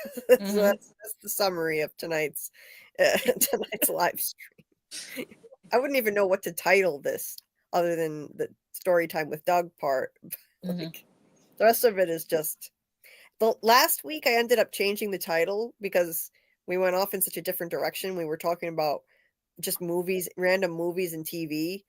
So I changed the title after it for the rewatch people, and I just put after the Doug part, or after whatever we were talking about. I had like movie and TV chat. It was after Doug left. Mm-hmm. Because I never know where it's going to go after. It's kind of fun to just, hang out and go off on tangents. I love me some cat. Well, yeah, you just missed her. She was right in the camera and wouldn't get out of the way. Oh my God. Yeah, cat the animal, not that kind of, not the other kind. Not the P word. Yeah, not that one. Jeez. Oh my God. Yeah, this is where it gets after dark, like usual on Friday nights. Yeah, we get into the after dark territory. Sometimes things get a little freaky. Yeah. What was I gonna say? I don't even remember. Oh yeah, Trace asked if it was Blue or Boo. It's Boo, like Boo, like a ghost saying Boo. It's Boo because she's orange and black. Because she's black. because she's black with orange flecks all over, and we found her close to Halloween too, so it just fit perfectly. Uh-oh, she's coming back. Boo. Okay, at least lay down or something, please. I can't see anything. I can't see. Lay down. Lay down. Lay down. Okay. Then I get my cat feather boa here. She wraps around my neck. It's very cozy, I gotta say. Very luxurious. Yeah. Yeah. She loves to lay like wrapped around my neck like that. My mom says all the time that she'll look in here when I'm sleeping and she's like, Boo is like laying right in my face, staring at me while I'm sleeping or something. Nothing creepy about that. Yeah. Apparently she's always right in my face. Nah. Let's suck your soul out, Julie. Yeah. Don't give it a chance. Yeah. Steal baby's breath, like all the folktales. Yeah. Yeah. Yeah, she heard her name. Yeah. I would say it was because she heard her name, but I don't think she can hear much of anything anymore. I think she's gone mostly deaf. I don't know why, if that's typical for cats when they get older, but she can't hear much of anything. Like, yeah, it sucks because she knew her name so well, and I'd say her name and she'd always turn and look and usually make a noise. She just put her scent all over my thumb. She just took her face. Cats have these scent glands on their cheeks. And when they rub their cheeks against things, they're putting their scent on it. She just put her scent all over my thumb. Like she's claiming me. She does it. She also comes up and rubs her nose against my nose. Like, yeah, she claims me as hers. She puts her scent all over me. Mine just continuously bumps me until I do her bidding, with the top of the head. Oh, that's funny. It's just like, okay. Yeah. At least you don't get a paw to the face with claws out. I get that sometimes. No, she's real gentle. She doesn't really put her claws out she nibbles a little bit, but she's not. She's always soft, So she never bites, draws blood or anything. Yeah. Boo doesn't either. It's methodical the way she does it. She puts her paw on my face and she extends her claws just enough so that it's uncomfortable and it gets my attention, but not enough to scratch or draw blood. It's so diabolical. Like she knows exactly what she's doing. She knows, okay, it's just enough to get my attention and it doesn't feel good, but she's not scratching or hurting me too much. But it's enough to make me like it forces me to do something because I'm like, okay, no, that does not feel good. She's a smart cat. She really is. She knows what she's doing. She used to try to wake me up like that, but thankfully she doesn't do it that much anymore. But yeah, the paw to the face, just enough claw. Yeah. If she wanted to, she could just put the claws all the way out and scratch me, but she doesn't do that kind of stuff. Yeah.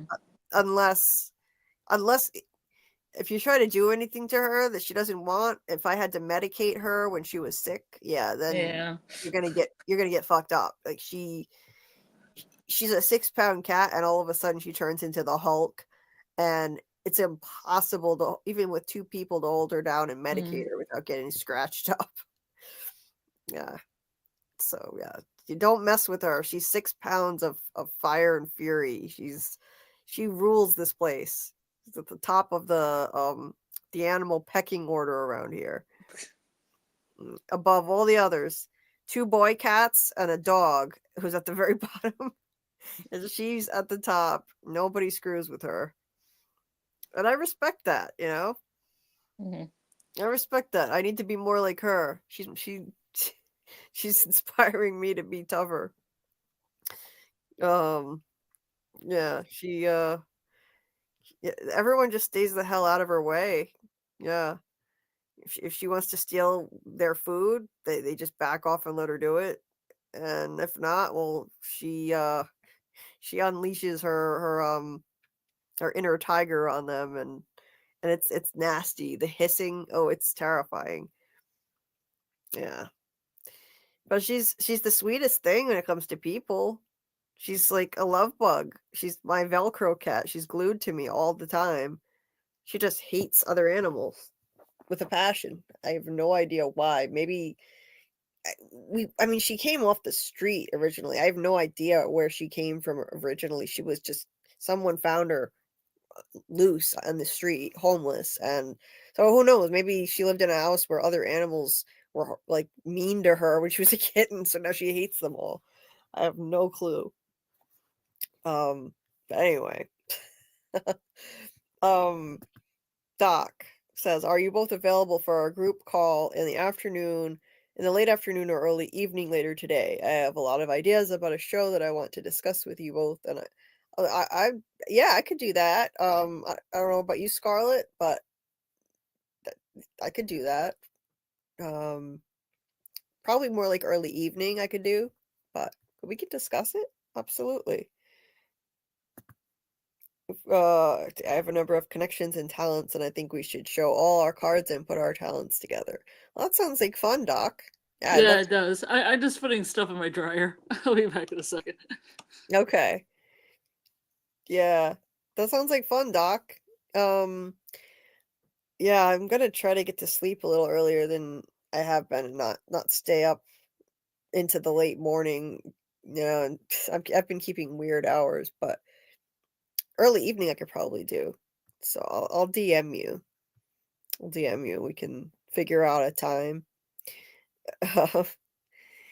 Yeah, it's KP. It's not that time here. You must be an hour ahead of us. It's 3:20 a.m. right now here, so it's not that bad. But we're gonna wrap things up. We're gonna wrap things up. Yeah, I'm a night owl to the extreme, KP. It's gotten so that I'm a vampire now. I'm up the entire night, and I used to at least go to bed when the sun comes up. Now I'm awake till late morning, and then I'll sleep for a few hours. It's a messed up schedule. I gotta change that. It's pretty bad. Yes, please like the stream. Thank you for watching, listening. If you're on the replay, I appreciate every single one of you. Thank you so much. Um, I don't care how you consume it, even if you're just watching the replay. Thank you so much. And if you could subscribe and ring the bell for notifications, that would be great, because then you'll get updates when I post videos and when we do lives. So yeah, tapping the bell, it usually works. Sometimes people don't get the notifications, but our next live is going to be Monday for Severance. It's going to be a doozy to cover. So we're shooting for 10:15 p.m. Eastern. If it ends up being later, we'll let you know. And thank you to everybody who's watched my Severance videos this week. I'm really happy with how it turned out, and you know, it's been my only the second show I've ever covered, and I was happy to see, like, I'm finally starting to find an audience. It's not easy venturing into new territory and getting any kind of attention when so many people are covering this show, but my views went up this week, so I appreciate everybody that watched my videos. Thank you so much. I managed to get out 2 videos about episode 6 of Severance this week, and so I'm almost caught up now. I have like a little bit more to say on that one, and then I'll just completely dive into episode 7. So that'll be in the next few days. I probably won't get it out before Monday, but definitely before the next episode, I'll definitely get episode 7 deep dive out. It's a wild one. It's gonna be interesting to try and cover. So we'll have fun with that, and next week we should have Doug Hughes on again too. He said he'd like to join again, most likely next week.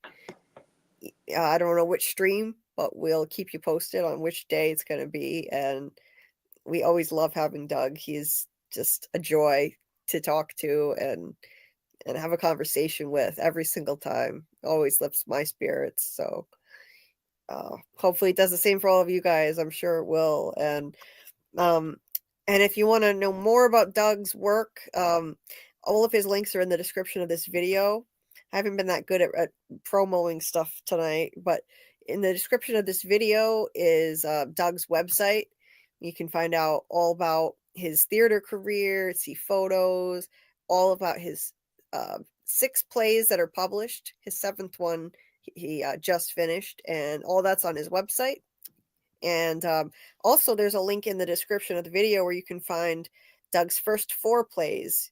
You can get e-copies or you can order copies of them. I'm going to be getting all of them. Right now I'm in the middle of reading his novel, which sadly wasn't published, but he was kind enough to send my way. And oh God, not again. Boo, come on now. Come on now. There we go. Anyway, yes, so I appreciate everybody that supported Doug and his work, and those of you who did check out his play, I thank you so much for that. And if you're not sure if you want to order a copy of Deadline, again, you can read a description of it. I mean, you can read, not a description, you can read 32 pages of the play on the website, and that's in the description of this video. It's playscripts.com, and that's his murder mystery with comedic elements, which a lot of From fans would love, about 2 playwrights who become trapped in the murder mystery that they're writing, and they have to find a way out, and people are dying left and right. So I loved it. I hope more people check it out, and it's only about 74 pages, so you'll get a good idea of if you'll like it or not. I loved it, and I think anybody that enjoys these lives with Doug, you would love his plays, you'd love his writing as well, because it's so him. Now that, I mean, his plays he writes with Marcia, Kash, but you can totally tell like Doug's influence in it, that he's one of the writers. It's so obvious once you've gotten to know him and talked to him and watched to these lives. So I think people will really enjoy it.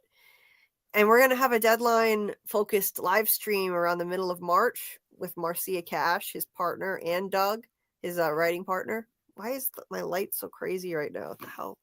When Boo is here, for some reason, my lighting on my face gets like blindingly white. Anyway, we'll keep you posted on when we're going to do that stream and discuss Doug's play Deadline. I think it'll be so much fun, and it'll support. I just want to give some support back to Doug. He's been so kind and generous with his time to the From community, and he deserves attention on his awesome work. So I want to just give him some love and kindness back in return for all he's done for the Fromily. So anyway, all his links are in the description. You can check out his play Deadline at playscripts.com. All his other plays are at Concord Theatrical's website, that's also in the description of the video. You can see all that. And yeah, that's pretty much it. We'll be next week. We should be diving into season 2, episode 2 of From, our rewatch. That'll be there, and I'm excited to do that. It was a lot of fun to dive into the first one. So, let me see. Oh, and I meant to drop my Discord link in here, and I never did. But we had another great watch party for Severance. There's the Discord link if anybody's not in the Discord already. We had so much fun doing the watch party for Severance. We had like a great turnout and a great conversation after the episode dropped. So if you're not in the Discord, check it out. Every Thursday night, we do the watch parties at 9 p.m. Eastern and then 10 p.m. Eastern a second time. And then we do a voice chat. And boy, did we need that second viewing this week. Holy shit. I was like, I can't talk about this until I watch it again. I just can't. And so, yeah, that's every Thursday night. And if you're listening on the replay, you can see the Discord link in the description of the video and check it out. You can also come in the Discord and just talk in the Severance channel and share your theories too. I always love to hear everybody's theories. Get some fun discussions going. We're going to be doing more watch parties in the Discord too. So Saturday night, we're going to have a movie watch party. And I think the one that's winning is The Gorge, which I had never heard of, but it's a pretty recent movie. It just came out this year. I think that's the one that won the poll. We did a poll and The Gorge won. So we're going to be doing that Saturday night in my Discord. So if you want to check it out and watch with us, I think that Dieter is streaming it at 8 p.m. Eastern, if I'm not mistaken. Boo, I can't see what I'm doing here. Come on now. I think it's at 8 p.m. Eastern, if I'm not mistaken. Yeah, 8 p.m. I'm looking at it right now. Yep. So looks like it's most likely going to be The Gorge that's winning the poll. And that sounds like a really cool movie, actually. I looked it up. It's, I don't remember what it's about. A gorge? The Gorge, yeah. Is it about a gorge? Yeah.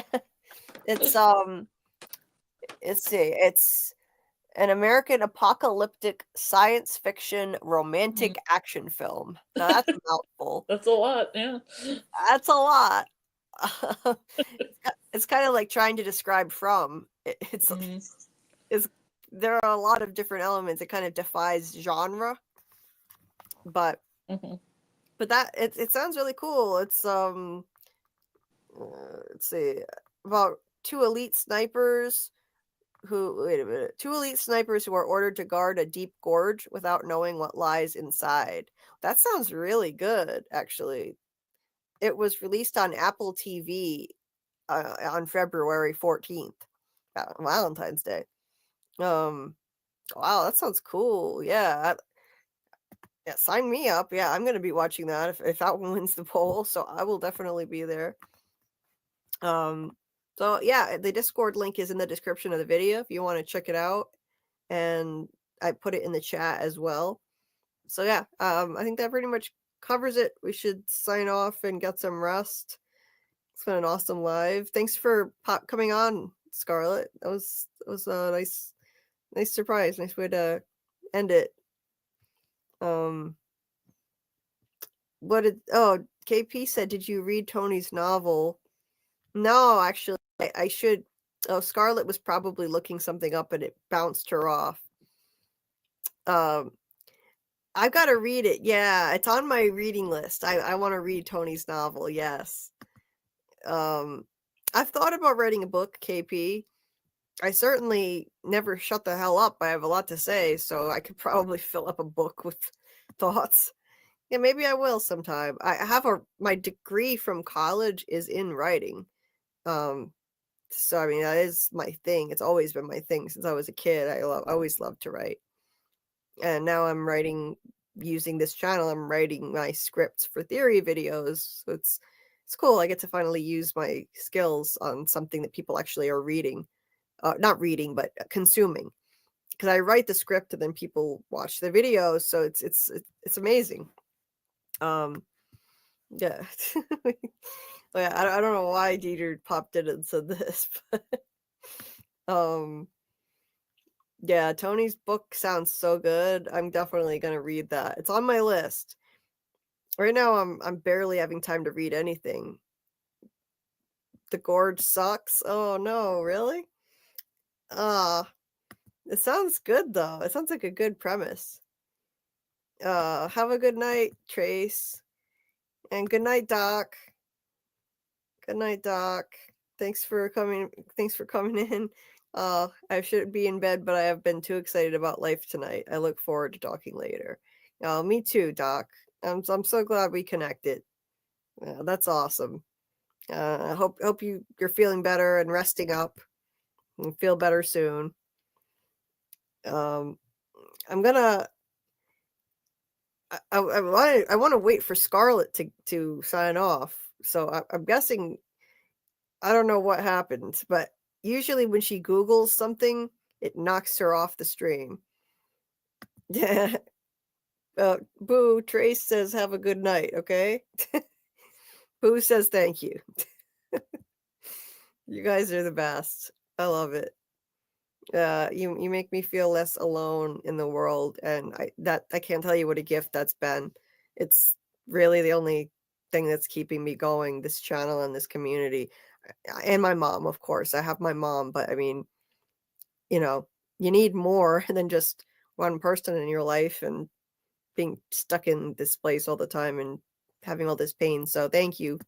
Thank you for being so awesome and keeping me company. I appreciate it. Appreciate all of you. And bye, Martin. Yeah, you take care too. Yeah. Thank you so much. Thank you for the kind words. I appreciate it. Good night, Michael. You guys are so awesome.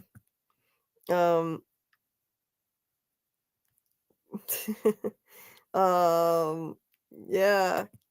Thanks for being here. Yeah, nice to see you, Michael. Yeah, it was nice to see you again. Oh, Scarlett's back. Good, just in time, because I didn't want to sign off without her. Did you Google something and get kicked off? Scarlett? You there? You're muted. I really need a drink and my cat is in the way here. Hold on.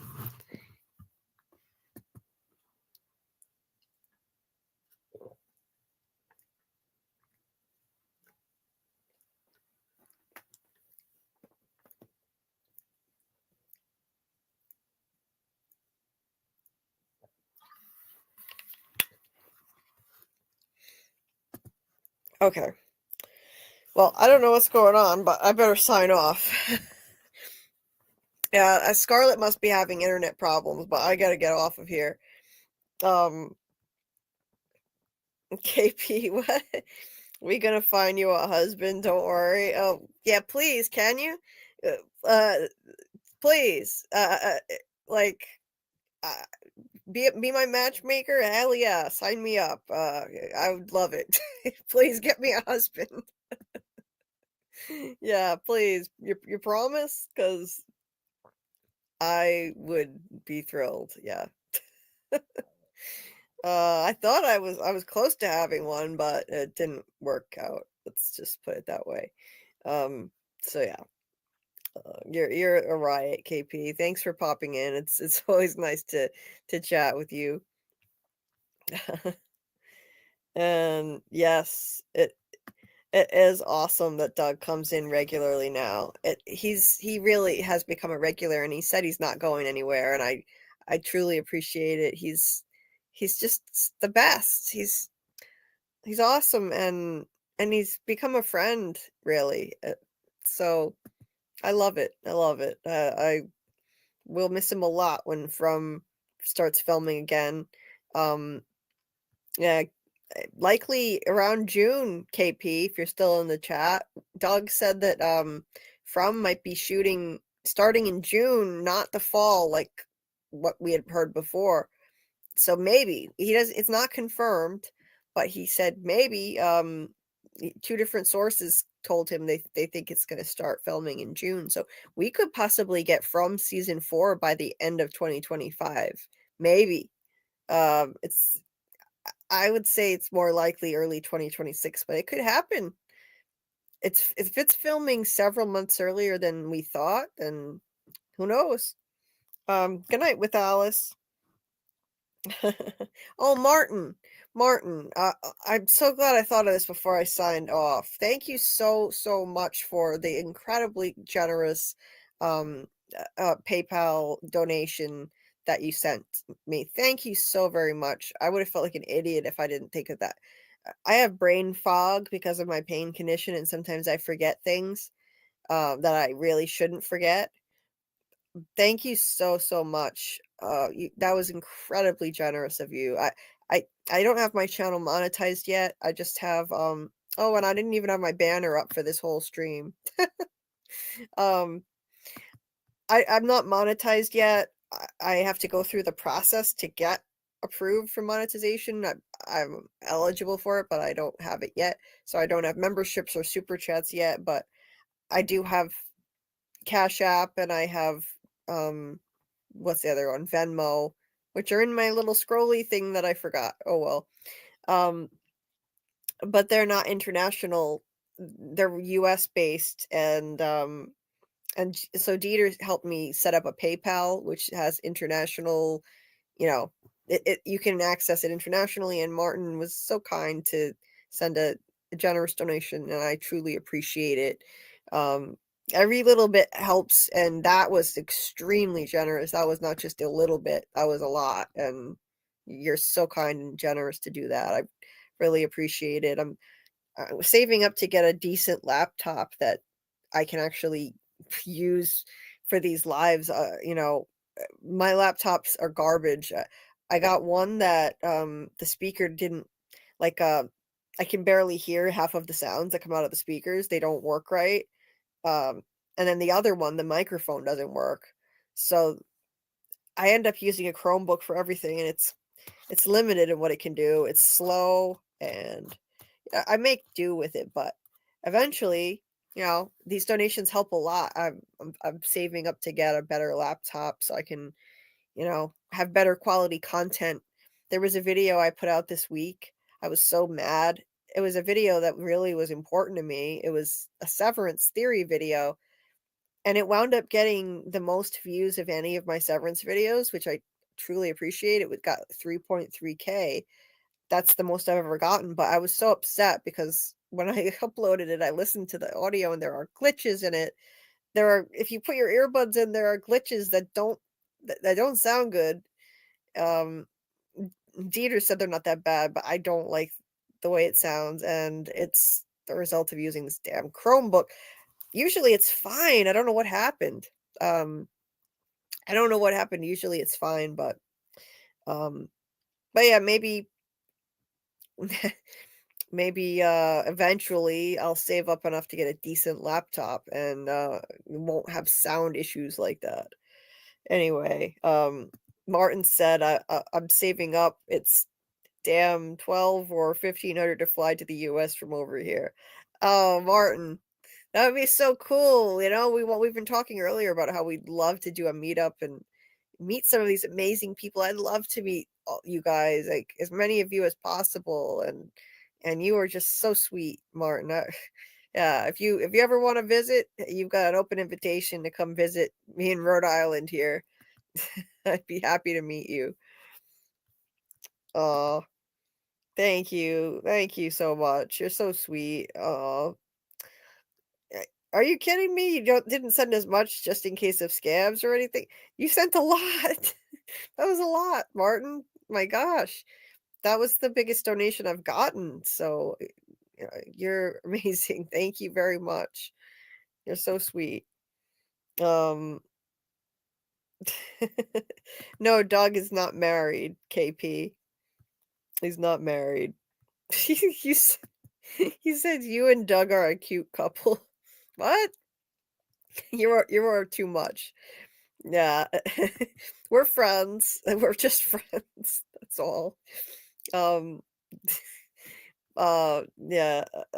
Doug is just the best. I'm very fortunate and blessed to have him in my life. I really am. He's been amazing. Uh, just as a friend on and off the live streams, he's just terrific. We have great conversations. So it's all because of this channel and this community. So I can't thank you guys enough. None of this would be possible, and I wouldn't be able to connect with awesome people, if people weren't showing up for these lives and watching my videos. So I appreciate you guys so much. Oh, KP, I would love to come to to Trinidad. Oh, if only. Travel is kind of difficult for me because I have severe pain and I don't have the money. But if anybody ever comes to Rhode Island, you can visit me. I'd be happy to meet you. KP, your wife started as a friend, huh? Yeah, sometimes that does make for, like, honestly, The best relationships are built on friendship, 100%. Yeah. I mean, my ex and I considered us, basically best friends, but that didn't work out, so that's not a good example. But most of the time, the best relationships are built on friendship. Yes, 100%. You start out as friends, and yeah, like absolutely. Because that means you have stuff in common if you're friends. Like friendship is based on having common interests.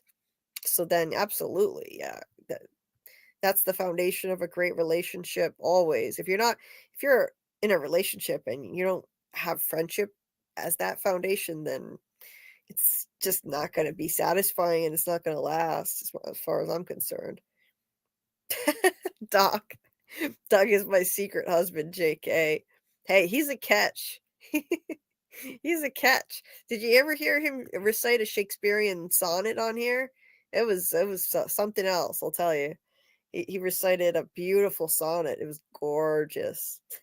Anyway, I'm getting silly now. I'm so punchy, so I better get off of here. Don't tempt me with a good time in Rhode Island. Yeah, I don't know. I mean, I'm not that much fun, but I'd love to meet people. If anybody ever happens to be passing through Rhode Island, I would love to meet you guys because you're like family to me, honestly. Not even like friends. You guys are like family. This is Fromely. That's why it's called Fromely. So, yeah. My own extended family sucks. They live like half an hour away and I never see them because they don't give a shit. So, you guys are so far apart and they've shown me more kindness than my own damn blood relations who are nearby. So, I appreciate you so much. So much. Yeah. Oh, man. Oh, okay. Yeah. Scarlet, I need to get off too. Scarlet's going to bed. What in the world, KP? I'm gonna encourage this relationship. I'm starting a rumor right now. Oh my goodness. You're gonna make me blush, KP. Seriously. Dude. You're too much. Too much. Yes, I'll get some rest. Scarlet's network keeps crashing. Oh my goodness. What is going on, KP? You're oh man, you're gonna make me blush here. You're hilarious. It's Familia, yes. It's Familia. That it's not, yeah. Tony Teflon coined the term Familia, and I love that. I love that. Familia. It's even better than Fromely. Yeah, I like it.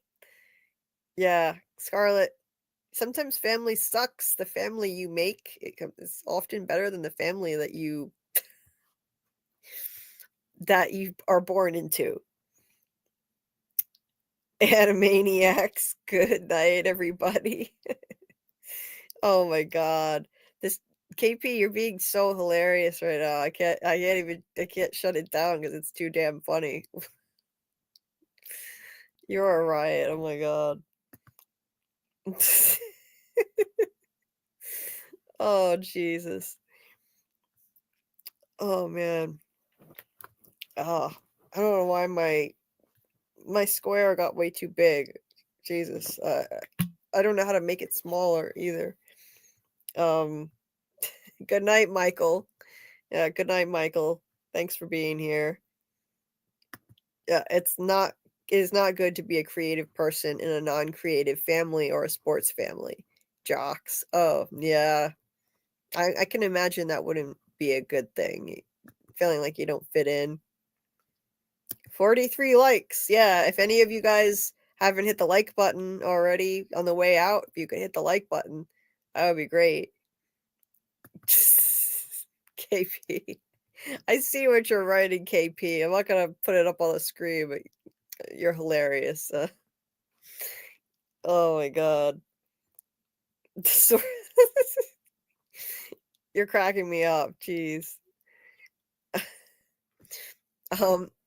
Anyway, So if you're not in the Discord, the link to the Discord is in the description of the video. We'll do our first movie watch party on Saturday night at 8 p.m. Eastern, and it looks like it's going to be The Gorge, which is winning the poll. And then we'll see you again the next time on Monday night for the Severance live at roughly 10:15 p.m. Eastern, or whenever you happen to see the notification go off. So please hit the bell for notifications, because sometimes I'm running late, as you figured out by now. And you'll be notified when we do go live. And keep an eye out for my next Severance videos. I should have one more coming out related to episode 6, just a short one, and I can't do anything short, but it'll be something on episode 6, and then my episode 7 deep dive will be coming up after that. Oh my god, KP. We're gonna definitely, I want to do a watch party for Young Frankenstein. Like Scarlet said, Doug suggested it. Doug said we should do a watch party for Young Frankenstein because I've never seen it, and it's a classic. So we're gonna definitely do that. We're gonna find a day to do it, and maybe Doug will join us too if he's free. I'm gonna ask him to join, because he joined our From watch parties. So that's another thing. Every week we're doing From rewatch parties now. As of now, it's Wednesdays before the From live, but I don't know. I'm toying with the idea of changing the day. We'll keep you posted. But Doug Hughes joined our From watch party in the Discord, so that's another way you can hang with him if you want. I just came on to do this. Oh yeah. Somebody requested the bell. Oh yeah. KP wanted the bell. Yes. It's again for Mackie. Yes. Yeah, wake up, Mackie. Wake up, Mackie Vals. It's almost 4. Mackie was like sleeping. Mackie was like, yeah, when it's 4 a.m. and Scarlett's, what did he say? Like I forget how he put it. Well, that's a guy, not a girl. Whoops. Yeah, it's a guy. Sorry, dude. Yeah. No, he put up a gif of Gwendolyn Christie ringing the cowbell in Severance. Yeah, and he's like, when He it's says 4 a.m. Scarlet 4 a.m. is like, and it's like her. Yeah. It's kind of funny because I kind of have blue eyes. Like I could put up my hair in a handkerchief like hers. I mean, we kind of got the same kind of German, ancestry, and to start ringing the. Yeah. That was hilarious. I'm supposed to get goat sounds soon. I'm gonna get some goat sounds. Yes, you got to get some goat sounds, some goat sound bites, and then I'll give you the power to use the media thing, so you can play clips and you can do the goat sounds. Well, I'm also gonna have a keychain that makes screaming goat noises. Oh yeah, we need that. We need that for the Severance lives, definitely. I do need an official cowbell though, because they make a different noise. Like the handbell makes a different noise than the cowbell. Yes, yeah, we need that for the. Yeah, we need Patricia Arquette. Is what we need. Oh my god, yeah, that would be a dream. I got a fever. Yes. Oh man, yeah. But yeah, we should totally set up a night to do a Young Frankenstein watch party, and maybe Doug will join since he suggested it. That would be fun. I've never seen it. It's a great movie. He told me. I mean, I know it by rote, so I'll mute my mic so I'm not saying all the lines. Oh yeah, you know the whole word. You know all the words. Oh yeah. I've watched that movie probably at least 20 times, if not more. He said that he was sure that you must have seen it, because you're such a film buff. But oh yeah, I never have, and he told me don't find out anything about it beforehand. Go into it completely blind. So that's what I'm going to do. Have you seen the original Frankenstein? The really old one? Yeah. Have you seen Bride of Frankenstein? I think so, in film class in college. Okay. Yeah. Oh man. Would you mind? I mean, I'm gonna shut this down. I promise. I'm gonna end it, but I really need to run to the bathroom quickly before I do. If you could just, okay, you can promo your Yellowjacket stuff or something. I'll be right back. Okay. So on Sundays, starting at about, I would say about 9:30 p.m. EST, me and Jamie will be hosting. Well, mostly Jamie, because I'm probably not going to show up there till like our live, but she'll be hosting a Yellowjackets watch party for the current episode, which is quite a crazy episode, I'm gonna say. And afterwards, like around 11, we'll have a live where we talk about the episode in depth, scene by scene. It goes like about 3 hours, and we theorize and all that fun stuff. And there's call-ins. I wanted to do Yellowjackets bingo, but because of something that happened in the episode, I haven't been able to get myself together to even like make a Yellowjackets bingo card. So we might be doing that next week. But we also might have a Cyborg Queen Media on, but that's not 100% definite. But we're going to try to have different guests on so they can also theorize with us. And like me and Julie, we do a Severance deep dive on Monday at around 10:15, and it's going to try to be 10:15 EST. Try being the operative word. Where we again go scene by scene and theorize, and we'll probably spend a lot of time doing that because that episode was a bit of a whopper as well. Mm-hmm. Oh yeah, trying to parse that thing out, that is going to be a challenge. Like going scene by scene, and it's that's going to be a hell of a breakdown. I'm going to do my best to get a million screenshots. You have to, because of all the different, because of all the flashing things on the screen. I'm going to feel the need to. It's kind of like something where you at least you try to take like 3-second bites of it, like some of the graphics and like going through eyeballs and stuff. You kind of just want an emotion. Oh my God, yeah. Yeah. Like this is one where I really want to be able to show clips. It needs clips. The pictures won't do it justice.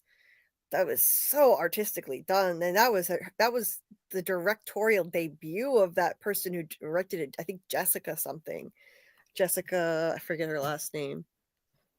What one hell of a debut! I was shocked when she's on the podcast. She's on the podcast for that episode. I haven't watched it yet. I didn't have any time, but I would like to. I like to listen to it.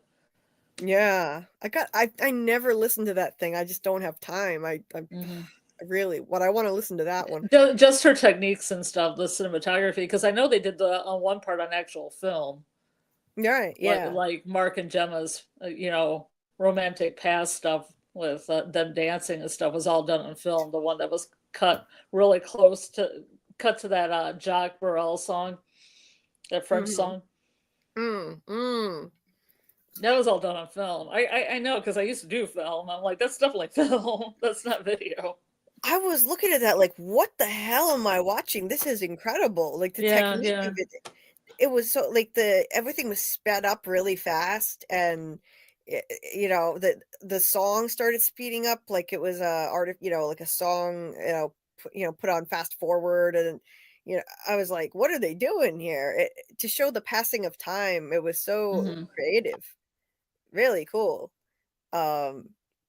Yeah, that was artistic. This thing should win a bunch of Emmys and Golden Globes. Like, I'll be shocked if this episode is not nominated for a bunch of things.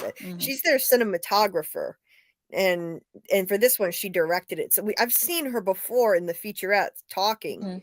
I recognized her. She normally just does their cinematography, which is a really important job, but she directed it too. And it makes sense for that cinematographer to direct an episode like this, because it was, it was all like, it was not your typical episode. It was all kind of blended together, and the artistic side of it took center stage. It was non-linear. I don't know how to describe it in the right terms, because I'm not like, a film buff like you, but it just made sense that they would have her direct it. It's still amazing that it's her first one that she ever did.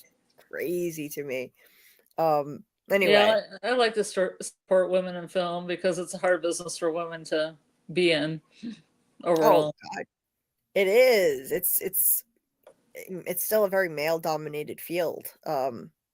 TV and film, being in It those used to not to be that way in the beginning. Like I said before, we had a talk where like a lot of the early companies were owned by like Clara Bow and like all these other actresses and stuff. There were a lot of female directors. It became a boys' club later once they found out it was profitable. Yes. You know, that's when the dudes take over. And that's why throughout film history you have, you know, like all the women have to take their clothes off, and you know the men are clothed, and it's all about, you know, the concept of the male gaze. It's because it's always male directors, almost always, and until recently, you know, things have changed, and you know you see more women in these kinds of positions, and it's cool to see. Anyway, well, we have plenty of time to talk about that on Monday. Yeah. And we need to get off of here now, but thank you everybody once again. Thank you Dieter, for everything. Yes, I will get some rest. I'm sorry I called you a woman, Mackie, but you're all woman to me. Yeah. Mackie finally put a profile picture, I think in Discord, so yeah, so I'm pretty sure. I mean, you know, nowadays gender is, you know, there's a spectrum, gender is fluid, so I'm assuming male, but yeah, correct us if we're wrong. But if I'm wrong, please correct me. But I don't want to be wrong. Yeah, I just want to be right. We want to get your pronouns right.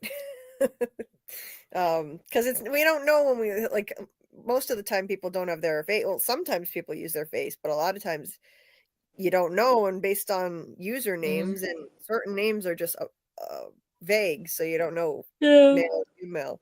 Anyway, thank you all so much again for watching.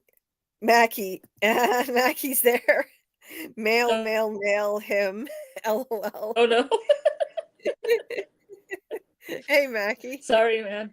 Become the devil. I think it was because you had something like on your icon. I think it was something more female looking that you had an icon at one time, and I thought you were a girl. Apologies. I don't know why, but I've always nothing wrong with being a woman, though. I don't know why, but I've always just assumed. I think we're conjuring these people up by saying their names. I know, right? Like, this is so weird. Like, who else do we want to show up? Yeah, let's. Who else can we conjure up by? You know, Ben Stiller, Patricia Arquette. Ben Stiller. Are you here? Are you gonna come out of the bushes and pop into the chat next? Come out of the bushes. Come out of the bushes, you lurkers. Who else can we conjure up by saying their name? Is it like standing in the mirror and saying a name like 3 times, and they, you know, Christopher Walken, Christopher Walken, Christopher Walken. Christopher Walken. Yes. Christopher Walken, you there? Are you listening? That's hilarious. His ears are burning. Yes. This happens to me a lot, actually. Like, I talk about somebody and then they pop into the chat. Maybe they're all just listening and they're just waiting for their name. Maybe. As a matter of fact, it happened with Doug last week when we were doing the Severance live. So I was talking about Doug and just singing his praises and stuff, and then about 20 minutes later, he popped into the chat.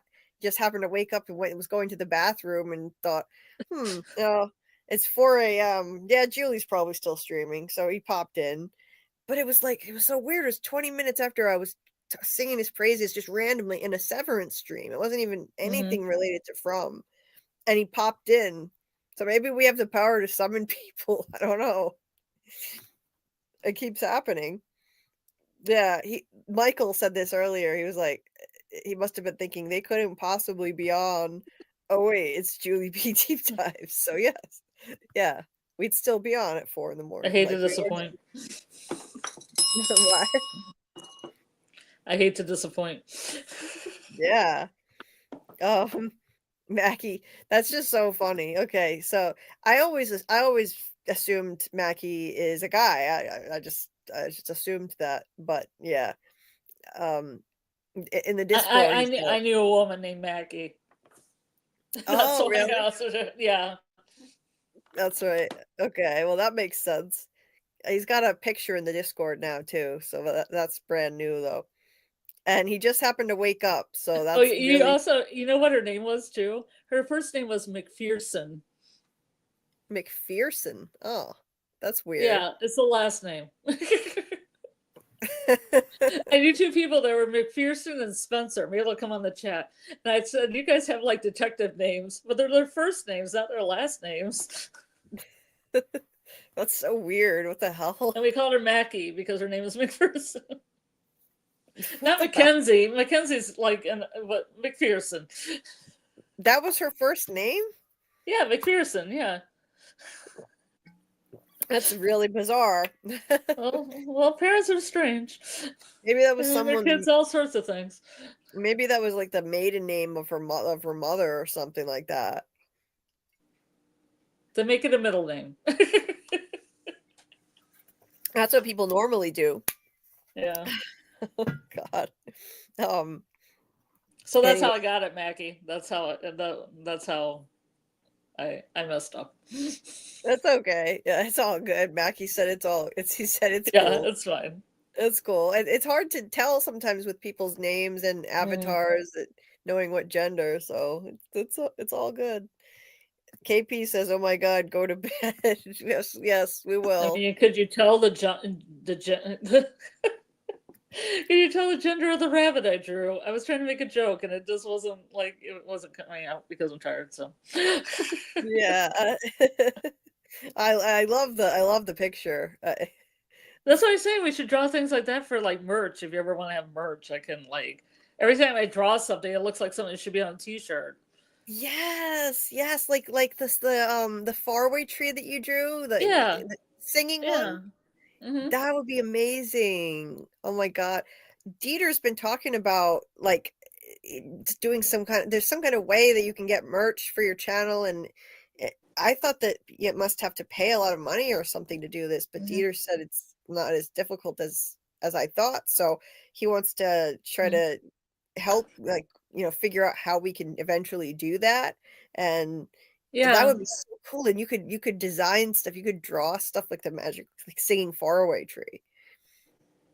Yeah, I mean, there's a lot of on-demand printing places. I mean, some of them aren't that great. Right. But nowadays you can get like, you can put up a bunch of stuff and people can customize it, and then, as long as you find a good company.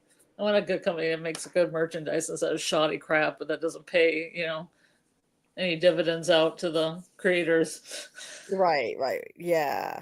See, I don't know how any of this works, so we'll have to figure this out, because I don't know.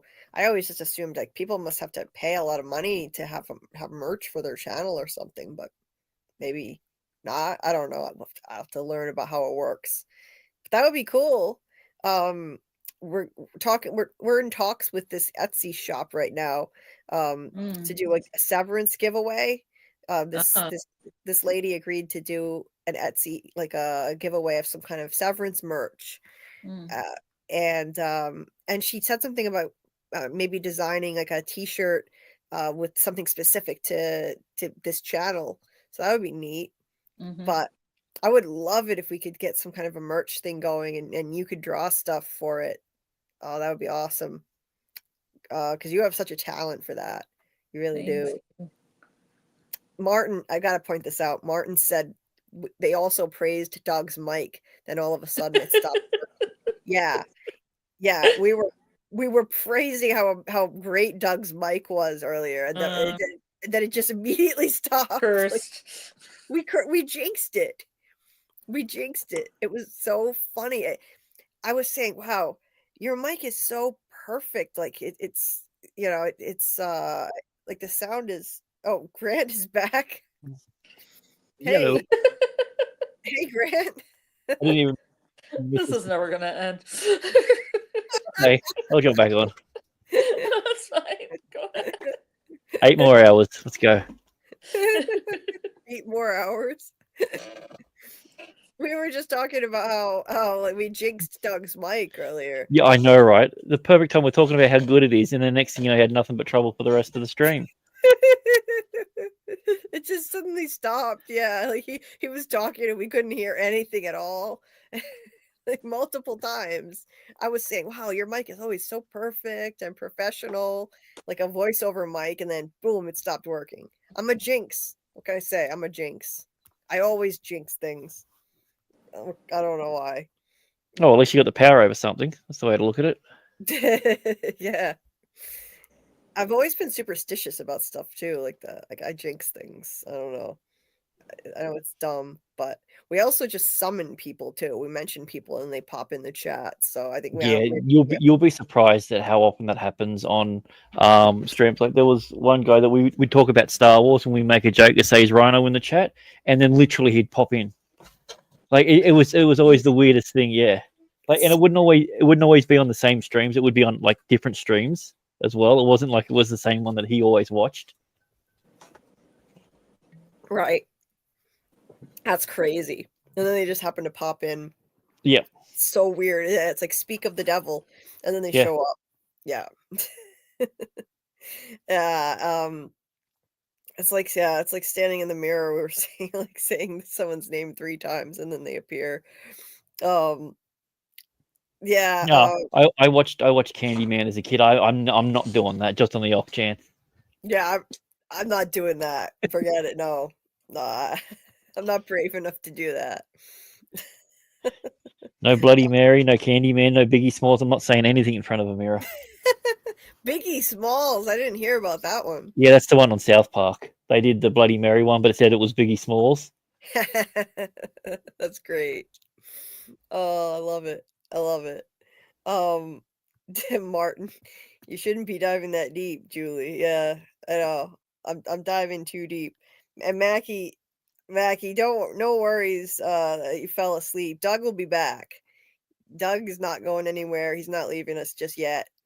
Like Martin said, there will be plenty more times. Don't worry about it. He said he's not leaving us. Not going anywhere. Yep.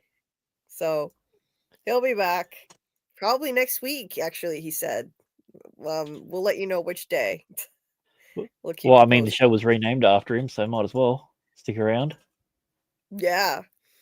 I've started the lives that he's on. I've started just naming them for him because he puts on a show in and of himself. Like he makes the show. So it's Martin. I hope your goodbye hugs are this long. Yeah, we've been trying to say goodbye for like an hour.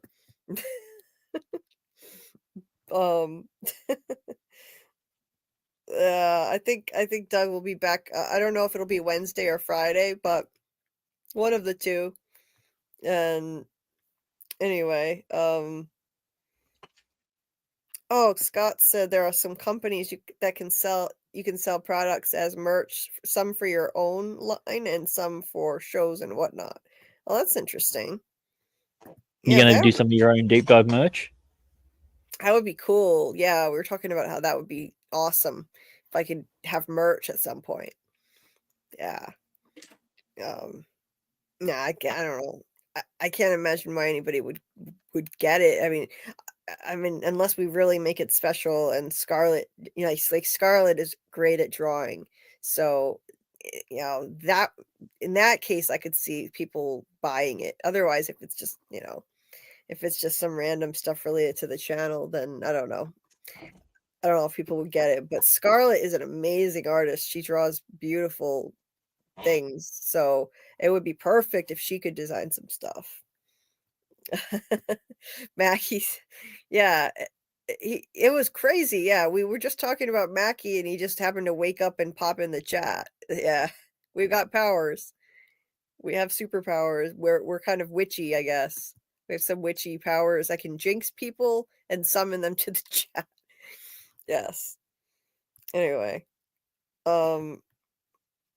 so, oh, by the way, yeah, if you guys haven't checked out Mr. Grant Gregory's interview with Doug, I don't know if I mentioned that tonight, but please check it out. It's awesome. It's unique. I've never seen another interview like it. And I've watched every interview Doug has, and spent hours and hours talking to him, and it was definitely worth the watch. Even in my case, with all of that time talking to him, it was unique and it was creative. So go over to Mr. Grant Gregory's channel. The link is in the description of the video if you're listening on the replay, and check out his interview with Doug. It was really cool. I know Doug was happy with it. It was nice for him to talk about some stuff other than From, I think. He got to really get into all kinds of interesting stuff about his career in theater and playwriting and all of that stuff. So Yeah, no, it was a good conversation. I hadn't watched a lot of other interviews because I didn't want to be like influenced by it, sort of thing. So yeah, it's just like I'll do how I used to do my interviews that I was doing previously, and yeah, just do it. That's how I do my deep dives. I do it on people. yeah. So and then just like, all right, I don't think he would have been asked something about this because the only thing I found of it was a message that he put on a funeral notice board back in 2021. So I'll ask him about that story. Wait, what? Yeah, that was the thing about. Yeah, that was when he was talking about when he first worked with how he first met Christopher at the Shaw production Yeah. and everything. Yeah. Yeah, that was Oh, one of the ones I found, and yeah, and old Facebook posts and different things. interesting. Yeah.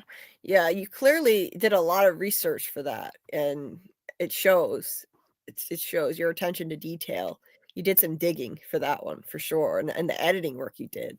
It's fantastic. Yeah, that's the fun part. Oh, not for me. The editing is the worst. I've just now learned how to edit my mistakes out. That's all I can do. I just can edit mistakes out, and I hate it. I absolutely hate it. I'll if you just want to get rid of your mistakes and your ums and ahs, yeah, I got a program that can do it for you in about 2 minutes. No way, really? Yeah.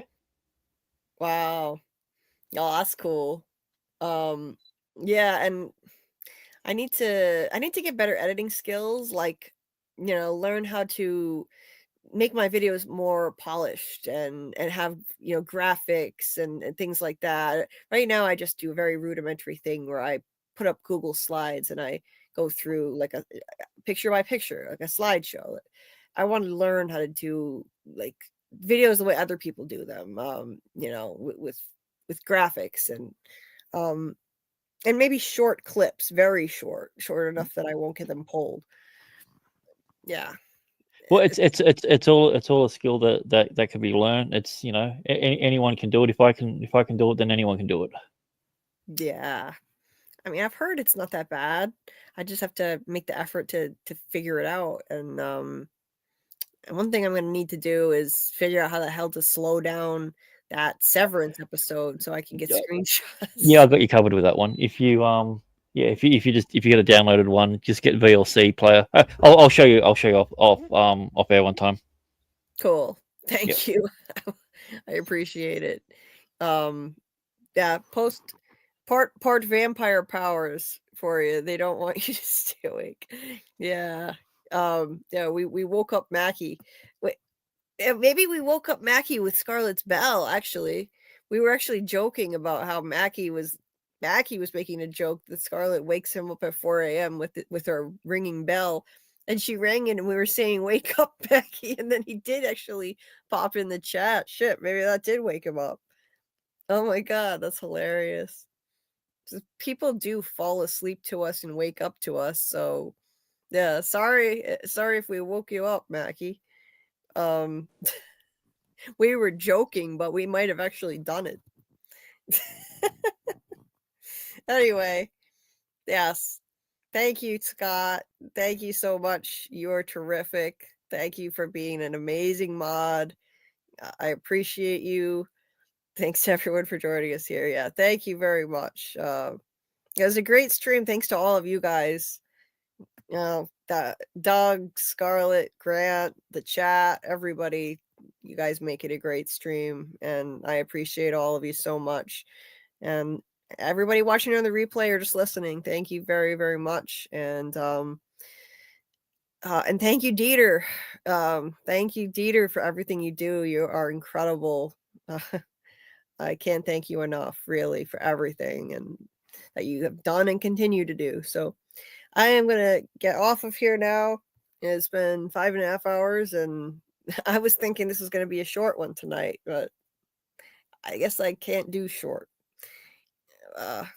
You guys are too awesome. It's hard to leave you. That's the problem.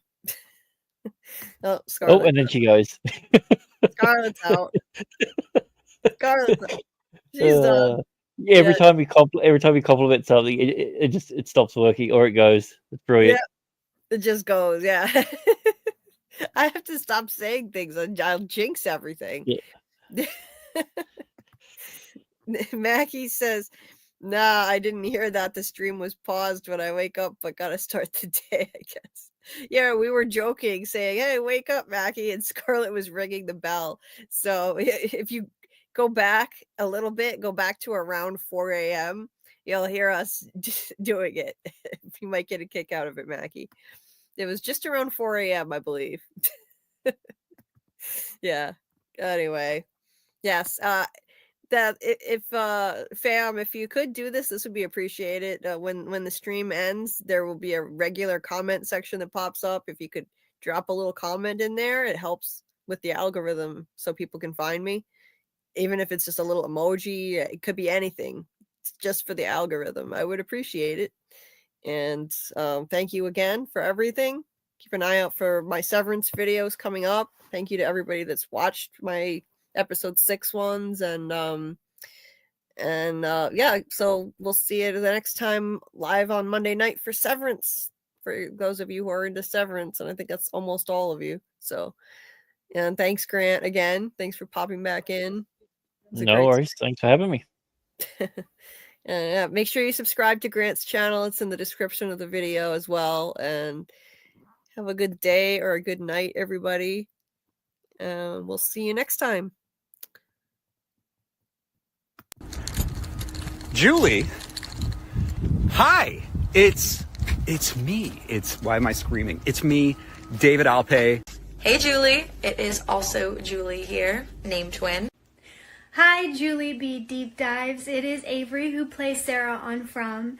I just want to say thank you so much for watching and supporting the show, and I also want to give a shout out to your co-host, Scarlet of Many Names. Hey Julie. Hi Julie B. Julie B. Scotty McCord here. How are you? Hi. Finally, I get to connect with JulieBDeepDives. Julie, you're awesome. You work so hard. I wish we were friends in high school. You could have helped me with my, literature essays, my critical essays, because you are so deep and thorough. Keep doing what you're doing, and I'll see you around. Thank you for what you're doing, and keep at it, and I know you got this. You know you got this. Keep at it. Take care. Congratulations to you guys on all your success of your YouTube channel, and I'm wishing you all the best in 2025. Anyway, Julie, I just want to say, keep going, keep on keeping on. You got this. Holding Julie B, protecting Julie B. With big muscle car hugs, there's a bottle tree. Keeping you protected. That's for you. That's for you and for all your brilliance and for everything that you've given from and helped make it what it is. So, Julie B, thank you. Thank you. Thank you for season 4. We'll see you in season 4. It's coming. Hold tight. Maybe binge the show until we get there. Dive deeper. Julie B's Deeper Dive. You're doing great. It's amazing. Bless you. And we'll see you in season 4. Don't stream and drive.